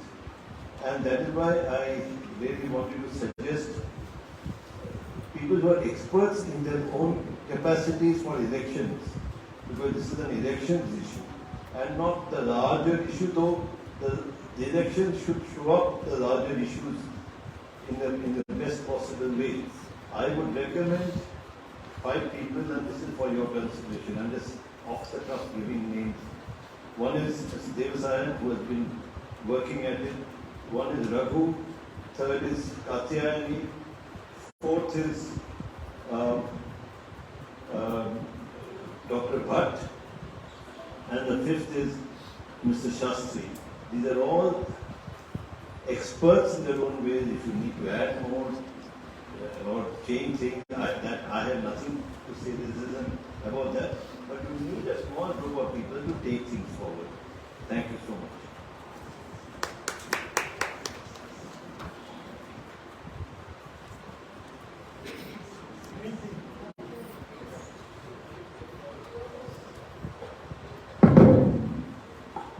Nikhil, you need to switch off the cordless mic. Good afternoon. I have to be short, I think. So I'll just say what we have been doing earlier and we do that again now. So especially our slum dwellers, we think they are a vote bank, but actually they have great difficulty in getting their names into the electoral roll. They are accepted because they don't have a proof of address. So we actually complained to the Central Election Commission about the slum dwellers' names being left out, and an inquiry was ordered by the Mr. Qureshi, and we got those slum dwellers' names included, because actually the manual for the EROs, it says that even if a person is staying under a lamp post, the number of the lamp post should be entered and that person should be enrolled. So we would like to do that again in a few wards where slum dwellers' names are being left out, or whoever name is being left out, help them to put their names again. And our experience over 15 years is that we have been preparing state level manifestos during local election, local level manifesto, even Lok Sabha election, we have been preparing manifestos. So we'll continue to do that, and that is prepared by a strong group of civil society members in Bangalore and across Karnataka. So we'll continue to do that, and in that what we always have been focusing on is that we try to change the narrative of what is being broadcast. Most of the time we are putting focus on the fundamental rights and the directive principles, and saying if you don't act on this and if you don't put this in your manifesto, we are not going to vote for you. So we are putting pressure on the parties to include these alternative issues which are actually basic into their manifestos, and we have succeeded in getting many of those into their manifesto, and we later on monitor whether they are working towards that also after the election. And in a few wards we do ward level manifestos also, or constituency level manifestos, and we invite all the candidates and pose these questions to them. And right now I think it's very important to question them if they have put up criminal candidates with criminal backgrounds, and we should ask them, have you put up the reason why you selected these people, in spite of their criminal background. We need to start posing these questions to them. And also I think so we need to also publicize their manifestos and their individual candidates data and criminal background, assets and liabilities. We have been doing that in the wards, in the constituencies, distributing pamphlets, giving all the details of the candidates, and we'll continue to do that in a few wards wherever we can. And for coming to the larger Lok Sabha election, I think we need to put forward the longer term issues and demand that those issues be put in their manifestos, like are you willing to bring in inner party democracy? I know these are long-term issues, but we need to pose these questions to them and make them respond. And also, will you stop putting criminals as candidates? And also, how many of these parties are willing to bring in proportional representation? Because we see that as the long-term solution, because that is the only way we can curb this, purchasing and of MLAs after the election, and ruining the entire mandate that the people gave. So the PR system is what will completely eliminate this buying and selling of MLAs. So can we put pressure on them to put this, respond to these issues? And I think I can't go much deeper into that. So I think I'll stop here. There are others also to speak. Thank you very much. I agree with Nikhil's proposal that we cannot take up long-term issues. As far as slums are concerned, that always slums are the appendages, a subsidiary of some larger political process. So, as far as you know, there are slums 100 years old in Bangalore, and that itself is a right reflection of the electoral democracy. The existence of slums itself is a reflection of the electoral democracy that is going on, and the type of representation, the quality of citizenship they have is a clear, direct reflection in the type of democracy and the electoral democracy what we have. So as far as slums are concerned, definitely we want to take initiative this time to organize groups, leaders, because as already the slum leaders have proved that they don't have separate identity except of the political parties or local MLAs or local leaders. They don't have separate existence also, because there is no political voice of their own. There is no representation of their own, where they can come out with articulate their issue, their problem, their representation, their citizen, nothing, because they have always been appendages of these larger political parties, organization, groups, processes. So now, with this process, election watch and this type of things, how do we make local women's group, youth groups speak on their issues? And all this, whatever we are discussing, make no sense for a slum dweller. If you just look at it, you may not even understand what is all going on. Cleaning, water, this, that. All this he may not understand. But then he will, only we should make him understand the implications by creating this discussion in the slums. So how can we create active youth and women's groups, and which we are ready to facilitate in wherever we are having contact, and we will be part of this process to take up this election thing in the state. And there are so many other issues, but as far as slums, specific issues that we need to take up, and we can be part of this process and facilitate it. With solution from Nikhil, I think it's important not to lose focus of what Nikhil started as the goal of this second session. There are three messages that we are getting. I think one, free and fair elections has been the focus for the last 15-20 years since election watch started working on. So that's one thing. The second is the big elephant in the room that Trilochan has talked about. The third is the long-term issues which people want to talk about. I think my sincere suggestion is the first issue, the last one, the long-term issues should be kept out of this meeting, and the goals that we want to achieve as part of election watch for 2023 and 2024. Whether we can do and focus on free and fair elections by ignoring communalism is another question altogether.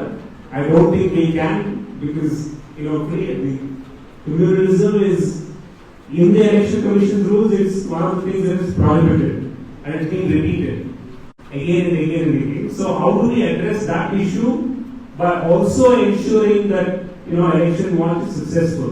I think if we can focus on that rather than avoiding issues, I think it will be useful. So we are caught in a little bit of a dilemma. One is Mr. Devasahayam is saying to me repeatedly that the main meat of what we want. So I think to my mind, I didn't understand everything because I didn't understand some of the Kannada interventions. But I think there were a lot of concrete suggestions as well that were made. The question is, it should not dissipate from here. There is an idea of what we need to do. There are people here competent to do it. There are many of them doing it. There are some who have volunteered. I don't know if we've taken notes properly. That is the only thing. But I think someone must have, and we can certainly recall. I think if we can hold another meeting a week or 10 days from now with those select people, so that it will be 10, 15 people come brought together who can reach out to many more, and also try and reach out to some people in the rest of Karnataka, not just Bangalore, but the rest who we know will be interested in that.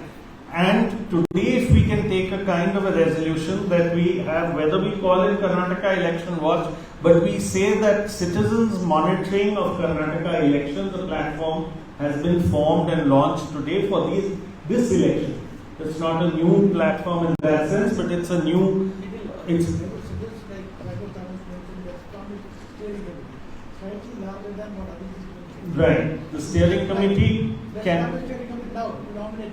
Okay. So one that now the dilemma is time that we had our last session to begin at 4 o'clock. Are there political party representatives here? Because they were called, they were requested to come. Yeah, we do have 1, 2, 3. So my suggestion then is that we, Medha, please stay here as chair of this next session along with someone from here, and Mr. Devasahayam. You conclude that and that can begin both. But there's another complication that they're asking whether we'd like to go for coffee or tea because they are ready. Both coffee and tea. So no break. Okay, that's settled. No break. Yeah, so we'll finish at the end and then go for coffee or tea. So, Mr. Devasahayam, if you come up and Medha, if you stay here, and then the party representatives if they come. And then after that, my suggestion is we have coffee, tea, and please, steering committee, all those who have been, firstly this group who was sitting here and the others who were mentioned, if you are agreed, I don't think we should have a steering committee if someone does not want to be there. But if the ones who were suggested, plus the ones who sat here in the session, and 1 or 2 others, if they are put into about a 15-member steering committee, it would be very useful. That's my.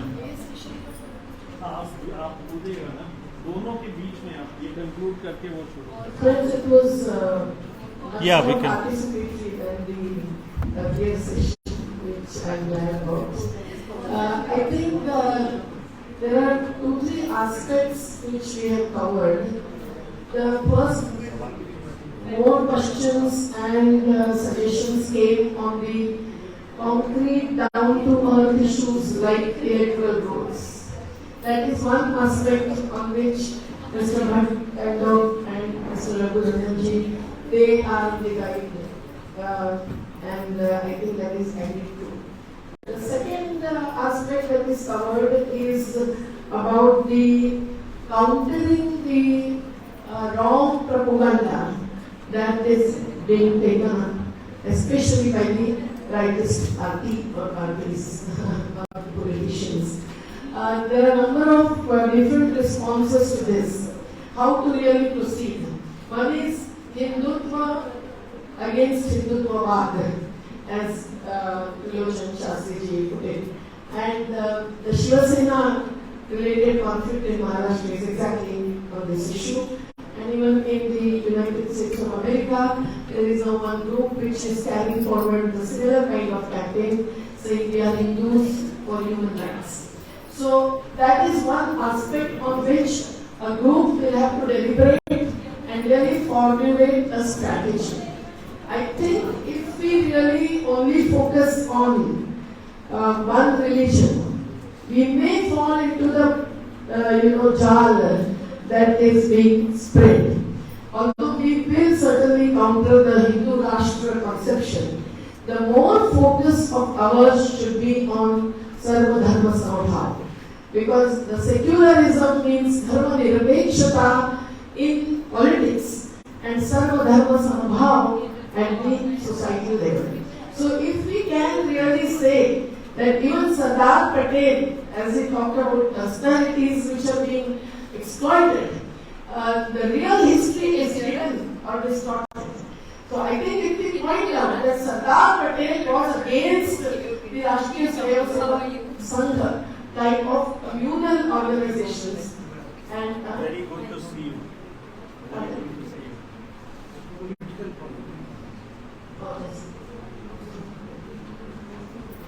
Yeah, but we will conclude this.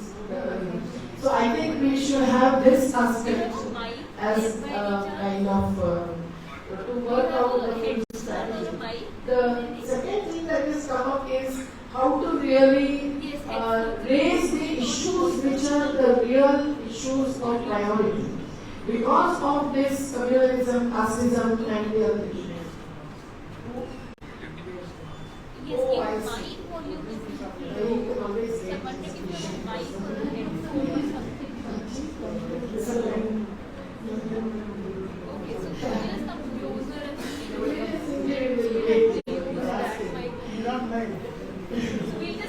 So I am only saying that this is another thing that we must really work out and relate these two things. How अस्तित्व के सवाल, अस्मिता के सवालों के कारण neglect किए जाते हैं. तो हम लोग अभी जो नफरत छोड़ो संविधान बचाओ यात्रा का एक अभियान चलाने वाले, तो हम 1 मिनट में आपको कहते हैं कि 300 डिस्ट्रिक्ट से 75 किलोमीटर पैदल यात्रा है. कर्नाटक में भी ज्यादा से ज्यादा डिस्ट्रिक्ट में अगर आप ये करते हैं तो reaching out to the communities is the most important thing, and hence we will reach out to the bastis, we will reach out to the villages and have a dialogue, and from there you can pick up certain persons who will not charge you for their volunteerism during the election, but who will certainly support our viewpoint ideologically and also strategically, countering the politicized election commission's whole approach, which is highly biased. The next aspect is we have many lawyers here, advocates. In my that experience of few months, the seal of the EVM machine was found on the ground, thrown out of the room. But we could not immediately pick it up.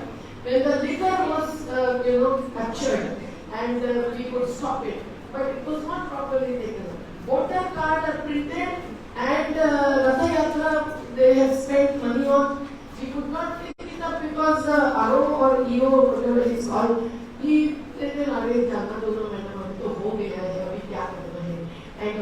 So taking up these issues legally and socially, both are important. We will have to have such a group who would immediately issue legal notice, immediately take it up, audit ठीक नहीं हुआ है, expenses ज़्यादा हुआ है, that is also necessary. And the other thing that is, as a people's movement or organization working with the slums, there are many mass-based organizations who really raise this issue. We must question the candidates of all parties. So ये हमारे नर्मदा में हम लोग मंच खड़ा करते हैं, जहाँ पूरे कैंडिडेट्स को बुलाकर, if you have thousands of people in front, you question them, you get them answers, वो सब लोग बोलेंगे हम धन आपके मुद्दों को देने के लिए तैयार. Record it and use it. Similarly, have an analysis of the past manifestos of theirs. That is most important. Some group should take up that. And what Kavyani said, people's manifestos. Many people's manifestos are formulated, but I see that those are declared in the press conference, and then उनकी तो रद्दी हो जाती है parties के manifestos की, पर अपने भी manifestos ज़्यादा पहुँचते नहीं. So it's better that we have a very short kind of a folder, 2-page, 4-page, and concrete issues, and on which what should they do with the candidates and with the parties. Candidates cannot commit, parties also should commit on their letterhead. Otherwise, the candidate will commit and go out, and then the parties will be off. Another thing is reaching out to the election commission at the state level and at the national level on the VVPAT issue, on the politicization of PC, ये issue पर ये सभी भी हम लोग उस level पर ले जाने की तैयारी करनी चाहिए. ये 5-6 लोगों के जो नाम सुझाए हैं, they can have a call, but they will, I'm sure, will involve number of representatives of various organizations who have mass base, who are ready to give time, and that kind of names as volunteers must come to Anjali Bhardwaj, Nikhil Bhai, and Devasahayam ji. And before you leave this room, I think someone should stand in the door. Unless you say whether you are going to work and on what, you will not be permitted to leave this room.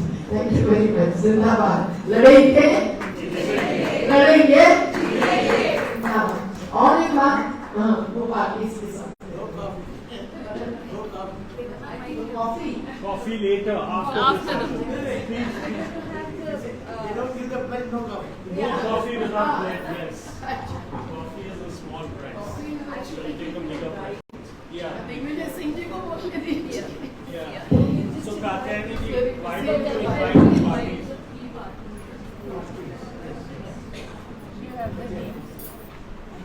I'll help you with the name. I will help you with the name. Is Prithvi Reddy from Awadhi Party and Prakash from CPI. Yeah, I know them. So welcome to the last session, and it's the most important session today, where we expect the political parties to respond to what we have to say. and we are happy that at least 3 parties have responded, and may I invite them to come to the dais. Mr. Prithvi Reddy of the Aam Aadmi Party is here. I welcome him. Aam Aadmi Party ಅಧ್ಯಕ್ಷರು ಪೃಥ್ವಿ ರೆಡ್ಡಿ ಅವ್ರನ್ನ ಸ್ವಾಗತ ಮಾಡ್ತಾ ಇದ್ದೀನಿ, ವೇದಿಕೆಗೆ ಬರಬೇಕಂತ ಕೇಳ್ತಾ ಇದ್ದೀನಿ.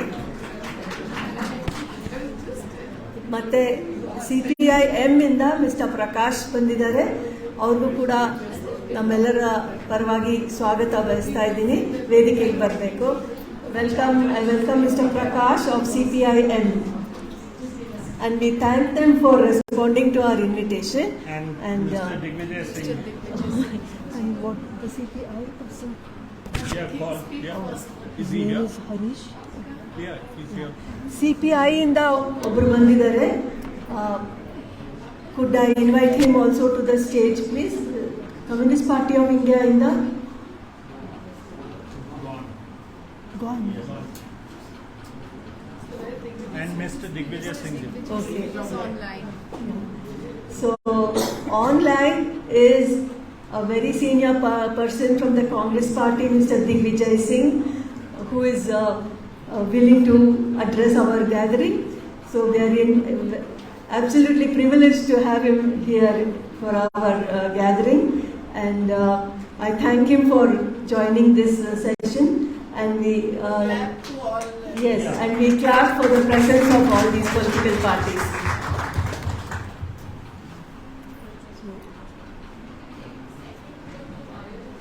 Yeah, it's coming. So yeah, so. Invite one person. Digvijay Singh के लिए एक कार आ रहा है for his voice. The voice to carry properly. So we are going to start and then. Will he speak first? He's asking whether you can hear him.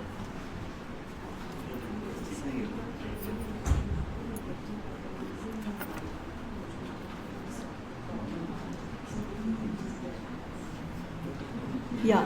May I request Mr. Prithvi Reddy to address the gathering?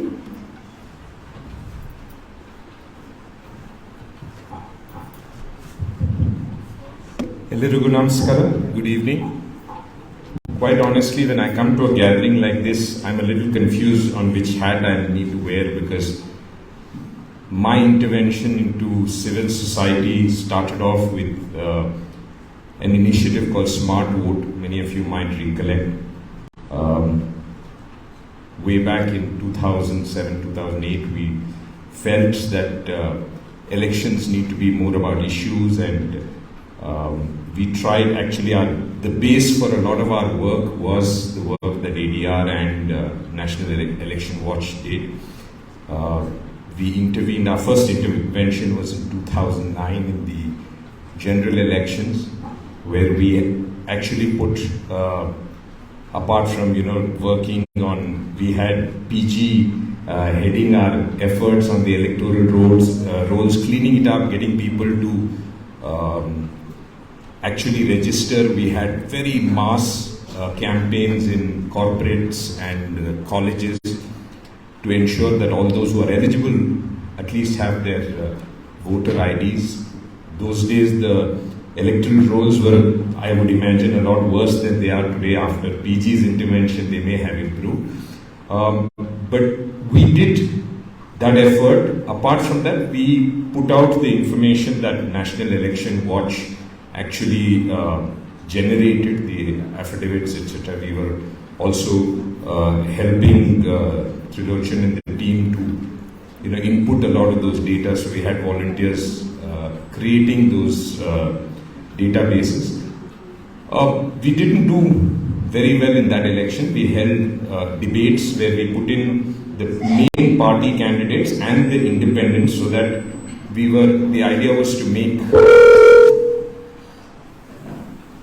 make elections more about issues. We actually tried to create a vote bank, like I'm not sure who was just mentioning a short while ago, where you create issues and you ask political parties to actually stand by people's issues. So we had an effort where we went down, we drilled down to the ward level and created a citizens candidate, etc. Just before the elections, they changed regulations, so we didn't have a candidate. But lots of debates around the city, etc. So I think it created a lot of awareness, and I think one big role it did play was to get youth engaged, because I think we managed in making it an issue where kids were interested because of the kind of campaigns we ran. We actually had those days television coverage of about 280 hours of our campaign, free television coverage. Since then, I've joined a political party. I am a part of the Aam Aadmi Party. I think the role that ADR and National Election Watch played in actually insisting on the affidavits was very important. But I think today the information that is being put out needs to be improved in the quality of the information that's put out regarding candidates. Two small examples are, I stood for an election where I was the only candidate who had declared a criminal case against myself, and the sections that were slapped on me made it come under the category of heinous crimes, because it was for a protest and I was preventing a government officer from carrying out his duties, etc. The sad thing was, when it was published in the paper, everyone was shocked to see that Prithvi Reddy had a case and none of the other candidates had a case. So I think you need to seriously consider. I have spoken to Trilochan about it, and he said, you want to remain unbiased. I fully appreciate that, but you should look at what the case was about, because you do describe the case, and I think it's very important, because there is not wearing on a seatbelt is a crime. Murder is also a crime. So if you equate the two, I think you're doing injustice. So I believe the quality of the information you put out in the affidavit. And number two is the nomenclature crorepati. I am definitely worth a crore of rupees, and it's because of my hard work, it's because of my family background. I don't think I should be looked at with colored eyes because I'm a crorepati. I think what you need to concentrate is on the growth of assets. I think ADR and NEW have a huge reputation for being non-biased. I believe that you should fight these legally, where you insist on declaration of assets every year, because I think what is important is how the money is made and how the office was misused in increasing their wealth. Apart from this, I strongly believe that democracy is what happens in between elections. So while elections is very, very important, I think you as a civil society group have to raise voices against matters of hate, whether it's hate speech or the fact that this CM's office sent Diwali gifts with up to 2.5 lakhs in cash to journalists in Karnataka.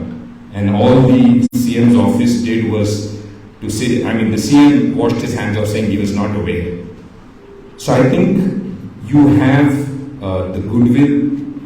You also will find a lot of, it was much easier when we were a civil society organization to find volunteers to do legal work and things like that. I'm sure there are a lot of young, budding, good lawyers to help on these issues. Apart from that, I do think that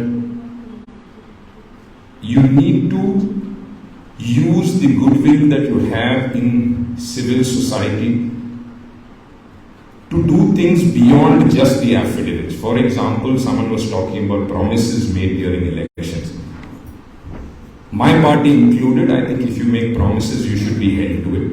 And we should find a way where Harish Narsappa was somewhere here. He used to publish a nice report. His organization, Daksh, used to prepare a very nice report on the performance of the MLAs. I think it has to be linked with what promises you made. And I hope in the coming days that you will even consider creating a vote bank of your own based on issues that really matter in our country. and see which political party is willing to put their actions where their mouth is. Thanks very much.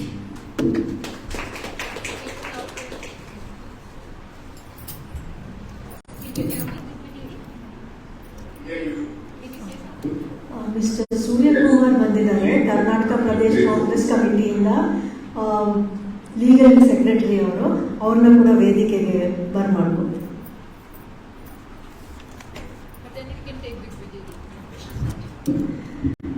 Yeah, Mr. Digvijay Singh is online. Welcome, sir, to our gathering, and we are most privileged to have you address us. We are all eager to hear you. So, over to you, sir. Hello? Yes, we can hear you, and we can also see you.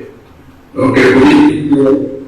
Sorry for my voice because I got a viral infection in the throat. So please pardon me on that score. Anyway, say good evening to all of you, and I'm extremely grateful that the civil society has taken up the issue of free and in India. Money, muscle and EVM, these are the issues which we have been discussed.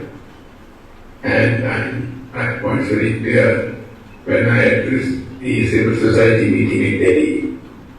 I would like to reiterate that the Central Election Commission has not yet responded. I think Mr. Devasahayam will clear me out of this, that we have not been able to get any response from the Central Election Commission on the questions and queries which we have raised on the issue of EVM. I am quite adamant that the Central Election Commission is acting most partially and not taking a clear role. At the same time, we have asked only very fundamental questions on the technical aspect of the EVM. Now, if they can't even answer to that, can't even respond to that, shows that the EC is totally partisan and doesn't want to respond to our queries which have been raising on the issue whether the EVM can be manipulated or not. These are the big issues of concern, and if anyone through technology can hack the EVM machines or through the software can manipulate the result, it's something which will be detrimental to our democracy. It's supposed to be allowed in the world. So therefore, I think we have to take this logical end. Now the Parliament session, the winter Parliament session is coming in the last week of the third last week of November, and I think we have to bring all the political parties who have got a doubt about the EVM together and make it a political issues in the House and also on the streets, and also take up the issue through the legal framework. We have doubts about all that, but still, otherwise we are absolutely sure that through the technology and through the EVM machine, the BJP will be able to manipulate once again. Because earlier you were saying it was a standalone machine, not connected to the internet, but VVPAT machine, the name and the symbol are fed through internet. So therefore it can be completely manipulated. So these are the basic issues which I would like to add and urge all the political parties to come together to fight this battle and save our democracy. Thank you. So thank you. Yeah, so Digvijay Singh ji, we want to thank you on behalf of everyone here. Mr. Devasahayam is here. Medha ji is here.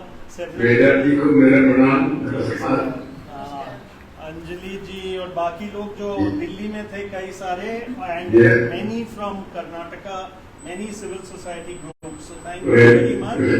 We are very grateful to have you have taken up the cause for a free and fair election and to save the democracy. Thank you. Thank you so much. Okay, bye. Thank you for coming online. Thank you. Bye.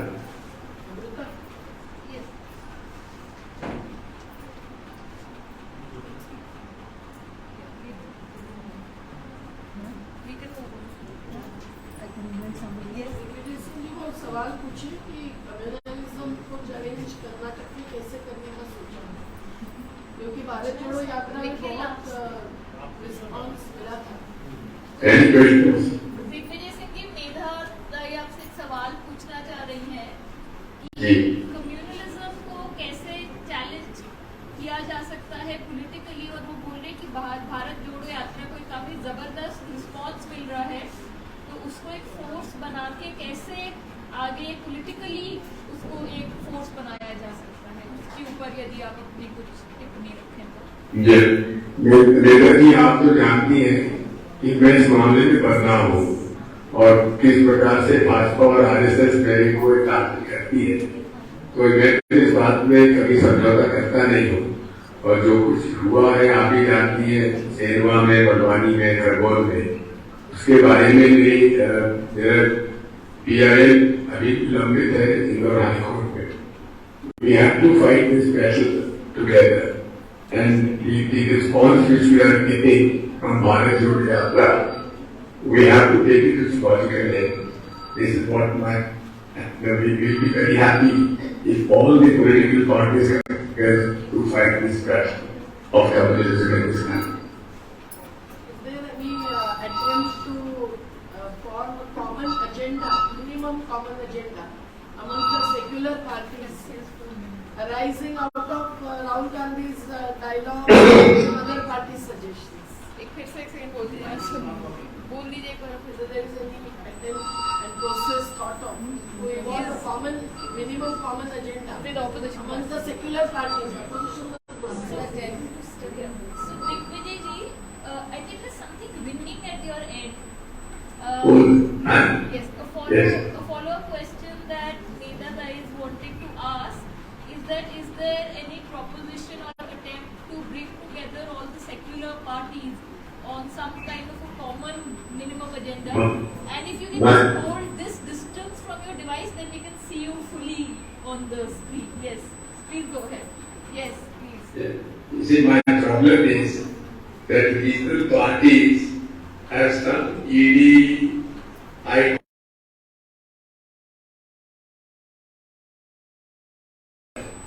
so we would be very happy if they come on board to fight the BJP, the RSS on an ideological line. But among the other, when it comes to crucial, I would say, voting in the parliament or taking up issues of communalism against the BJP, they back up. So therefore, in 2004 also, there was not three-pole alliance. What is most difficult, important is to defeat the BJP in 2024. I personally feel that the three-pole alliance is not necessary. Each one of the other political parties should try and do their utmost to defeat PPP whether they are strong. And at the same time, we can only 2004 we had a post-poll. And that coalition worked till NPP for them. So therefore, what we more important is to let the political parties fight this battle of the BJP on their own and their own level, rather than, for example, in Mumbai you will see where in NCP, Samajwadi Party, we all joined Bharat Jodo Yatra.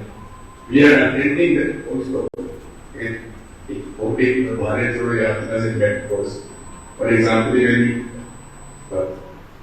we have met full at the Maharashtra come and witness the Bharat Jodo. We have given equal with them. All political parties, all members of civil society, political, non-political people to join us Bharat Jodo. And we are a big group and we've got tremendous response from the youth. And non-civil that what is the good day or Julia. Thank you so much, Digvijay, for joining us, and we also hope you get well soon. But thank you very much for joining and sharing your views, and we look forward to taking this whole process on making elections free and fair more strongly together, like you said, jointly coming together on something. No, we have taken it seriously and when the parliament is in session. And so therefore, in winter session, we should not lose out on that. Yes, the winter session is a very important opportunity. So thank you so much, Digvijay, for joining. Bye-bye. Thank you. Bye. And when are you joining us for the Bharat Jodo Yatra? Yes, yes. There's an invite from him that people should join the Bharat Jodo Yatra. Thank you so much.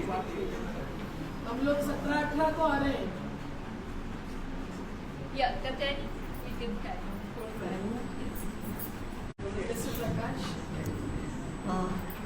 Thanks to Mr. Digvijay Singh on behalf of everybody here. It's a great privilege to have heard him. And I forgot to thank Mr. Prithvi Reddy for his talk. And we hope you will respond more to the issues that we have raised regarding EVMs, regarding electoral rolls, electoral bonds, and other issues of communalization and hate speech and so on. So you can respond later also. Meanwhile, we are honored that former mayor of Bangalore, Mr. P.R. Ramesh is here. He is from the Congress party and he is also a sitting MLC, sir. Yes. So thank you for coming, sir. So may I request you to come on stage? If you're okay. We'd like to hear. ನೀವು ಮಾತಾಡ್ಬೋದು sir. P R Ramesh ಅವರು ಮುಂಚೆ ಮಹಾಪೌರರಾಗಿದ್ದರು, ಬೆಂಗಳೂರಿನ ಮಹಾಪೌರರು, ಹಾಗೂ ಇವಾಗ sitting MLC ಆಗಿದ್ದಾರೆ. So ತುಂಬ ಧನ್ಯವಾದ ಸರ್ ತಾವು ಬಂದಿರೋದಕ್ಕೆ. ಅವರು ಕಾಂಗ್ರೆಸ್ ಪಾರ್ಟಿ ರೆಪ್ರೆಸೆಂಟ್ ಮಾಡ್ತಾ ಇದ್ದಾರೆ. ಆಮೇಲೆ ಮುಂದಕ್ಕೆ ಅವರು ಮಾತಾಡ್ತಾರೆ ಅಂತ we are hoping. Akash from CPIM to address us on the issues that we have raised. Thank you, sir.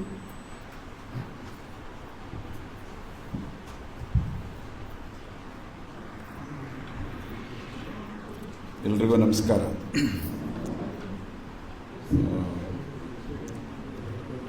ನಾನು ಕನ್ನಡದಲ್ಲೇ ಮಾತಾಡೋಕ್ಕೆ ಬಯಸ್ತೀನಿ. ಮಧ್ಯದಲ್ಲಿ ಏನಾದರೂ ಸಾಧ್ಯ ಆದರೆ ಕೆಲವು ಇಂಗ್ಲೀಷ್ ಮಾತಾಡೋಕ್ಕೆ ಪ್ರಯತ್ನ ಪಡ್ತೀನಿ. So I would like to speak in Kannada. ಇಲ್ಲಿ ಚರ್ಚೆ ಆಗ್ತಿರ್ತಕ್ಕಂಥ ವಿಚಾರಗಳೇನಿದ್ದಾವೆ, ನಮ್ಮ ಚುನಾವಣಾ ಪದ್ಧತಿಯನ್ನು ಮತ್ತು ಚುನಾವಣಾ ವಿಧಾನಗಳನ್ನು ಸುಧಾರಿಸಲಿಕ್ಕೆ ಮತ್ತು ಆ ಮುಖಾಂತರ ಪ್ರಜಾಪ್ರಭುತ್ವವನ್ನು ರಕ್ಷಣೆ ಮಾಡಲಿಕ್ಕೆ ನಾವೇನು ಮಾಡ್ಬೋದು ಅನ್ನುವಂಥ ಒಂದು ಚಿಂತನ ಮಂಥನ ಕಾರ್ಯಕ್ರಮ ಏನು ನಡೀತಾ ಇದೆ ಇಲ್ಲಿ, ಇದು ಭಾಳ ಅಗತ್ಯವಾಗಿ ನಡೀಬೇಕಾಗಿದ್ದಂಥ ಕಾರ್ಯಕ್ರಮ. ಅದನ್ನು ಇಲ್ಲಿ ಸಂಘಟನೆ ಮಾಡಿರ್ತಕ್ಕಂಥ ಎಲ್ಲ ಸಂಘಟಕರಿಗೆ ಮೊದಲನೇದಾಗಿ ನಾನು ಮಾರ್ಕ್ಸ್ವಾದಿ ಕಮ್ಯುನಿಸ್ಟ್ ಪಕ್ಷದ ಪರವಾಗಿ ಹೃತ್ಪೂರ್ವಕವಾದಂಥ ಶುಭಾಶಯಗಳನ್ನು ತಿಳಿಸಲಿಕ್ಕೆ ಬಯಸ್ತೇನೆ. ಚುನಾವಣೆ ಪದ್ಧತಿಗಳನ್ನು ಸುಧಾರಿಸೋದ್ರ ಮುಖಾಂತರ ಪ್ರಜಾಪ್ರಭುತ್ವವನ್ನು ರಕ್ಷಣೆ ಮಾಡಬಹುದು ಅನ್ನುವಂಥದ್ದೇ ಬಹಳ ಸಂಕ್ಲಿಷ್ಟವಾದಂಥ ಒಂದು ವಿಚಾರ. ಅದನ್ನು ಅಷ್ಟು ಸರಳೀಕರಿಸಿ ಹೇಳ್ಬೋದಾ ಅನ್ನೋದೇ ಗೊತ್ತಿಲ್ಲ. ಸರಳೀಕರಿಸಲಿಕ್ಕೆ ಆಗಲ್ಲ ಅಂತ ನಾವು ಭಾವಿಸ್ತೇವೆ. ಅದೊಂದು ಮುಖ್ಯವಾದಂಥ ಅಂಶ ಅಂತೇಳಿ ಅಷ್ಟೇ ನಾವು ಕೂಡ ಪರಿಗಣಿಸ್ತೇವೆ. ಮುಂದೆ ಏನಿದೆ ಅದು ಭಾರತದ ಭವಿಷ್ಯದ ದೃಷ್ಟಿಯಿಂದ ಬಹಳ ಮಹತ್ವವಾದಂಥ ಚುನಾವಣೆ ಅಂತೇಳಿ ಕೂಡ ನಾವು ಕೂಡ ಅಂದ್ಕೊಳ್ತೇವೆ. ಪ್ರತಿ ಸತಿ ಚುನಾವಣೆಗಳು ಬಂದಾಗಲೂ ಅದು ಮಹತ್ವದ ಚುನಾವಣೆಗಳಾಗೇ ಇರ್ತವೆ. ಆದರೆ ಬರ್ತಾ ಬರ್ತಾ ಅದಕ್ಕೆ ಮಹತ್ವ ಜಾಸ್ತಿ ಆಗ್ತಾ ಇದೆ ಅನ್ನೋ ಕಾರಣಕ್ಕಾಗಿ ಮುಂಬರುವಂಥ ಚುನಾವಣೆ ಖಂಡಿತವಾಗ್ಲೂ ಮತ್ತಷ್ಟು ಮಹತ್ವವನ್ನು ಹೊಂದಿರತಕ್ಕಂಥ ಚುನಾವಣೆ ಅಂತ ಅನ್ಕೊಂಡಿದ್ದೇವೆ ನಾವು ಕೂಡ. ಭಾರತದ ಪ್ರಜಾಪ್ರಭುತ್ವ ಉಳಿಬೇಕು ಅನ್ನುವಂಥ ಪ್ರಶ್ನೆ ಬಂದಾಗ ಮುಂದಿನ ಚುನಾವಣೆ ಒಳಗಡೆಯಲ್ಲಿ ಪ್ರಜಾಪ್ರಭುತ್ವಕ್ಕೆ ಅತ್ಯಂತ ದೊಡ್ಡ ಗಂಡಾಂತರ ಆಗಿರ್ತಕ್ಕಂಥ ಕೋಮುವಾದವನ್ನ ಅಥವಾ ಕೋಮುವಾದವನ್ನೇ ಪ್ರತಿಪಾದನೆ ಮಾಡತಕ್ಕಂಥ ಭಾರತೀಯ ಜನತಾ ಪಕ್ಷವನ್ನ ಹೇಗೆ ಅಧಿಕಾರದಿಂದ ಇಳಿಸಬೇಕು ಅನ್ನುವಂಥ ಬಹಳ ಪ್ರಮುಖವಾದಂಥ ಪ್ರಶ್ನೆ ಇದೆ ಅಂತೇಳಿ ನಮ್ಮ ಪಕ್ಷ ಭಾವಿಸುತ್ತೆ. ಹೀಗಾಗಿನೇ ನಮ್ದೊಂದು ನಿಲುವನ್ನು ನಾವು ಈಗಾಗಲೇ ಅಂಗೀಕಾರ ಮಾಡಿಕೊಂಡಿದ್ದೇವೆ. ಮುಂಬರ್ತಕ್ಕಂಥ ಚುನಾವಣೆಗಳಲ್ಲಿ ಬಿಜೆಪಿ ವಿರುದ್ಧ ಇರತಕ್ಕಂಥ ಎಲ್ಲ ಜಾತ್ಯತೀತ ಮತಗಳನ್ನು ಅದು ವಿಭಜನೆ ಆಗಲಾರದ ರೀತಿಯಲ್ಲಿ ಹೇಗೆ ಅದನ್ನು ಕ್ರೋಢೀಕರಿಸಬೇಕು ಅನ್ನುವಂಥದ್ದಕ್ಕೆ ಮಹತ್ವವನ್ನು ಕೊಡಬೇಕು ಅಂತೇಳಿ ನಾವು ತೀರ್ಮಾನಕ್ಕೆ ಬಂದಿದ್ದೇವೆ. ಸೊ ನಾನ್ ಬಿಜೆಪಿ ವೋಟ್ಸ್ ಏನಿದ್ದಾವೆ ಅದು ಮ್ಯಾಕ್ಸಿಮಮ್ ಆಗಿ ಸೆಕ್ಯುಲರ್ ಫೋರ್ಸಸ್ ಜೊತೆಯಲ್ಲಿ ಪೂಲಿನ್ ಆಗಬೇಕು ಅನ್ನುವಂಥದ್ದು ನಮ್ಮ ಮುಖ್ಯವಾದಂಥ ಉದ್ದೇಶ. ಅದನ್ನು ನಾವು ರಾಜಕೀಯ ಒಂದು ಧೋರಣೆಯಾಗಿ ನಾವು ಈಗ ಇಟ್ಕೊಂಡಿದ್ದೇವೆ. ಹೀಗಾಗಿ ಈ ಬರುವಂಥ ಚುನಾವಣೆಗಳಲ್ಲಿ ಪ್ರಜಾಪ್ರಭುತ್ವವನ್ನು ರಕ್ಷಣೆ ಮಾಡಬೇಕು ಅನ್ನುವಂಥ ಪ್ರಶ್ನೆ ಬಂದಾಗ ಈ ಕೋಮುವಾದಿ ಶಕ್ತಿಗಳನ್ನು ಸೋಲಿಸಲಿಕ್ಕಿರ್ತಕ್ಕಂಥ ಉಳಿದ ಎಲ್ಲ ಶಕ್ತಿಗಳನ್ನು ಒಟ್ಟಿಗೆ ತರಲಿಕ್ಕೆ, ಅದು ಡಿವಿಷನ್ ಆಗಲಾರದ ರೀತಿಯಲ್ಲಿ ನೋಡ್ಕೊಳ್ಳಿಕ್ಕೆ ಬೇಕಾದಂಥ ಪ್ರಯತ್ನಗಳನ್ನು ನಾವು ಸಿಪಿಎಂ ಆಗಿ ಖಂಡಿತ ಅದಕ್ಕೆ ಹೆಚ್ಚು ಮಹತ್ವ ಕೊಟ್ಟು ಮಾಡ್ತೀವಿ ಅನ್ನುವಂಥದ್ದು ಮೊದಲನೇ ಅಂಶ. ಆದರೆ ಇದನ್ನು ಮಾಡಬೇಕು ಅನ್ನುವಾಗ ಅಷ್ಟು ಸರಳವಾದಂಥ ವಿಚಾರ ಅಲ್ಲ ಅಂತೇಳಿ ಕೂಡ ನಾವು ಭಾವಿಸಿದ್ದೇವೆ. ಯಾಕೆಂದ್ರೆ ನಮ್ಮ ದೇಶದೊಳಗಡೆಯಲ್ಲಿ ಕಾಂಗ್ರೆಸ್ನ ಪರಿಸ್ಥಿತಿ ಏನಿದೆ, ಭಾರತ್ ಜೋಡೋ ಯಾತ್ರೆ ಮಾಡ್ತಿದ್ದಾರೆ. ಈಗಾಗಲೇ ದಿಗ್ವಿಜಯ್ ಸಿಂಗ್ ಅವರು ಮಾತಾಡಿದ್ರು, ಬಹಳ ಒಳ್ಳೆ ಕೆಲಸ ಮಾಡ್ತಿದ್ದಾರೆ. ಆದರೆ ಕೋಮುವಾದವನ್ನು ಎದುರಿಸುವಂತ ವಿಚಾರದಲ್ಲಿ ಕಾಂಗ್ರೆಸ್ನವರು ಇನ್ನೂ ಸರಿಯಾದ ನಿಲುವುಗಳನ್ನು ತಗೋಬೇಕಾದ ಅಗತ್ಯ ಇದೆ ಅಂತೇಳಿ ನಾವು ಭಾವಿಸ್ತೇವೆ. ಕೇರಳದಲ್ಲಿ ಭಾರತ್ ಜೋಡೋ ಯಾತ್ರೆ ಮಾಡುವಾಗ ಅವ್ರು ಯಾವ ನಿಲುವನ್ನು ಅನುಸರಿಸಿದ್ರು ಅನ್ನೋದನ್ನು ಕೂಡ ನಾವು ನೋಡ್ತಾ ಇದ್ದೇವೆ. ಅದು ಸರಿಯಾದ ನಿಲುವು ಆಗಿರಲಿಲ್ಲ. ಅವರು ಕೋಮುವಾದಿ ಶಕ್ತಿಗಳನ್ನು ಎದುರಿಸೋದ್ರ ಬದಲಿಗೆ ಸಿಪಿಎಂ ಅನ್ನ LDF ಅನ್ನು ಎದುರಿಸೋದು ಹೇಗೆ ಅನ್ನೋದೇ ಹೆಚ್ಚು ಮಹತ್ವದಿಂದ ಅವರು ಅದನ್ನ ಮಾಡೋದ್ರಲ್ಲಿ. ಅಫ್ಕೋರ್ಸ್ ಒಂದು ರಾಜಕೀಯ ಪಕ್ಷವಾಗಿ ಮಾಡೋದ್ರ ಬಗ್ಗೆ ನಮಗೇನು ಅಭ್ಯಂತರ ಇಲ್ಲ. ಆದರೆ ಕಮ್ಯುನಲ್ ಫೋರ್ಸಸ್ ವಿರುದ್ಧ ಇರತಕ್ಕಂಥ ಎಲ್ಲ ಶಕ್ತಿಗಳನ್ನ ಒಟ್ಟುಗೂಡಿಸ್ಲಿಕ್ಕಿರ್ತಕ್ಕಂಥ ದಾರಿ ಯಾವುದು ಅನ್ನೋದ್ರ ಬಗ್ಗೆ ಕಾಂಗ್ರೆಸ್ ಮರುಚಿಂತನೆ ಮಾಡ್ಕೋಬೇಕಾದ ಅಗತ್ಯ ಇದೆ ಅಂತೇಳಿ ಕೂಡ ನಾವು ಭಾವಿಸ್ತೇವೆ. ಹಾಗಾಗಿ ಎಲ್ಲ ಸೆಕ್ಯುಲರ್ ಫೋರ್ಸಸ್ ನ ಒಟ್ಟುಗೂಡಿಸ್ಲಿಕ್ಕಿರ್ತಕ್ಕಂಥ ದಾರಿ ಯಾವುದು? ಯಾಕೆಂದ್ರೆ ಕರ್ನಾಟಕದ ಒಳಗಡೆಯಲ್ಲಿ ಸಿವಿಲ್ ಸೊಸೈಟಿಯ ಸಾಕಷ್ಟು ಗ್ರೂಪ್ಸು ಇವತ್ತು ಭಾರತ್ ಜೋಡೋ ಯಾತ್ರೆಯಲ್ಲಿ ಸೇರ್ಕೊಂಡಿದ್ದಾರೆ. ಕಾಂಗ್ರೆಸ್ಸೇ ಇವತ್ತಿರ್ತಕ್ಕಂಥ ಎಲ್ಲದಕ್ಕೂ ಪರ್ಯಾಯ ಅನ್ನೋ ರೀತಿಯಲ್ಲಿ ಅವರು ಕೂಡ ಭಾವಿಸ್ತಾ ಇದ್ದಾರೆ. ಅಫ್ಕೋರ್ಸ್ ಕರ್ನಾಟಕದಂತ ಸಿಚುವೇಶನ್ಸ್ ಅಲ್ಲಿ ಒಂದಷ್ಟು ಸತ್ಯ ಕೂಡ ಇದೆ, ಅದನ್ನೇನು ನಾವು ಕೂಡ ನಿರಾಕರಿಸಲ್ಲ. ಆದರೆ ಅಷ್ಟು ಸರಳವಾಗಿಲ್ಲ ಅದು ಕಮ್ಯುನಲ್ ಫೋರ್ಸಸ್ ಎದುರಿಸೋದು ಅನ್ನುವಂಥದ್ದನ್ನ ಇನ್ನೊಂದಷ್ಟು ಮರುವಿಮರ್ಶೆ ಮಾಡ್ಕೋಬೇಕಾದ ಅಗತ್ಯ ಕೂಡ ಇದೆ ಅಂತೇಳಿ ನಾವು ಭಾವಿಸ್ತೇವೆ. ಇದು ಒಂದಂಶ. ಇನ್ನ ಚುನಾವಣಾ ಪದ್ಧತಿಗಳು, ಈ ಚುನಾವಣೆಯಲ್ಲಿ ಹೇಗೆಲ್ಲ ನಾವು ಸುಧಾರಣೆ ಮಾಡಬಹುದು, ಚುನಾವಣೆಗಳಲ್ಲಿ EVM ಮಿಷಿನ್ಗಳನ್ನು ಸುಧಾರಿಸೋದ್ರಿಂದಾಗಿ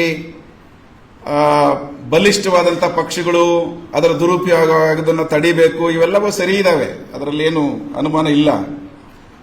ಆದರೆ ಯಾರ್ಯಾರು ಅಧಿಕಾರದಲ್ಲಿ ಇರ್ತಾರೋ ಅವ್ರು EVM ಮಿಷಿನ್ಗಳನ್ನ ದುರುಪಯೋಗ ಪಡಿಸ್ಕೊಡುವಂಥದ್ದನ್ನು ನಾವು ಗಮನಿಸಿದ್ದೇವೆ. ಅನುಭವಗಳಿದಾವಲ್ವ ನಮ್ಮ ದೇಶದಲ್ಲಿ, ರಾಜ್ಯದಲ್ಲೂ ಇದಾವೆ ಅಂತ ಅನುಭವಗಳು. ಹಾಗಾಗಿ ಅದು ಕೇವಲ ಒಂದು ಪಕ್ಷ ಇವತ್ತು ಅಧಿಕಾರದಲ್ಲಿರುವಂಥದ್ದು ಹೆಚ್ಚು ದುರುಪಯೋಗ ಪಡಿಸ್ಕೊಳ್ತಾ ಇದೆ ಅನ್ನುವಂಥದ್ದು ನಿಜ. ಆದರೆ ಅದೊಂದೇ ಅಲ್ಲ ಅನ್ನುವಂಥದ್ದನ್ನು ಗಮನಿಸಬೇಕು. ಹೀಗಾಗಿ EVM ಸರೋಗ್ಬಿಟ್ರೆ ಕೆಲವರಂಗೆ ಭಾವಿಸ್ತಾ ಇದ್ದಾರೆ, EVM ಮಿಷಿನ್ ಸರೋಗ್ಬಿಟ್ರೆ ಅದು ಪರ್ಫೆಕ್ಟ್ ಆಗಿಬಿಟ್ರೆ ಎಲ್ಲವೂ ಸರೋಗ್ಬಿಡುತ್ತೆ ಅನ್ನುವಂಥ ರೀತಿಯಲ್ಲಿ ಭ್ರಮಿಸುವಂಥದ್ದನ್ನು ನಾವು ನೋಡ್ತಾ ಇದ್ದೀವಿ. ಅದು ಒಂದು ಅಂಶವಾಗಿ ಅಷ್ಟೇ ಗಮನಿಸಬೇಕು, ಅದೊಂದರಿಂದ ಎಲ್ಲವೂ ಸರೋಗೋದಿಲ್ಲ ಅನ್ನುವಂಥದ್ದನ್ನು ಗಮನದಲ್ಲಿ ಎಚ್ಚರಿಕೆ ಇಟ್ಕೊಂಡಿರಬೇಕಾಗುತ್ತೆ ಅಂತೇಳಿ ನಾವು ಹೇಳಲಿಕ್ಕೆ ಬಯಸ್ತೇವೆ. ಬಹಳ ಮುಖ್ಯವಾಗಿರ್ತಕ್ಕಂಥ ಪ್ರಶ್ನೆ ಏನು, ಇವತ್ತು ಜನರನ್ನ ಯಾವ ಪ್ರಮಾಣಕ್ಕೆ ಕಮ್ಯುನಲೈಸ್ ಮಾಡಲಾಗಿದೆ, ಯಾವ ಪ್ರಮಾಣಕ್ಕೆ ಕರಪ್ಟ್ ಆಗಿ ಮಾಡಲಾಗಿದೆ, ಪರಿವರ್ತಿಸಲಾಗಿದೆ ಅನ್ನುವಂಥ ಅಂಶಗಳನ್ನು ನಾವು ಗಮನದಲ್ಲಿ ಇಟ್ಕೋಬೇಕಾಗುತ್ತೆ. ಅಷ್ಟು ಸರಳವಾದ ವಿಚಾರವಾಗಿ ಅದು ನಮ್ಮ ಮುಂದೆ ಇಲ್ಲ ಇವತ್ತು. ಹಾಗಾಗಿ ಬಹಳ ಆಳಕ್ಕೆ ನೋಡಬೇಕಾದಂತ ಅಗತ್ಯ ಇದೆ. ಇವತ್ತಿನ ಚುನಾವಣೆಯ ಇವುಗಳನ್ನ ನಾವು ಸರಿಯಾಗಿ ಸರಿಪಡಿಸಬೇಕು ಅನ್ನುವಂಥ ಪ್ರಶ್ನೆ ಬಂದ್ರೆ ನಾನೊಂದು ಉದಾಹರಣೆ ಹೇಳಲಿಕ್ಕೆ ಬಯಸ್ತೇನೆ. ಇಲ್ಲೇ ಹೊಸೂರು ರೋಡ್ ಇದೆ ಬೆಂಗಳೂರಲ್ಲಿ, ಹೆಬ್ಬಗೋಡಿ ಅಂತೇಳಿ ಒಂದು ಊರಿದೆ. ಕೆಲವು ವರ್ಷಗಳಿಂದ ಅದು ಗ್ರಾಮ ಪಂಚಾಯಿತಿ ಆಗಿತ್ತು, ಈಗ ಅದು ನಗರಸಭೆ ಆಗಿದೆ. ಅಂದ್ರೆ ಗ್ರಾಮ ಪಂಚಾಯಿತಿ ಆಗಿದ್ದದ್ದು ಈಗ CMC ಆಗಿದೆ, ಸಿಟಿ ಮುನ್ಸಿಪಾಲಿಟಿ ಆಗಿದೆ. ಒಂದು ಸಣ್ಣ ಊರದು. ಸಿಟಿ ಮುನ್ಸಿಪಾಲಿಟಿ ಆದಾಗ ಎಲೆಕ್ಷನ್ಸ್ ನಡೀತದಕ್ಕೆ ಎಷ್ಟು ಕಟ್ ಥ್ರೋಟ್ ಫೈಟ್ ಇತ್ತು ಅಂತಂದ್ರೆ ಬಿಜೆಪಿ ಒಂದು ವೋಟ್ಗೆ 10,000 ರೂಪಾಯಿನ ಕೊಡ್ತು. ಬಹುಶಃ ಬೆಂಗಳೂರಲ್ಲಿ ನಾನು ಗಮನಿಸಿದಂತ ಅತ್ಯಂತ ಹೆಚ್ಚು ಹಣ ಕೊಟ್ಟಂತ ಎಲೆಕ್ಷನ್ಸ್ ಅದು. ಅಂದರೆ ಅಷ್ಟು ಥಿಕ್ಲಿ ಪಾಪ್ಯುಲೇಟೆಡ್ ಹೈಲಿ ಇಂಡಸ್ಟ್ರಿಯಲೈಸ್ಡ್ ಏರಿಯಾ, ತುಂಬ ಬಿಸ್ನೆಸಸ್ ಇದಾವೆ ಅದರಲ್ಲಿ, ರಿಯಲ್ ಎಸ್ಟೇಟ್ ಮತ್ತೊಂದೆಲ್ಲವೂ ಇದಾವೆ. ಬಿಜೆಪಿ 10,000 ರೂಪಾಯಿ ಕೊಡ್ತು ಒಂದು ಓಟ್ಗೆ. ಬಿಜೆಪಿ ಕೊಟ್ಟ ಮೇಲೆ ಕಾಂಗ್ರೆಸ್ ಸುಮ್ಮನೆ ಇರೋಕ್ಕಾಗಲ್ಲ, that is the competing party there. Congress ಕೂಡ 10,000 ರೂಪಾಯಿ ಕೊಡ್ತು. ಇನ್ನು ಬೇರೆಯವರು ಆ ಪ್ರಮಾಣಕ್ಕೆ ಕಂಪೀಟ್ ಮಾಡೋಕ್ಕಾಗಿಲ್ಲ, 5,000 2,000 ಎಲ್ಲ ಕೊಟ್ಟಿದ್ದಾರೆ. ನಾವಲ್ಲಿ CPM ಪಾರ್ಟಿಯಾಗಿ ಅಲ್ಲಿ ಕಂಟೆಸ್ಟ್ ಮಾಡಿಸ್ಬೇಕು ಅಂತೇಳಿ ಎಲ್ಲ ವರ್ಕರ್ಸ್ 100% ವರ್ಕರ್ಸ್ ಇರುವಂತ ಏರಿಯಾ ಅದು. ಕಂಟೆಸ್ಟ್ ಮಾಡಿಸ್ಬೇಕು ಅಂತೇಳಿ ಟ್ರೈ ಮಾಡಿದ್ವಿ. ನಮಗೆ ಕ್ಯಾಂಡಿಡೇಟ್ಗಳನ್ನ ಹುಡುಕ್ಲಿಕ್ಕೆ ಆಗಲಿಲ್ಲ, ಯಾಕೆಂದ್ರೆ ಭಯ. ವರ್ಕರ್ಸ್ ಎಲ್ಲರೂ ಕೂಡ ಬಹುತೇಕ ಮೈಗ್ರೇಟೆಡ್ ವರ್ಕರ್ಸ್, ಸ್ಥಳೀಯರು ಯಾರು ಇಲ್ಲ ವರ್ಕರ್ಸ್ ಅಲ್ಲಿ. ಹೀಗಾಗಿ ಭಯ ಪಡ್ತಾರೆ, ಯಾಕಂದ್ರೆ ಎಲ್ಲ ದೊಡ್ಡ ದೊಡ್ಡ ಲಾಬಿಗಳಿದಾವೆ, ಪವರ್ಫುಲ್ ಜನ ಇದ್ದಾರೆ. ಒಬ್ಬೊಬ್ರು 50 ಕೋಟಿ 100 ಕೋಟಿ 200 ಕೋಟಿ ಆಸ್ತಿವಂತರಿದ್ದಾರೆ. ಅವ್ರ ಎದುರುಗಡೆ ನಿಲ್ಲೋದಕ್ಕೆ ಭಯ. ಆಗ ನಾವು ಸಾಧ್ಯ ಆದಷ್ಟು ಪ್ರಯತ್ನ ಪಡೆದ್ವಿ, ಕ್ಯಾಂಡಿಡೇಟ್ಸ್ ಹಾಕ್ಬೇಕು, ವರ್ಕರ್ಸ್ನ ಕ್ಯಾಂಡಿಡೇಟ್ಸ್ ಮಾಡಬೇಕು ಅಂತೇಳಿ. ಕೊನೆಗೆ ಒಬ್ಬ ಆಟೋ ಡ್ರೈವರ್ನ ಕ್ಯಾಂಡಿಡೇಟ್ ಮಾಡಿದ್ವಿ ಒಂದು ವಾರ್ಡಲ್ಲಿ. ಆಟೋ ಡ್ರೈವರು ಒಬ್ಬ ಲೋಕಲ್ ಮನುಷ್ಯ ಆಗಿದ್ದ. ಆದರೆ ಅಲ್ಲೇ ವರ್ಕರ್ಸ್ ಇದ್ದಂಥವರು, ನಮ್ಮ ಸಂಘಟನೆಗಳಲ್ಲಿದ್ದಂಥವರು ಓಟ್ ಹಾಕ್ಲಿಲ್ಲ ಅವರಿಗೆ. ಯಾಕೆ ಹಾಕ್ಲಿಲ್ಲ ಅಂತಂದ್ರೆ ಅವರೆಲ್ಲರೂ ಬಾಡಿಗೆ ಮನೆಗಳಲ್ಲಿದ್ದು ಬಿಜೆಪಿ ಮತ್ತು ಕಾಂಗ್ರೆಸ್ನ ಲೀಡರ್ಗಳ ಬಾಡಿಗೆ ಮನೆಗಳಲ್ಲಿ ವಾಸ ಮಾಡ್ತಿದ್ರು. ಅವ್ರು ಓಟ್ ಹಾಕಕ್ಕೆ ಅವ್ರು ಬಿಡ್ಲಿಲ್ಲ. ಮತ್ತೆ ಇವ್ರಿಗೊಂದು ಆಸೆ ಇತ್ತು, CPM ಫ್ಲಾಗ್ ಇಟ್ಕೊಂಡು ಆಚೆ ಬಂದ್ರೆ 10,000 ರೂಪಾಯಿ ಸಿಕ್ಕಲ್ಲ, ನ್ಯೂಟ್ರಲ್ ಆಗಿದ್ರೆ 10,000 ರೂಪಾಯಿ ಸಿಕ್ಕುತ್ತೆ, ಬಿಜೆಪಿ ಹತ್ರ 10,000 ರೂಪಾಯಿ ಸಿಗುತ್ತೆ, ಕಾಂಗ್ರೆಸ್ ಹತ್ರ 10,000 ರೂಪಾಯಿ ಸಿಗುತ್ತೆ. It's A huge amount.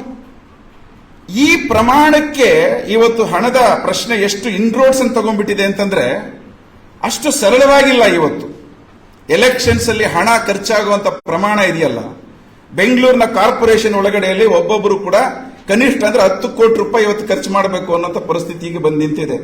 VR Ramesh ಅವರು ಇಲ್ಲಿದ್ದಾರೆ, ಅವರು ಕೂಡ ಈಗ ಬಹಳ ಕಷ್ಟಪಟ್ಟು ಯೋಚನೆ ಮಾಡುವಂತ ಪರಿಸ್ಥಿತಿ ಇದೆ. ಅಷ್ಟು ಹಣ PR ರಮೇಶ್ ಅವರು ಖರ್ಚು ಮಾಡಕ್ ಆಗುತ್ತಾ ಇಲ್ವಾ ಅನ್ನೋ ಸಮಸ್ಯೆ ಇದೆ ಅವರಿಗೆ.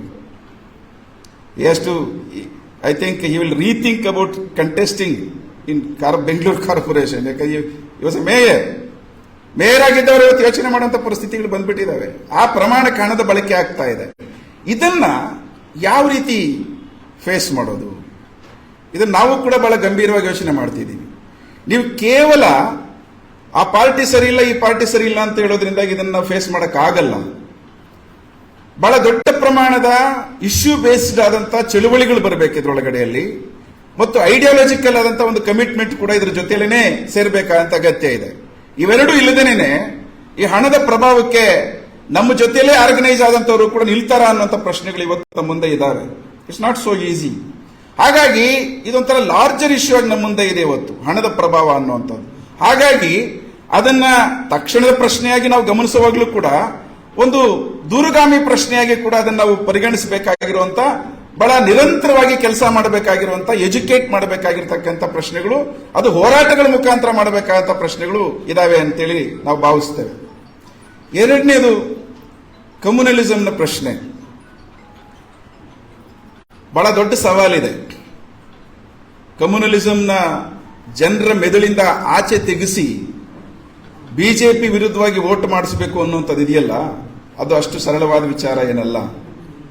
ಇದಕ್ಕೆ ಬಹಳನೇ ಗಂಭೀರವಾದಂತಹ ಪ್ರಯತ್ನಗಳು ಬೇಕು. ಕಮ್ಯುನಲಿಸಮ್ ಅನ್ನ ನೀವು ಹಾರ್ಡ್ ಕೋರ್ ಕಮ್ಯುನಲಿಸಮ್ ಅನ್ನ ಸಾಫ್ಟ್ ಕಮ್ಯುನಲಿಸಮ್ ಇಂದ ಫೈಟ್ ಮಾಡಕ್ ಆಗಲ್ಲ. ನಾನಿಲ್ಲಿ ವೇದಿಕೆಯಲ್ಲಿರುವಂತ ಬೇರೆ ಬೇರೆ ಪಾರ್ಟಿಗಳವರು ಇದ್ದಾರೆ, ಅವ್ರಿಗೆ ಬೇಜಾರಾಗ್ಬೋದು ನಾನು ಹೇಳಿದ್ರೆ, ಆದ್ರೆ ರಿಯಾಲಿಟಿ ಈಸ್ ರಿಯಾಲಿಟಿ. ಇವತ್ತು ಕೇಜ್ರಿವಾಲ್ ಅವರು ನಾವೆಲ್ಲ ತುಂಬಾ ಭರವಸೆ ಇಟ್ಕೊಂಡಂತ ಒಬ್ಬ ನಾಯಕರಲ್ಲಿ ಅವರು ಒಬ್ರು ಇದ್ದಾರೆ ದೇಶದ ಒಳಗಡೆಯಲ್ಲಿ. ಏನ್ ಹೇಳ್ತಾರೆ ಅವರು ಗುಜರಾತ್ನ ಎಲೆಕ್ಷನ್ ನ ವಿಚಾರದಲ್ಲಿ? ಗಣೇಶನ್ ಫೋಟೋ ಹಾಕ್ರಿ, ಲಕ್ಷ್ಮಿ ಫೋಟೋ ಹಾಕ್ರಿ, ರೂಪಿ ನಿಮಗೆ ಸ್ಟೇಬಲ್ ಆಗಿರುತ್ತೆ ಅನ್ನೋ ಮಟ್ಟಕ್ಕೆ ಮಾತಾಡ್ತಾರೆ ಅಂತಂದ್ರೆ ವೇರ್ ವಿ ಆರ್ ಹೆಡಿಂಗ್. ಕಾಂಗ್ರೆಸ್ದು ಸಾಫ್ಟ್ ಹಿಂದುತ್ವ ನೇಚರ್ ನಮ್ಗೆ ಗೊತ್ತಿಲ್ಲದೆ ಇರೋ ವಿಚಾರ ಏನಲ್ಲ, ನಮಗೆಲ್ಲ ಗೊತ್ತಿರುವಂತದ್ದು ಹೇಗದು ಸಾಫ್ಟ್ ಹಿಂದುತ್ವ ಬಳಸುತ್ತೆ ಅಂತೇಳಿ. ಹೀಗಾಗಿ ಕಮ್ಯುನಲಿಸಂ ಅನ್ನುವಂತ ಬಹಳ ದೊಡ್ಡ ಸವಾಲನ್ನ ನೀವು ಸಾಫ್ಟ್ ಕಮ್ಯುನಲಿಸಂ ಇದರಿಂದ ಎದುರಿಸಲಿಕ್ಕೆ ಸಾಧ್ಯ ಇದೆಯಾ, ಎದುರಿಸಬಹುದಾ, ನಿಲ್ಲುತ್ತಾ ಅದು? ಈ ಸವಾಲಿದೆ. ಹಾಗಂತೇಳಿ ಕೈ ಬಿಟ್ಬಿಡ್ಬೇಕು ಅಂತ ಹೇಳಿಲ್ಲ. ಆದ್ರೆ ಸಾಫ್ಟ್ ಹಿಂದುತ್ವವನ್ನ ಪ್ರತಿಪಾದನೆ ಮಾಡತಕ್ಕಂಥ ಪೊಲಿಟಿಕಲ್ ಫೋರ್ಸಸ್ ಅವರು ಈಗಲಾದ್ರೂ ಅರ್ಥ ಮಾಡ್ಕೋಬೇಕಾಗಿದೆ. ನೀವು ಬಿಜೆಪಿ RSS ನ ಕಮ್ಯುನಲಿಸಂ ಅನ್ನ ಸಾಫ್ಟ್ ಕಮ್ಯುನಲಿಸಂ ಇಂದ ಫೇಸ್ ಮಾಡಕ್ ಖಂಡಿತ ಸಾಧ್ಯ ಇಲ್ಲ. ಅದೇನಿದ್ರು ತಾತ್ಕಾಲಿಕವಾದಂತ ಡಿವಿಡೆಂಡ್ಸ್ ಕೊಡಬಹುದೇ ಹೊರತು ಅದು ಪರ್ಮನೆಂಟ್ ಆದಂತ ಒಂದು ಆಲ್ಟರ್ನೇಟಿವ್ ಅನ್ನ ಕಟ್ಟಲಿಕ್ಕೆ ಸಾಧ್ಯ ಇಲ್ಲ. ಯಾಕೆಂತಂದ್ರೆ RSS ಮತ್ತು ಅದರ ಟೆಂಟಕಲ್ಸ್ ಇವತ್ತು ಎಷ್ಟು ಬೇರೆ ಬೇರೆ ರೂಪಗಳಲ್ಲಿ ಅದು ನೆಲೆ ಊರ್ಬಿಟ್ಟಿದೆ ಅಂತಂದ್ರೆ ಈ ರೀತಿಯ ಪ್ರಯತ್ನಗಳಿಂದ ಅದನ್ನು ಫೇಸ್ ಮಾಡೋದು ಅಷ್ಟು ಸರಳವಾಗಿಲ್ಲ. ಹೀಗಾಗಿ ವೋಟಿಂಗ್ ಪ್ಯಾಟರ್ನ್ ಅನ್ನುವಂಥದ್ದು ಕೂಡ ಚುನಾವಣೆ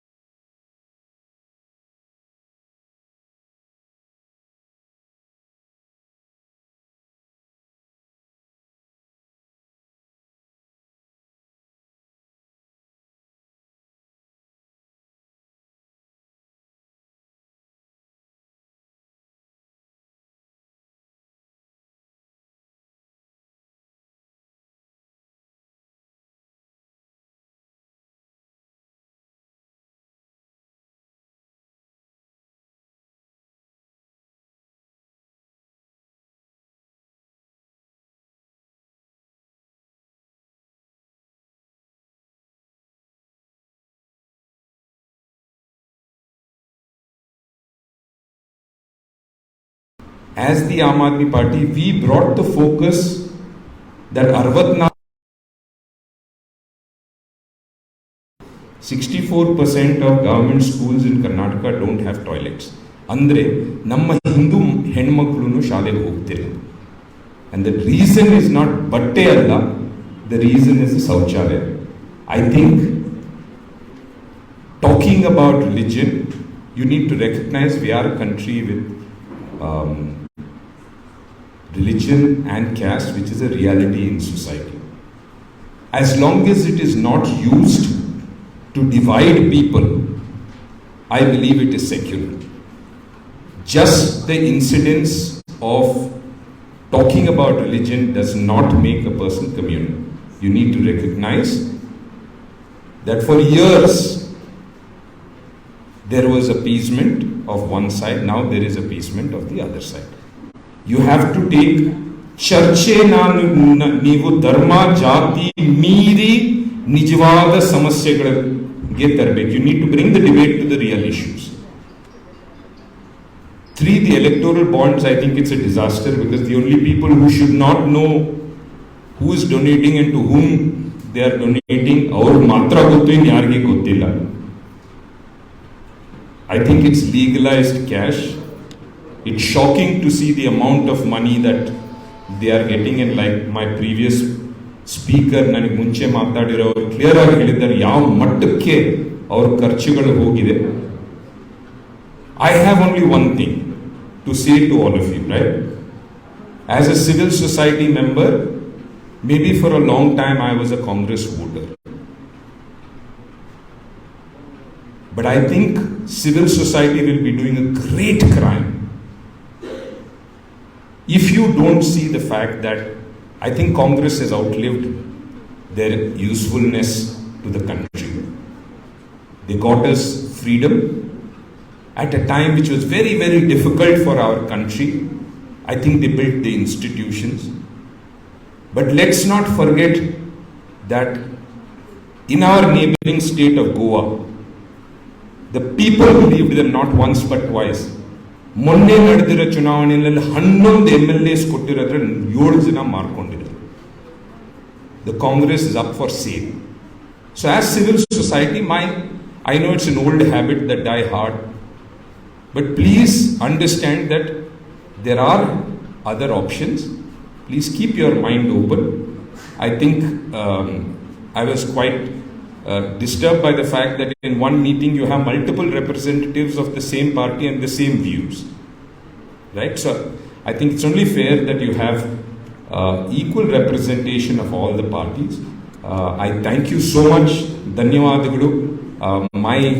My whole civil society, my whole work started with what you all are doing today. I wish you very, very well, and I do hope that you grow in strength, and let's not give up on democracy in our country. Thank you. Dhanyavad.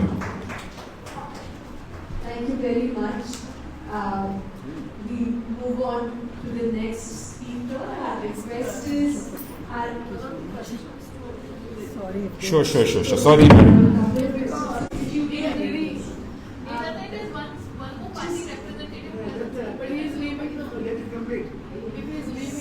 then we have request is to please, these are the 4 issues that we are discussing today. One is the issue of the EVM. The second is the issue of money power. The third is media, and the fourth is the role of the Election Commission of India. So if we could sort of focus and make comments related to those issues. Are you going to stay because we have some questions? I can't say no to Yes. Medha. So then, can you go to the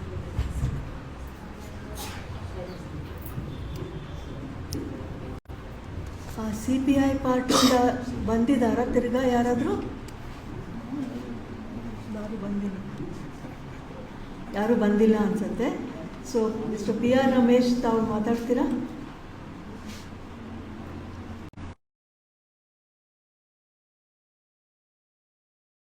We welcome Mr. PR Ramesh. Thank you for coming, sir. And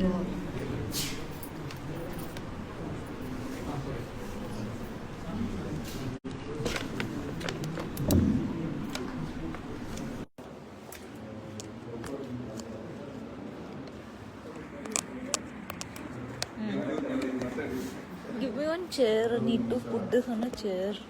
Give me a chair. Take one more picture.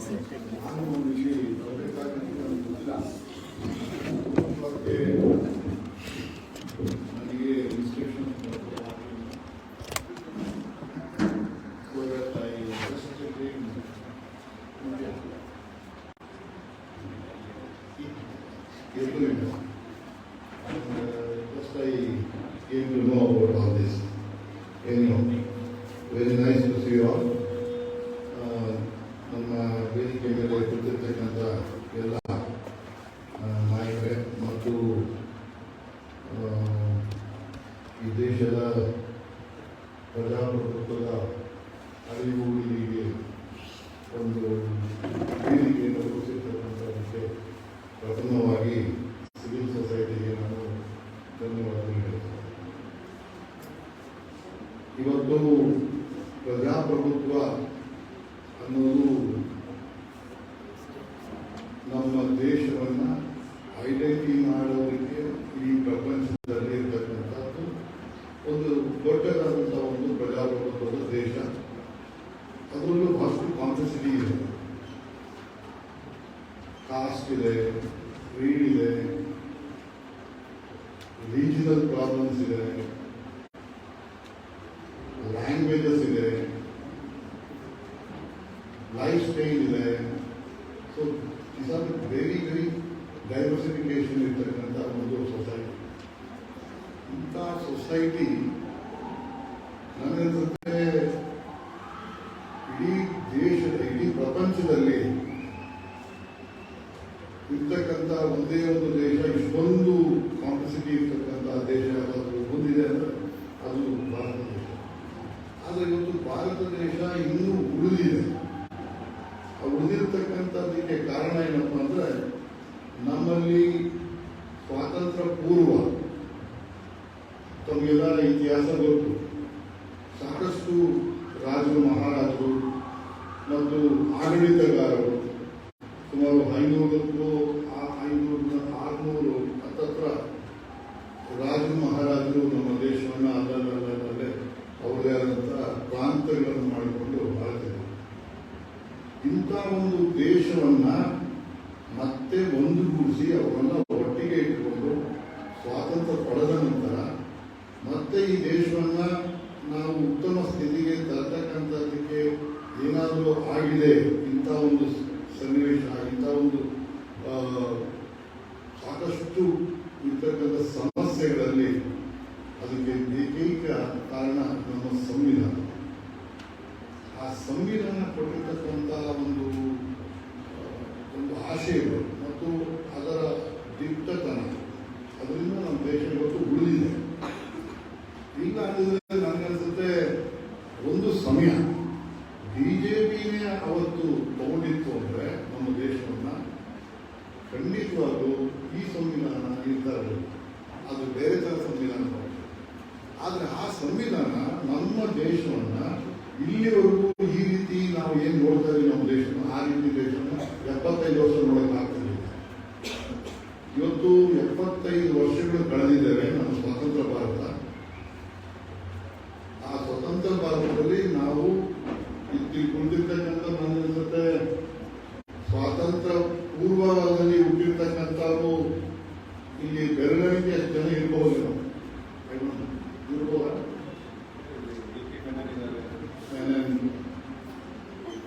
ಅವರಿಗೆ ಆದರೂ ಅವರೆಲ್ಲ ನನಗನ್ಸುತ್ತೆ think you are 10 years to 12 years back at that time. I think so.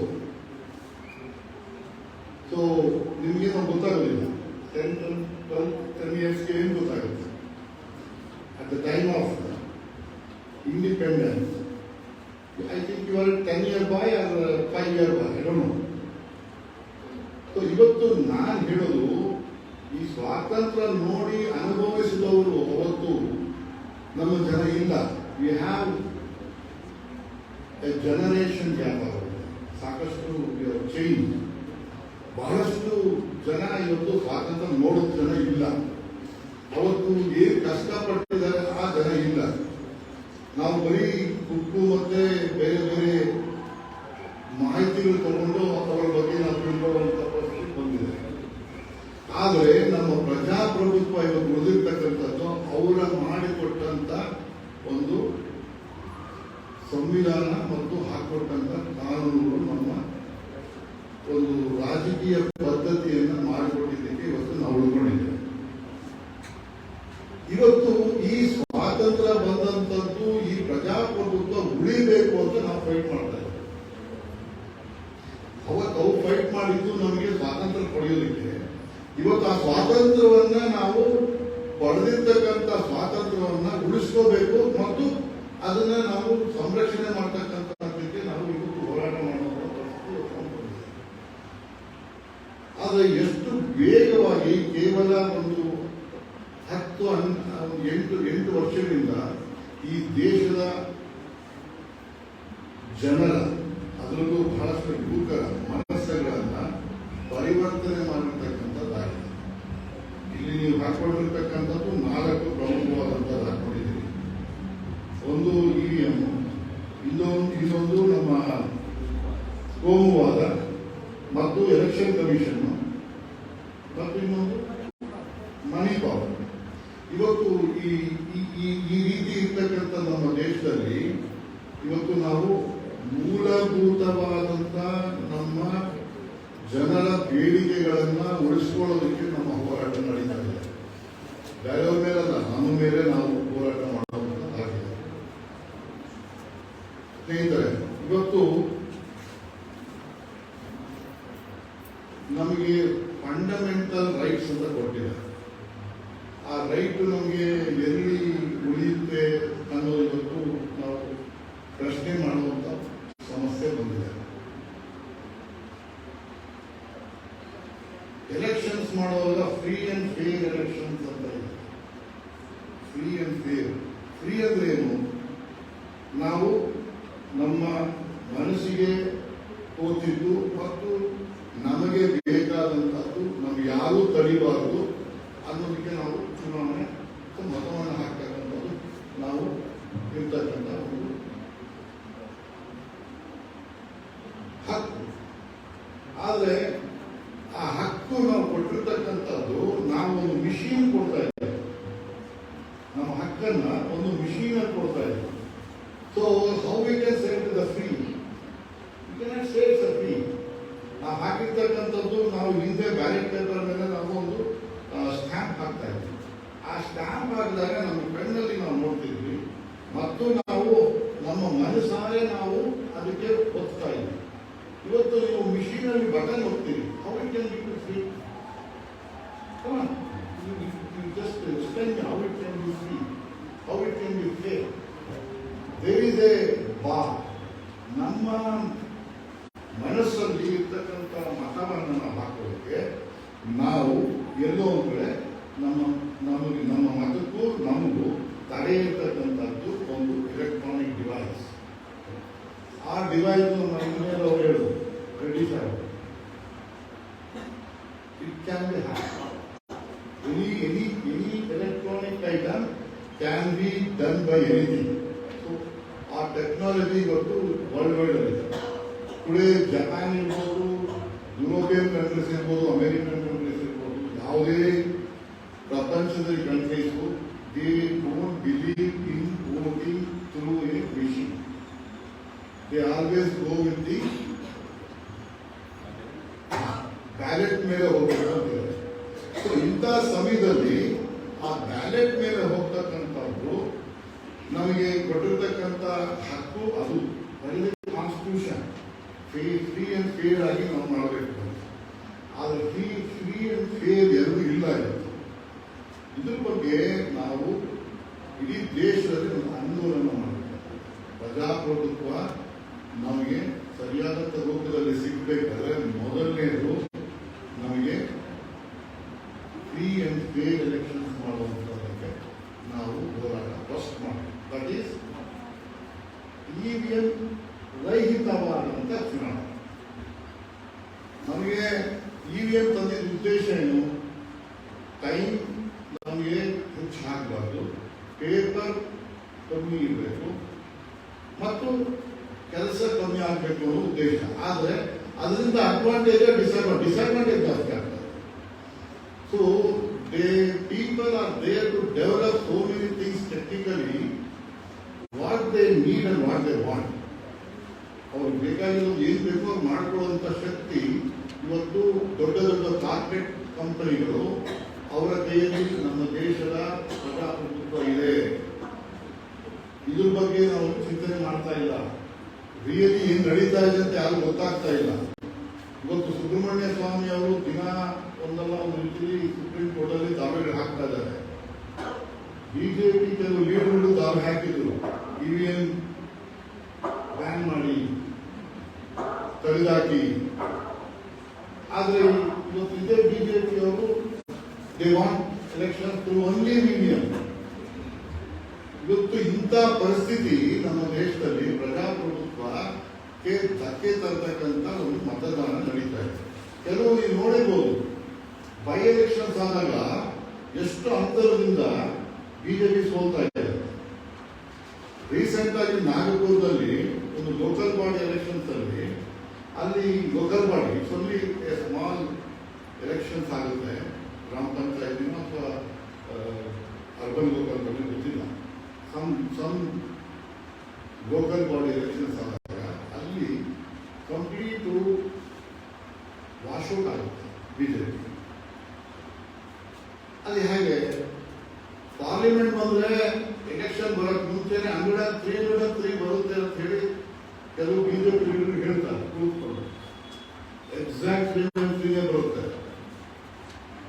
ಕರ್ನಾಟಕದಲ್ಲಿ ಇಷ್ಟೇ ಬರುತ್ತೆ ಅಂತ ಕೆಲವು media, ಈಗಲೇ ಕೆಲವು ಬಿಜೆಪಿ ಪರವಾದಂತ ಮೀಡಿಯಾಗಳು ಪ್ರಾಜೆಕ್ಟ್ ಇಷ್ಟು ಬರುತ್ತೆ ಬಿಜೆಪಿ, ಇಷ್ಟು ಬರುತ್ತೆ ಕಾಂಗ್ರೆಸ್ ಅಂತ.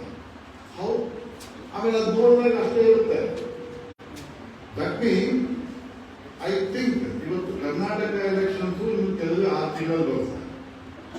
6 ತಿಂಗಳಲ್ಲಿ ಬರೋದ್ರಿಂದ ಐ ಹೋಪ್, ನನಗೆ ಯಾಕಂದ್ರೆ ದೊಡ್ಡ ಅಥೆಂಟಿಕ್ ಇಲ್ಲ, ಐ ಹೋಪ್ ಏನಪ್ಪಾ ಅಂದ್ರೆ ಬಿಜೆಪಿ ಆಲ್ರೆಡಿ ಸ್ಟ್ರಾಟಜಿ ಮಾಡ್ತಾ ಇದೆ. How to win not by fair and free and fair, by ballot, by EVM ballot ಅಲ್ಲ, EVM ಥ್ರೂ ಹೇಗೆ ಗೆಲ್ಲಬೇಕು ಅನ್ನೋದನ್ನ ಅವರು ಮಿಷಿನ್ಸ್ನೇ ರೆಡಿ ಮಾಡ್ತಾರೆ. Last about 5-6 years back 15 lakh EVM machines ಇಲ್ಲ ಅಂತ ಹೇಳಿದ್ರು. ಯಾರಾದ್ರೂ ಅದ್ರ ಬಗ್ಗೆ ಇನ್ವೆಸ್ಟಿಗೇಷನ್ ಮಾಡೋರ? ವೈ? ಇವತ್ತು ದೇಶದಲ್ಲಿ ಯಾರು ಇನ್ವೆಸ್ಟಿಗೇಷನ್ಗೆ ಹೋಗಿಲ್ಲ. Where it is when 15 lakh ಎಲ್ಲೋಯ್ತು ಅಂತ ಯಾರಿಗೂ ಗೊತ್ತಾಗ್ತಾ ಇರೋಲ್ಲ. ಇದ್ರ ಬಗ್ಗೆ ನಾವು ಇಂಥ ವಿಚಾರಗಳನ್ನ ನಾವು ಬಹಳ ಮುಖ್ಯವಾದಂಥ ಅಂಶವಾಗಿ ಎಲ್ಲಿ EVM ಮೆಷಿನ್ ಹೋಗ್ತಾ ಇದೆ, ಏನ್ ಮಾಡ್ತಾ ಇದ್ದಾರೆ. ಇವತ್ತು ಸರ್ಕಾರಗಳು ಇಡೀ ದೇಶದಲ್ಲಿ ರಾಜ್ಯ ಇರ್ಬೋದು, ರಾಷ್ಟ್ರ ಇರ್ಬೋದು, ಇವೆಲ್ಲವೂ ಬಿಜೆಪಿ ಕೈಯಲ್ಲೇ ಇರಬೇಕು ಅನ್ನೋದು ಉದ್ದೇಶ. ಅವ್ರು ಮಾಡೋದು ಜನಕ್ಕೆ ಗೊತ್ತಾಗಬಾರ್ದು. ಟ್ರಾನ್ಸ್ಪರೆನ್ಸಿ ಹೋಗ್ಬಿಟ್ಟಿದೆ, ಪಾರ್ಟಿಸಿಪೇಷನ್ ಹೋಗ್ಬಿಟ್ಟಿದೆ ದೇಶದಲ್ಲಿ. Forcibly they are taking the people into their account. ಅವ್ರು ಯಾವುದು ನಿಜವಾದಂತ ಡೆಮೋಕ್ರಸಿ ಲೆವೆಲ್ ಇಲ್ಲ.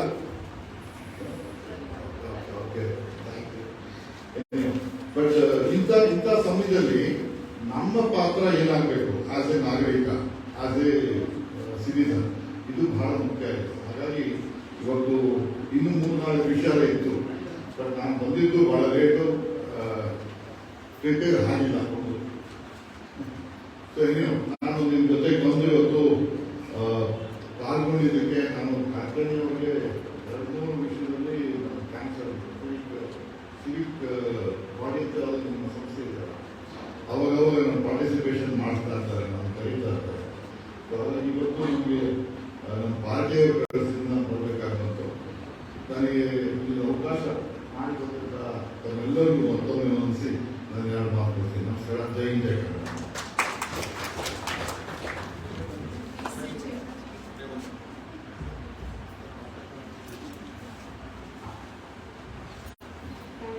Thank you so much. If there are any questions, you have a question.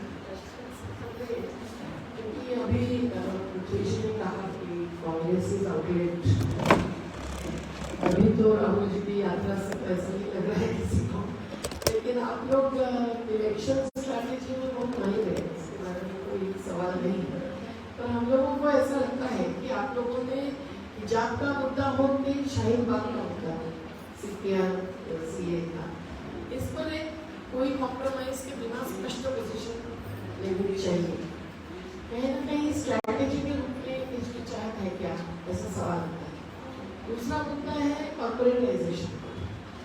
सभी पार्टी जो जहाँ पावर में है, कहीं ना कहीं 13 महीने से मुख्यमंत्री अलग सोचते हैं, सीताराम येचुरी जी की बात अलग है, अच्युतानंदन की बात अलग है। स्पीकिंग सबको समझता है कि नहीं?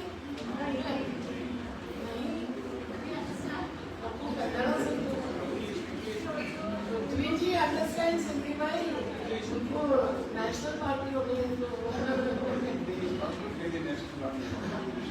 so I'm saying that what we feel is now this is the time when the party's ideologues must come up with some common agenda.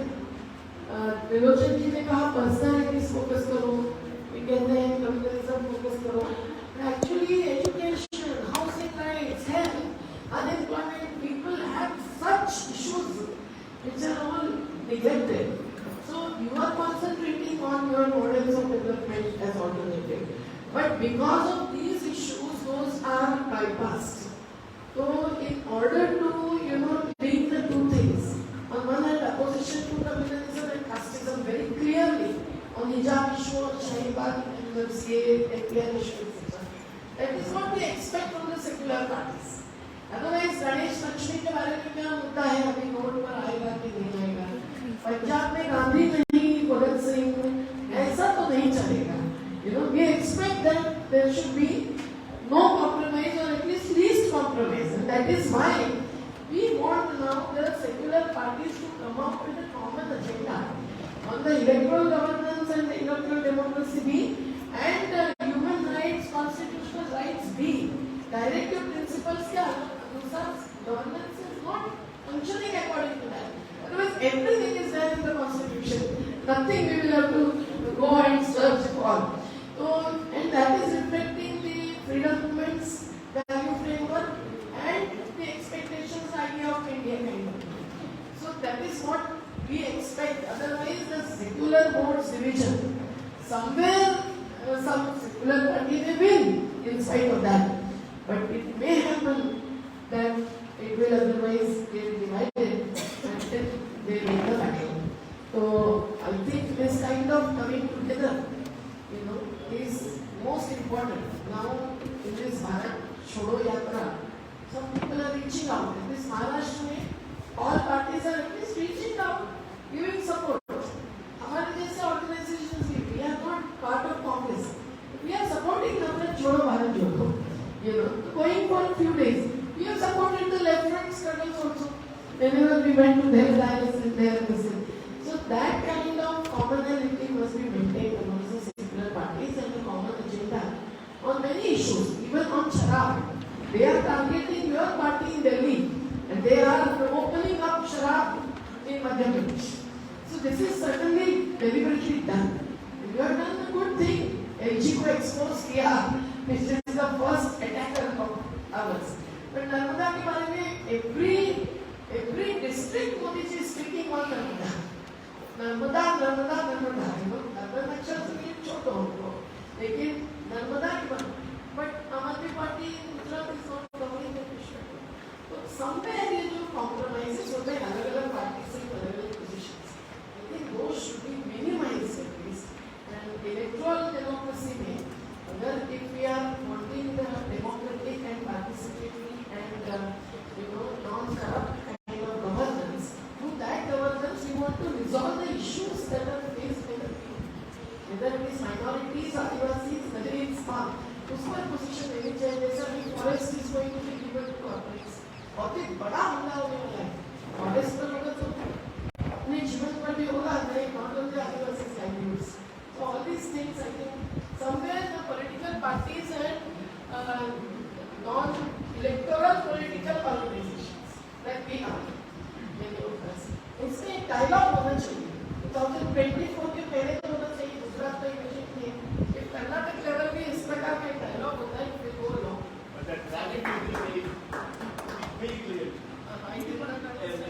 Important modern leader like Anjali have to take refuge in Ganesha and that's a challenge in India. How do you think being in a common enemy become united? Please convey this house in India. Even he has to go to Ganesha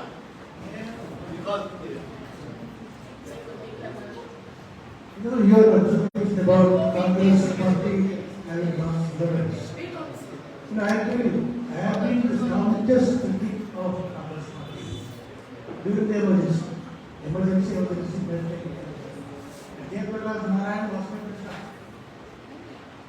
And I had to go out of my protecting, safeguarding, taking things out of the jail and sending to Bombay. That's how that's how it's like. At that time, I was openly criticized. Sitting as a decision Congress party and the other. In fact, the news secretary with that and the Maxilala. They said he do his job, see, the level of Congress party must be seen in the current context. What is happening? This is India. Or what? I was one political. I was something. Now we are citizens. The question is, Congress leader. Even now, Congress is paying for the things. The moment they talk about democracy, counter-attack. You have destroyed democracy. So, the mistake that is done, and also for economic policy. Dr. Manmohan Singh is listening to something in a and perhaps very strong critique of Dr. Manmohan Singh. That's not for India. HPT is for small countries with 6 crore population, 7 crore population, where a country of 100 crores. Here we will totally different economic model. What Manmohan Singh has done is built up a huge oligarchy. 60% of India is from out of the mainstream economy. That's the fact. The question is, today what is happening in India is, India is completely losing. I really don't know what to do afterwards. But the very fact that India is going to everything is one. Yesterday, one police, one uniform. One election, one police, one dress, one language, Hindi, only Hindi, nothing else. No Kannada, no Tamil, nothing. What's happening? They are deliberately trying to divide the country, break the country. If this goes on like that, and governance goes on like this, election goes on like this, India will break the soul. Congress being the national party, Congress having the tradition of fighting for they have a big role to play. अरे मुझे देख क्यों गया? I am a camera person. I have nothing to do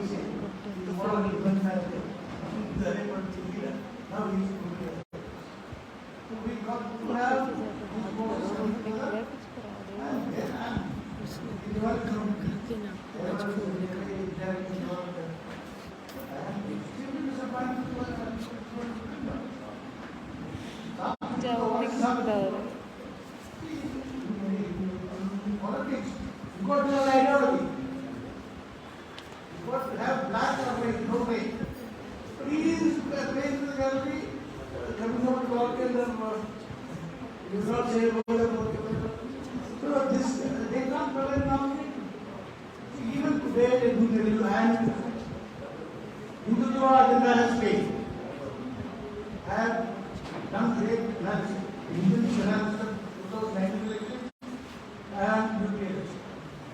Hindutva as an agenda has failed. It has not been able to catch more than 22% of the no. It has not crossed the ticket of the no. Also, even the Hindu electorate got more than 20%. even assembly all the votes are given. I have great faith because I know what are the names of the election was announced for the year of the I have great faith on the electorate, particularly Hindu voters. Hindutva is not, but it is only narrative. Media has been captured, every institution has been captured, and they change the narrative. Hindutva is in the courts.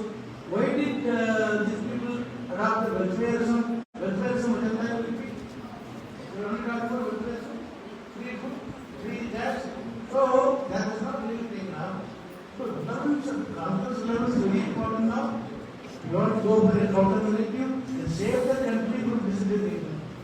Conference must be right. I hope it is right.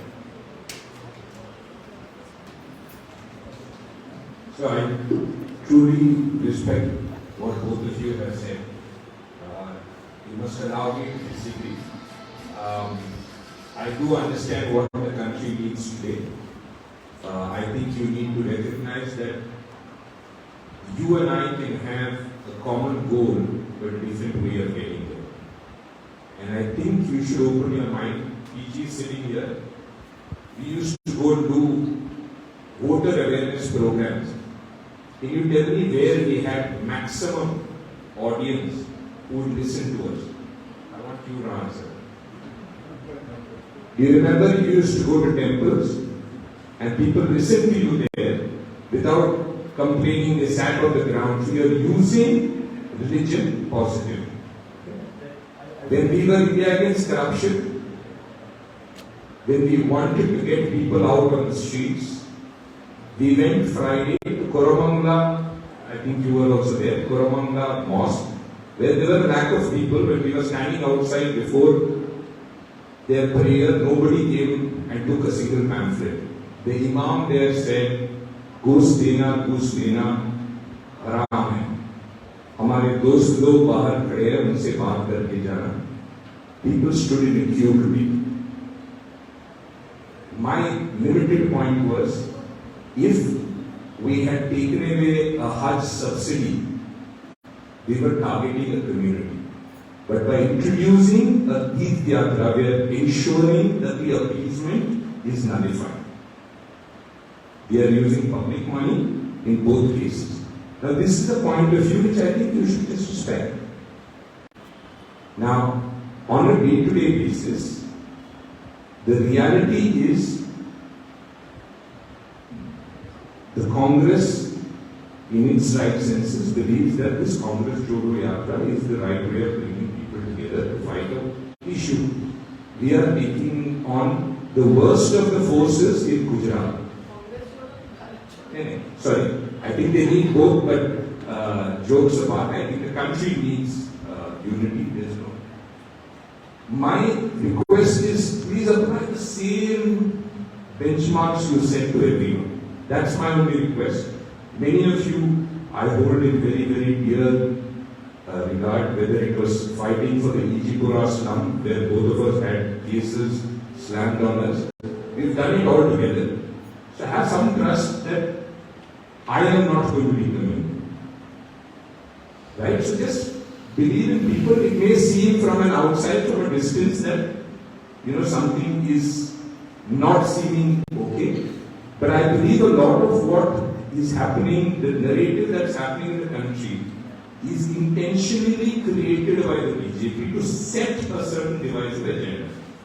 And I believe in a lot of ways we have managed to neutralize it, where we forced Amit Shah to go and sit, Amit Shah and Mr. Modi to go and sit in a classroom. At least we are. Bithaki itne saal baad we managed bringing the discussion about education. The BJP in Karnataka is promising to build 450 number clinics. So I think there is a lot we have done. Just be patient with us. I can assure you that our agenda is definitely not divisive. Our approach is maybe. Anjali. Sir, they are calling us B team of the Congress. So we have to fight those. We are going to run out of time also now. Yeah. Yeah, but we. Sir? Yeah. Like I said, I also don't agree with everything you all say, but I think we should leave it there. Thank you. Yeah, so I think just to try and bring this is a debate that will take place in numerous places. Political parties have their views. Of course, nobody can stop anyone from having their views, but it's our job to have views on those views. So those are things that we must express. But today's particular forum was actually to look at issues which we feel all parties need to address. And those four, and there are a few more sets of issues. We feel that parties are actually vulnerable and are unable to address them well enough. Whereas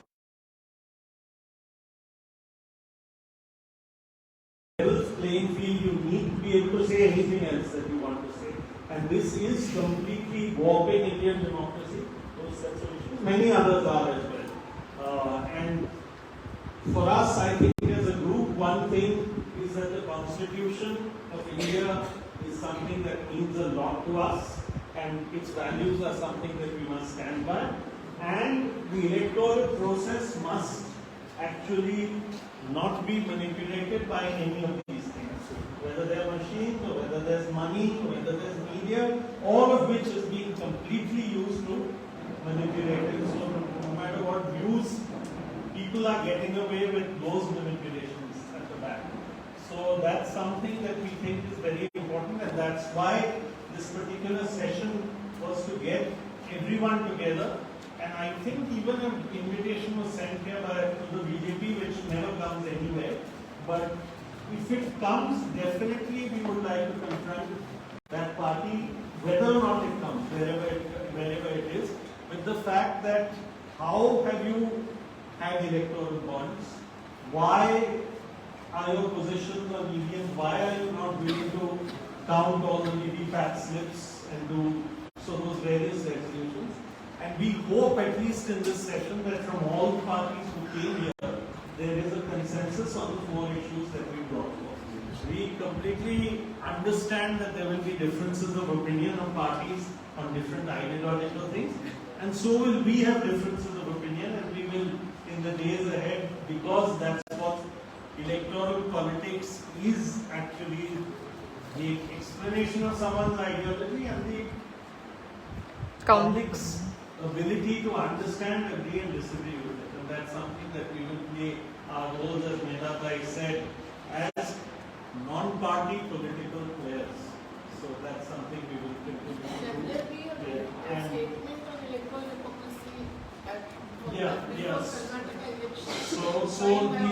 So actually these resolutions were in the Delhi meeting with national leaders, but there, if I recall, Anjali and Mr. Devasahayam, I think Aam Aadmi Party did not come to that meeting. So this is something that maybe you can go back to the central leadership as well, and you at your level, that these resolutions that the Aam Aadmi Party also is willing to endorse centrally. That's a message. If it comes, it will be useful.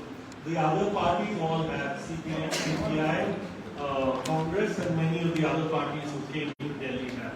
So I think finally the group from social movement, civil society, citizens groups, those who have stayed till this well beyond the schedule, and thank you very much. I think from our point of view, just to wrap up this last session, from our point of view, the four issues that we were raising, I think from the people who've spoken here on those issues, there is a consensus, including Mr. Vijay Singh, who came on line. I think it is something that no one will disagree that we need to carry that forward. There are some other issues on manifestos, on ideologies, on what should or should not be done, on which we will argue. And even between us, there may be differences, but certainly with certain party manifestos, we'll try and get our issues in, and somewhere we may succeed, and somewhere we may not, and we want finally people's views to be able to get the largest platform possible, because somewhere the politics that we have is to also represent people. even though you may not represent them in terms of votes. So thank you very much to all of you. Thank you for coming, because finally, the end of our day, we do want to talk to parties. It's not that we don't want to chat. Yeah. So we do want to talk to parties. We want to work together with parties on a consensus, and one clear understanding in this meeting is that our constitution is under threat, our democracy is under threat, our electoral process is under threat. And that's what we have enough to work with all the people who understand, and you all understand it better than us. Thank you. Thank you.